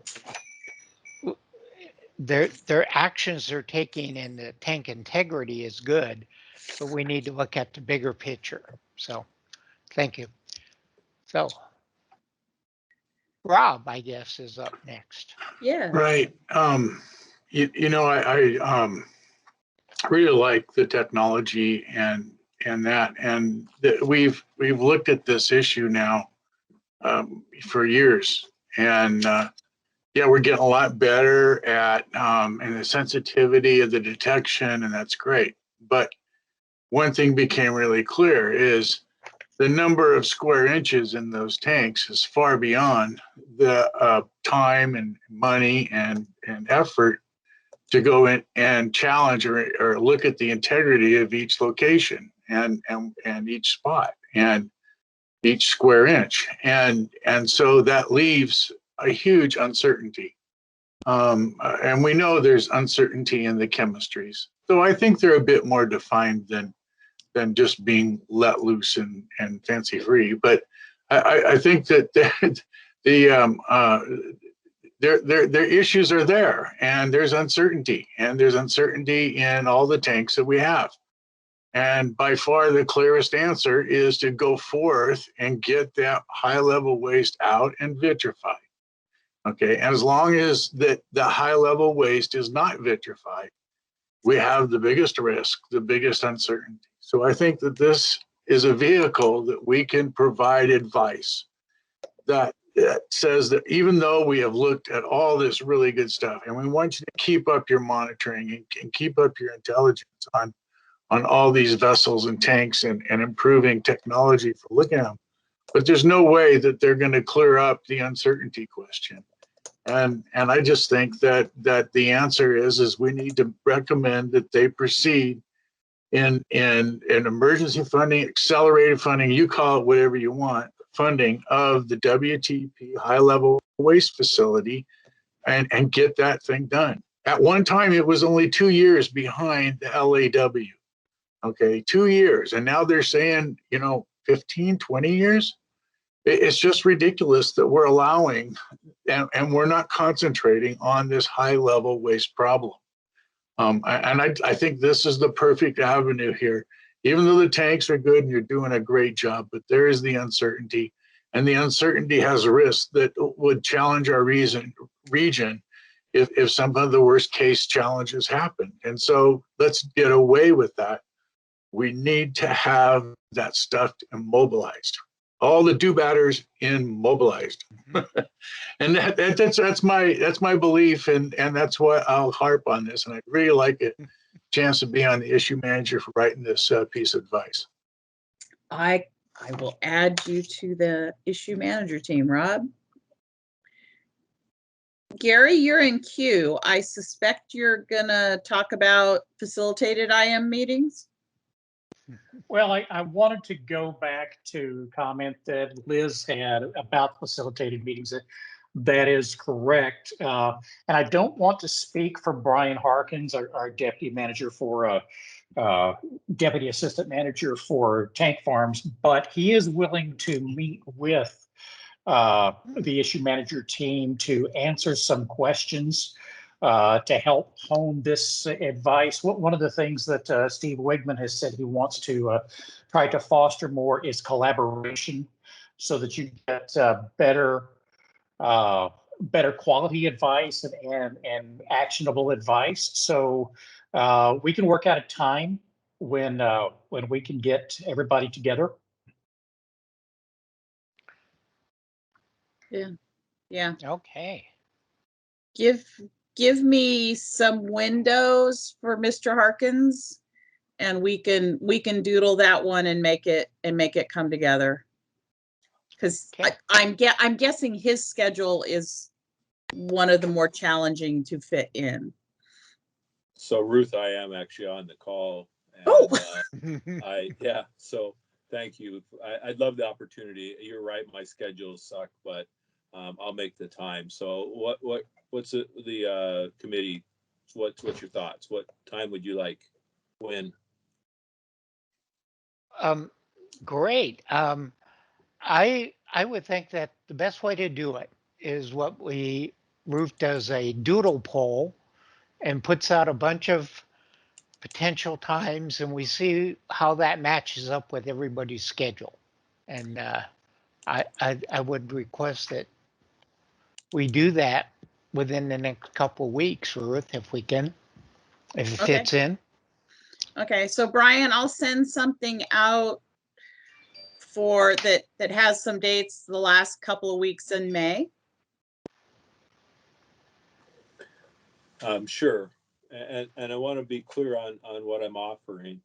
I would like to offer some technical information that I have that I think will be important for you to consider as you develop your advice. I don't have a say or opinion on your advice, but I do have access to a tremendous amount of information, and that I think will help you in your process forward. So what I'm offering to do is meet with you. I'll try and answer questions I can, offer you a little bit of insight that I think will be helpful, but then past that, I kind of got to bow out and let you all do your job. Yes, to make Brian's time very useful, and I would ask the issue manager members to maybe send us to Ruth a list of potential framing questions, things that they'd like to hear about, and that way he can be better prepared to answer our questions and what we're looking at. Does that work for you, Ruth? Yeah, I will. We'll send out the doodle poll either tonight or tomorrow morning. We'll include Brian Harkins, as well as I'm seeing Suzanne Dahl and Jeff Lyons. Are those the two appropriate folks from ecology? I mean, if you're going to have technical people there to ask questions, you might as well have them there to ask questions. Yeah, and I think, Jeff's the main one there. This is Suzanne. I just was offering him up. Oh, okay. Okay, so I just want to make sure if I'm going to ping somebody, I ping the right people. And I will add framing questions so that there's some focus to the discussion. Ruth, this is Shelley. Can I Yes. jump as vice chair here for a second just to talk about process or to question process? Sure. I've got you and Susan. Oh, go ahead. I appreciate Brian's willingness to come before the issue manager team and also for ecology to do the same. But in reality, their presentations should be happening in committee. And then the issue managers go off with the responses from committee members to those presentations so that the work can then be shaped. And by having all of this work done in issue manager territory, we lose the breadth of knowledge from all tri-parties, potentially tri-parties, for the new board members, for those of us that are old board members, for anyone who wants to come up to speed and be able to weigh in on tank integrity. So I'm a little concerned about that, frankly. That's why we have committees, is that we can have subject matter experts come before us and talk about technical issues, and then as it goes through the machinations of our committee and the technical people and rises up to policy, then we seek that common ground. So I'd like to address that before this goes any further.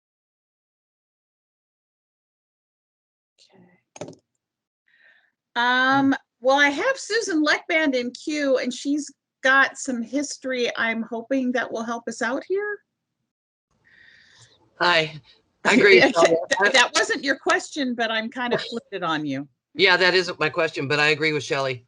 That's exactly what should happen. What it's starting to feel like is, and we welcome involvement from the agencies at the highest level. Of course we do. But the whole idea of this committees are the presentations come to the committees, and then the committee, the breadth of the committee has the knowledge necessary to determine, number one, is an issue manager team needed? And what are the basic tenets that they will send that issue manager team off to do? And then it comes back to the committee where they talk about it some more. So it does sound like we're getting kind of backwards, and and I understand and appreciate the wanting to be involved, but we don't want to leapfrog over the committee members. Thank you. And that is not my question. I had a different question. Oh, okay. I'm going to leave you in the queue for your other question. Okay.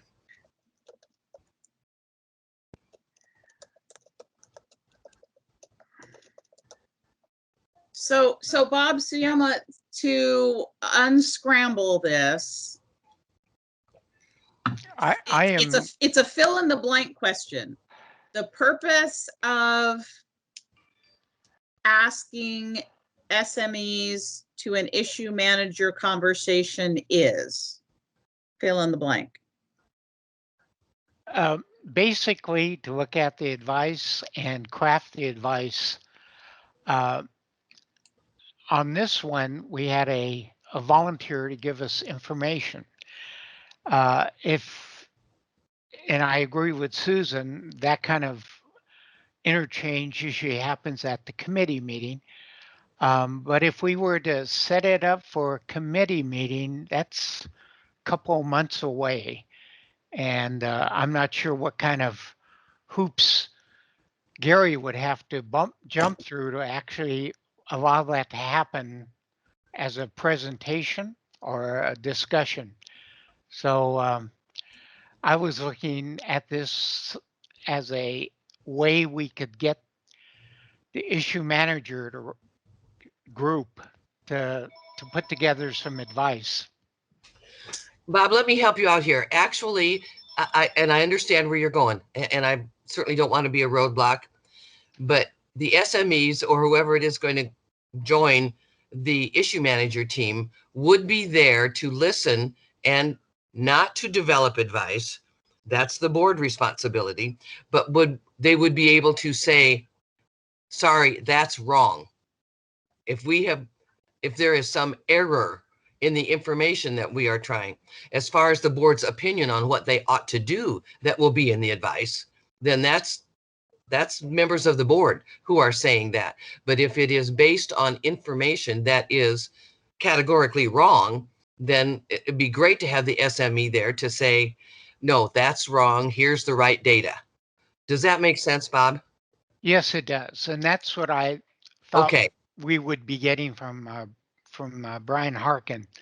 Okay, Because then he that has makes a lot sense. of information on the tanks, and we're basically learning still about all the things that are going on and what things we could put in our advice that was absolutely true. So, yes. Okay, So and that's good. If he's there to, data, and I realize with all of us meeting online and the time schedules, and we've had to adjust our process. Sometimes it's awkward, and we just want to make sure that the whole committee is on board, understands, and there's transparency. That's it. And And we I would don't think, want DOE writing our advice.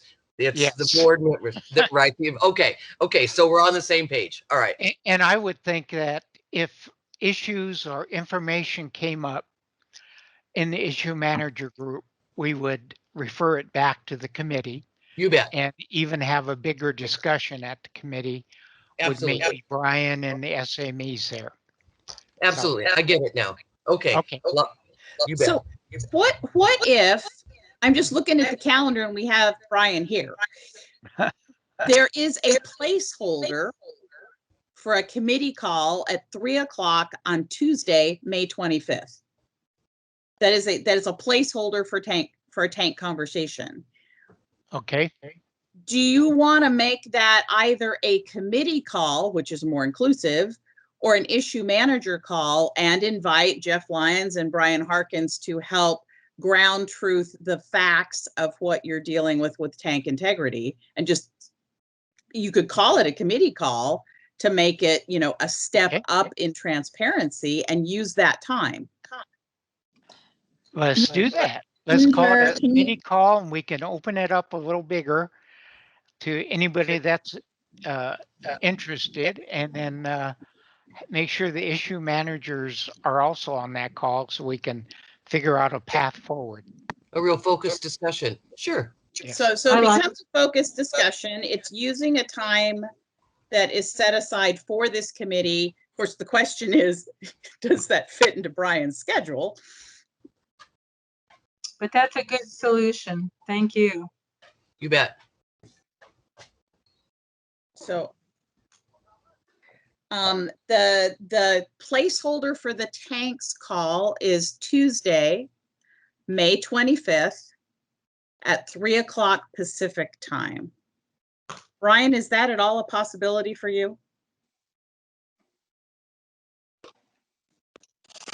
I'd be happy to support. That happens to be my 60th birthday, and I can't imagine a better way to spend it. Well, I'll tell you, 60 isn't that painful, but That's good to know. But yeah, no problem at all. I'll be glad to support it. No problem. Can we put a time limit on the meeting, please? Oh no, it's a 1 hour. It is not more than 1 hour. Okay, not more than 1 hour. It's Ginger. I'm sorry. I was reading a personal message and did not hear what time you said, even though I asked the question. Yeah, it's the usual tank time, 3 to 4 o'clock on Tuesday, May 25th. All right, I will 3 to 4 on the 25th. I'll let Jeff know, and hopefully that will work for him as well. Yeah, I was going to say that's sort of the piece we don't have because he couldn't be with us today. But that way, it's a focused conversation on tank integrity for all of the tanks committee, including the issue manager group.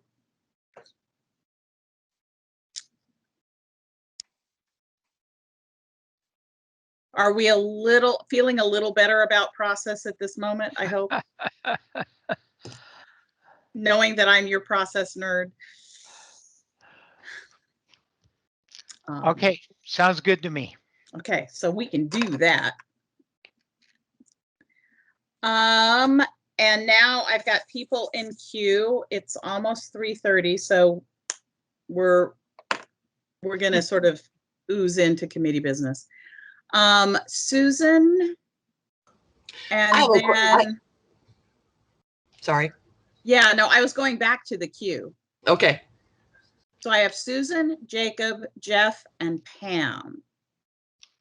Susan. I have a question for Gary. He keeps saying actionable advice. and better quality advice, which I take issue with, frankly. I think the advice has been incredibly good quality. And what does actionable mean? Every piece of advice we sent, you can act on. DOE will determine they can't or don't want to for a reason. And we realize we aren't regulators, but is actionable just advice that telling you to go ahead and do what you're continuing to do that you've already decided to do? It is very unclear to me, and I gotta believe to other people, what does actionable mean? Because everything we have sent over 300 times is actionable. And if you can't, or if there's a good reason why you can't do it or take that recommendation, you know, we get that. You just say, here's why we can't, or we, you know, funding or whatever the rationale is. We're not regulators. We understand that. But our advice is based on what we think the best path forward is for a particular issue. So I'm just confused, and maybe I'm the only one. I don't understand what actionable is. That's it. And he doesn't have to answer now, just later or sometime. All right. Jacob, you're up next, and then Jeff. And the queue had started with discussions on tank integrity. Jacob?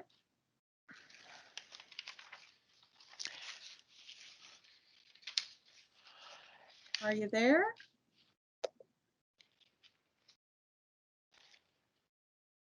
Okay.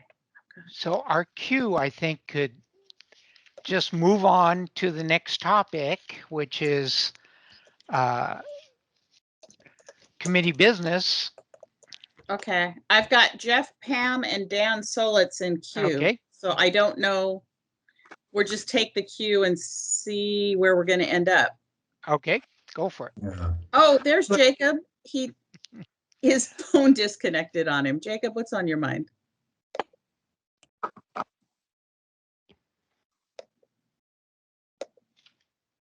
Are you there?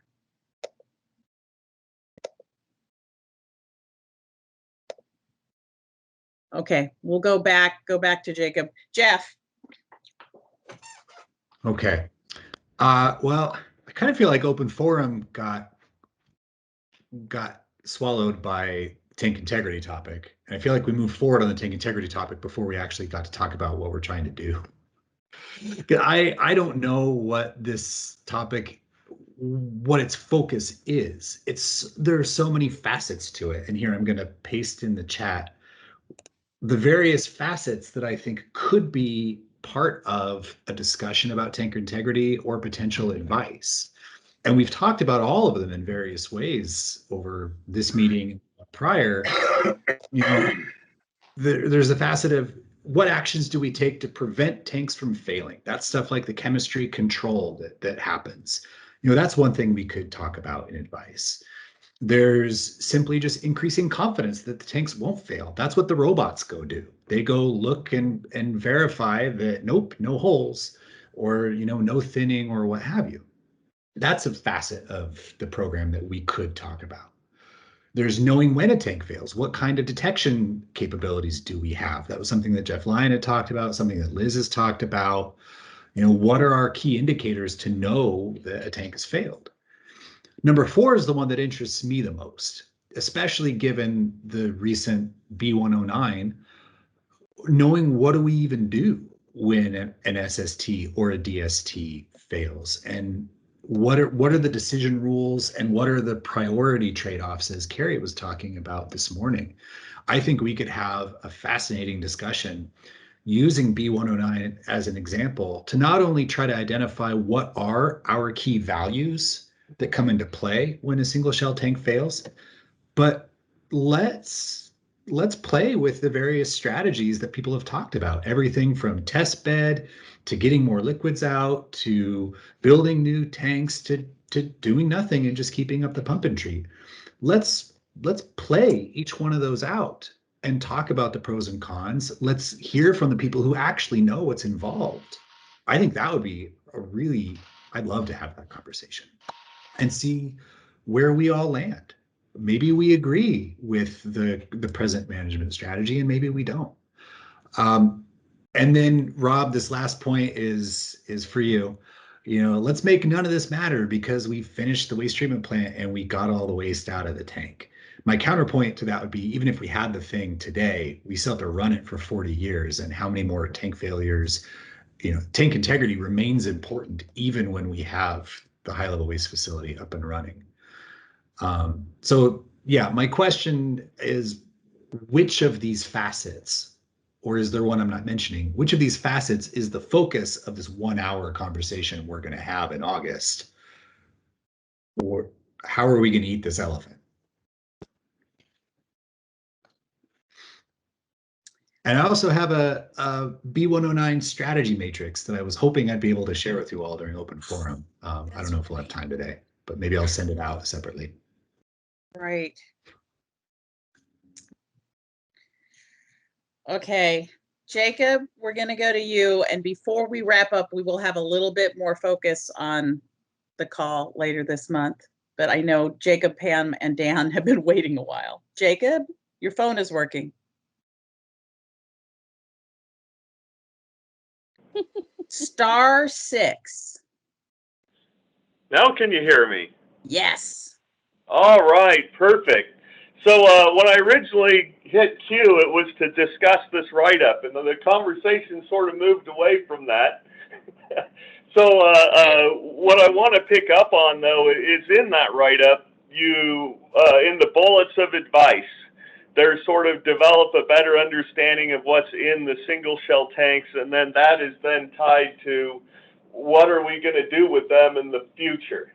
The thing I want to point out is the data that you collect to determine if you are going to corrode the tank, and the data you collect to determine whether it's can be called high-level waste, low-level waste, or whatever, and the data that you need to collect to figure out how to best treat it are all sort of different types of data. And I could divide it up into different ways that is also very important to us, and also different types of data. So my question, or just a thought for this committee, since I'm not on it, I probably ought to be, is, you know, are you trying to tackle too many things on that bullet? Are you really interested in the integrity of the tanks, or do you want to really tie that to the mission, which is Rob's focus? Because these are different types of data. So that's just a question to, you know, hoping that you'll think through that and think what your real approach is on this advice.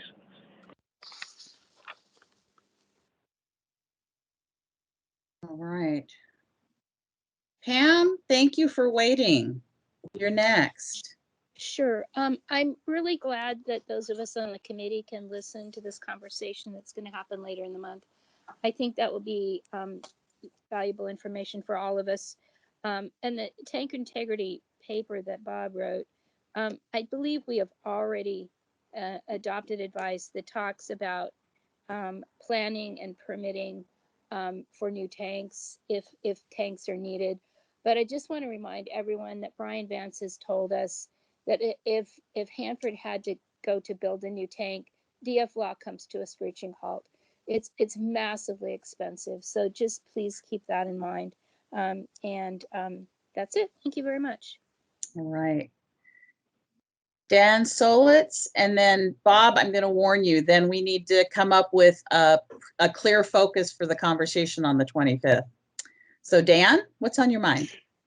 Well, this tank integrity, I think, is probably the broadest brush issue that we have to deal with. And it would be good to have these sessions videotaped, whether it's committee or issue manager, so that for new member orientation and to bring the rest of us more up to speed. And I'm hoping that there'll be some mechanism that we can do that on these really broad-ranging issues. You know what? That's an easy yes, Dan, because we're actually recording this committee meeting. So we will have it recorded. Oh, excellent. Thank you. And it'll be cataloged somewhere and easily accessible, the catalog. Yeah. I've got to work with the technical guys to get that working. But yes, we have the recordings because they live in my account. Okay, thank you. Shelley. Thank you, Ruth. We need tank integrity. We've got to, you know, may they all hold up. But I'm thinking the issue is that actually there's two and they're tied together. And one is leak detection and the other is leak response. And when I think about the double shell tanks, I mean, as soon as practicable is what the regulation says, you know, having the ability to detect a leak. AY 102 showed us that even with, you know, 3 leak detectors in the annulus, you know, they were really only capable of capturing or identifying a big leak. So is that workable? No, not particularly, not very satisfactory. So, you know, what is it, you know, is it more visual inspections?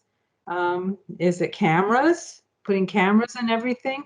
I think we need to talk more about what is working strategically at our site to be successful in identifying and detecting leaks. And if we can't do it in the double shell tanks, then we've got a real problem with the single shell. So I'm curious about the idea of framing the discussions about leak detection, around leak detection, and then to continue that with, so what is the response to that leak? And what is the process for not just identifying it, but then acknowledging it and weighting it, and the need for response. So that's my suggestion. Thanks.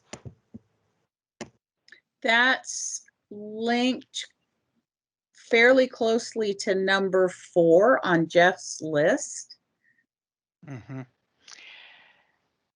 You know, this is Bob. I look at Jeff's list, and what I see the tank integrity advice kind of aiming at right now is the first 3 items. Taking actions to prevent the tanks from failing, increasing confidence that the tanks won't fail, and then knowing when a tank fails. Those are all in the technology, and the key part is trying to make sure that we don't have a tank failure that releases waste to the environment, and that we know about it when it happens. Number 4 is what to do when a failure exists. And that goes back to our discussion of what's in the emergency response plan. What are the plans that DOE and ecology have in place, and what are the legal requirements for them to do something when there's a leak? And so to me, that's a separate issue that we need to do some more digging on. So if we could get this tank integrity advice to kind of focus in on the first 3 items that Jeff had, that also covers Shelley's, how do you detect it, would be, if we can answer or ask questions about that for the advice, I think I would feel that we really did do a good job on those 3 items.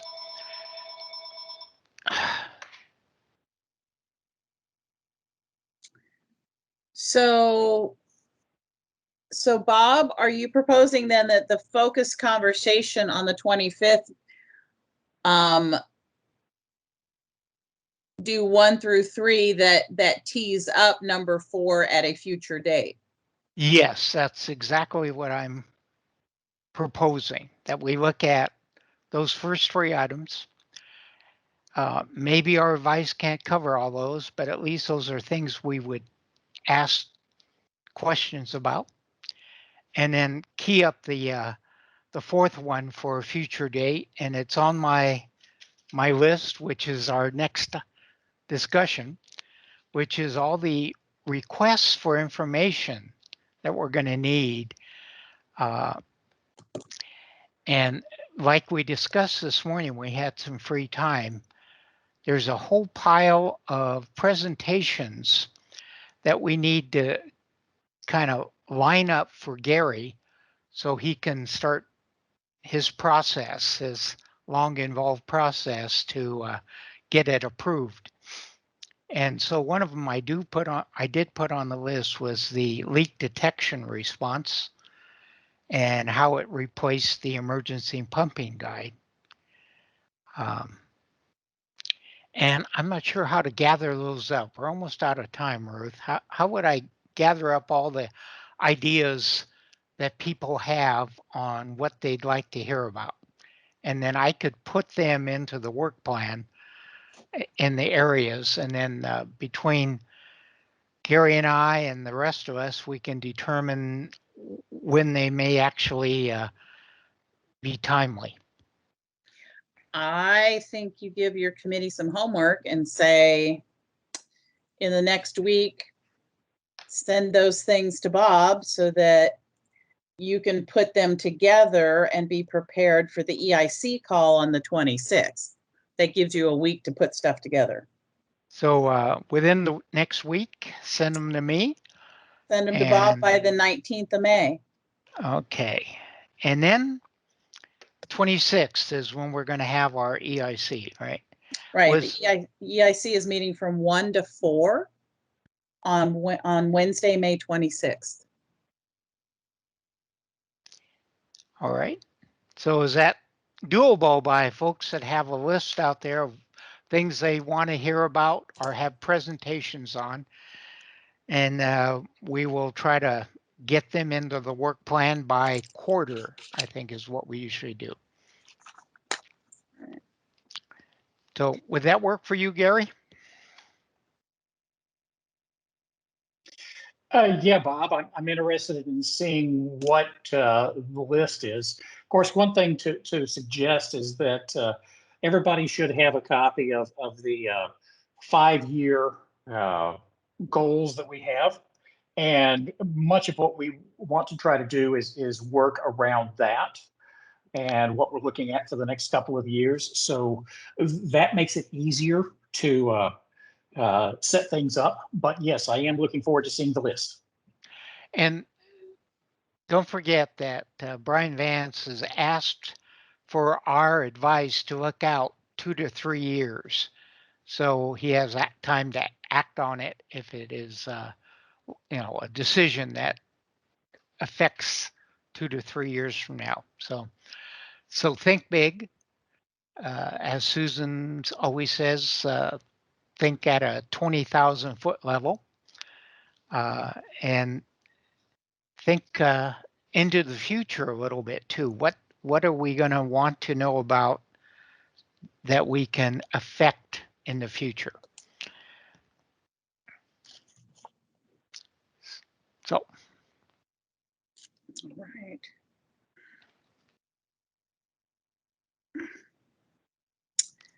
So we've got a focus for the 25th. You have homework for folks to give you ideas by the 19th, so you're prepared for the 26th. And I have a pretty long list, so we'll have to see.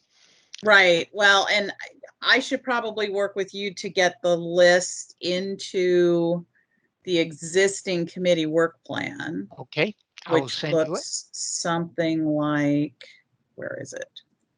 Something like this, but it's, okay. Last time it was updated was actually before the contract change, so it needs a little TLC. Yes, I think we might have hit some of those, but there's still a lot of things the committee has requested. Okay, so yeah, send that along to me and we can make sure we've got, because this is the list that DOE ends up with because they get the work plan. Okay. Well, all 3 agencies, excuse me, all the TPA agencies. And Gary, was there going to be a pre-session with Tom, Cecilia, and myself to look at the work plan? Are you talking about before the 26th? I'm trying to figure that out. Yeah. Well, I know that yesterday Tom threw things out, and what I did was I just posted some things that are in the proposed work plan for next year for people to take a look at. Some broad stroke items here. Yeah, we didn't really have anything set, but however, willing to talk about ways to make things happen. Okay. I think the suggestion, if my memory is not totally gone, was because there are some overlapping topics between the two committees, that there was a desire to sort of look quarterly at where those overlaps might be, to sequence things. I think that's where that idea came from. Okay. But if you're going to do it, you're looking at the 19th or 20th next week, or Monday the 24th, maybe. All right. I should have the list from everybody by the 19th. Okay. Yeah. Now, the one thing we haven't done is put together our next meeting. Which actually isn't until August. Yeah. So we're probably going to need another committee call, since the May one is kind of locked up with the tank integrity. So maybe in June we can have a committee call to set the August agenda. Okay. Okay. Because you've got a placeholder on the 22nd. Okay. So. And actually, depending on the work plan, and if you and Tom and Gary come up with a quarterly concept, August may shake out from that conversation. Okay. All right. So anything else for the good of the order?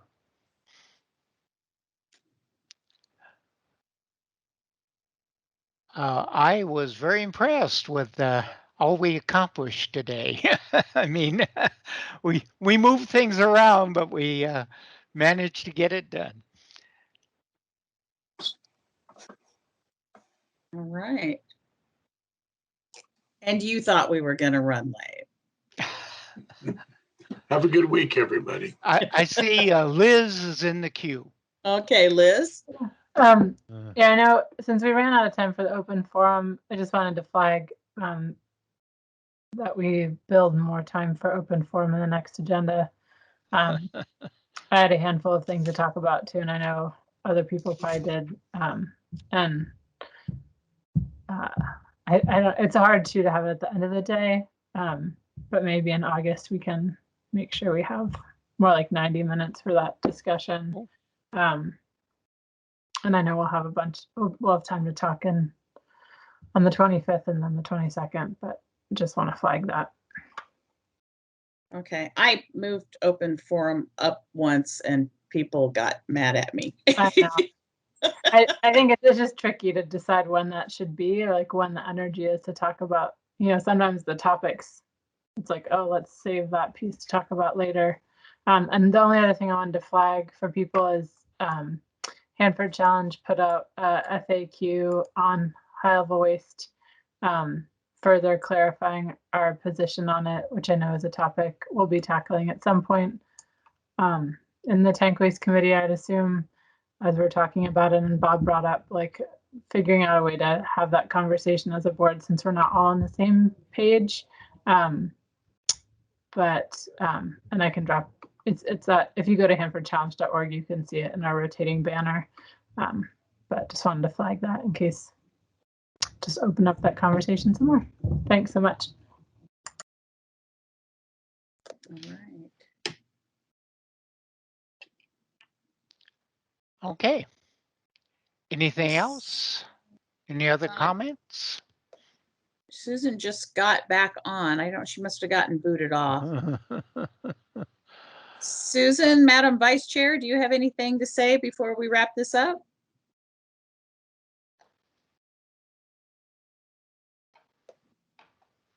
Oh, looks like she got booted again. Not my intention.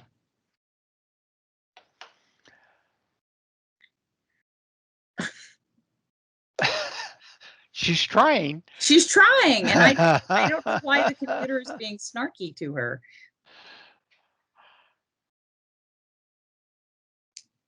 Are you there, Susan?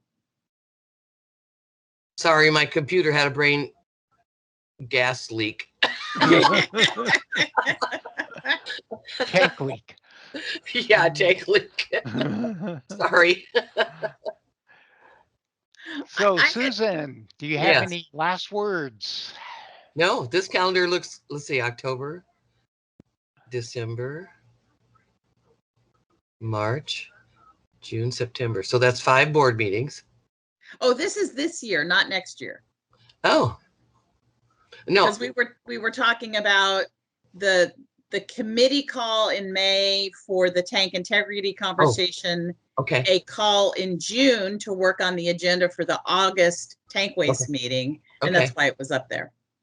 Yeah, the only thing I do want to pass off that number 3 recommendation, just because it's really a good idea, and I want to make sure that whatever we determine about the GAO report and the tank integrity and how all that works is that the PIC takes a run at that 3rd recommendation about public engagement and just to ask, you know, the Department of Energy what's happening with that, since they agreed with it. You know, what's the path forward? I think that's a question we need to ask. Okay. Thank you. Sorry. All right. Liz has a. I just have a question about we have this open now space to say if you want to meet and talk, go meet and talk. I know we were talking about trying to develop some like a template or kind of how do you go about organizing your issue manager team to talk, but then there's also Jeff has a list he was talking about that he had wanted to share, which seems like it could be worthwhile to have an issue manager call between now and August, but I don't think we've created an issue manager team, or I don't know if it's a little confusing where tank integrity and leaking tanks, like who would be involved in that. And I'm not sure like what the protocol we want to have for that. It just feels a little loose, like it's kind of whoever you think of to like make a meeting happen. Well, the process geek in me says, so Jeff's got sort of some thoughts on B109. He can send it out, or I can send it out for him, whichever he prefers. If the committee has a call on the 25th, then the committee could then say, we want to augment this IM team, or we want to create a special IM team, because that's a committee conversation. You can take that action to lump or split your IM teams at that point. So that makes sense. So maybe, and you'll be facilitating that. So just as long as we don't lose sight of like, do we need a new IM team for this? Right. Who's on it? How do we access those lists easily? Those kinds of things, just so that it's a little bit, you know, we have this freedom, and just how do we use it to best organize and think through things between meetings. So if we did, you know, 45 minutes on the content of tank integrity and the last 10 or 15 minutes of logistics for moving forward, I think you would be clean in process. Okay. So, and yes, we will get you lists, Jeff, so you can send stuff out.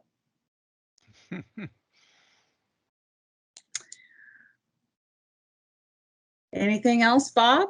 I think that's it. I want to thank everybody for hanging in there, and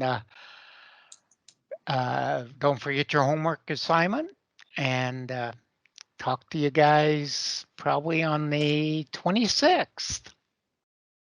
On the 25th. Committee call is at 3 o'clock on Tuesday, May 25th. Oops. All right. Let me get the right day. That's okay. You'll get email notices from me, the things you love to get. Okay. It was my 5 and my 6 plus the coffee made it very hard to read. All right. Have a great evening. Y'all be safe. And some of you will talk to tomorrow. Bye, guys. Have a good evening. Bye-bye. Bye-bye.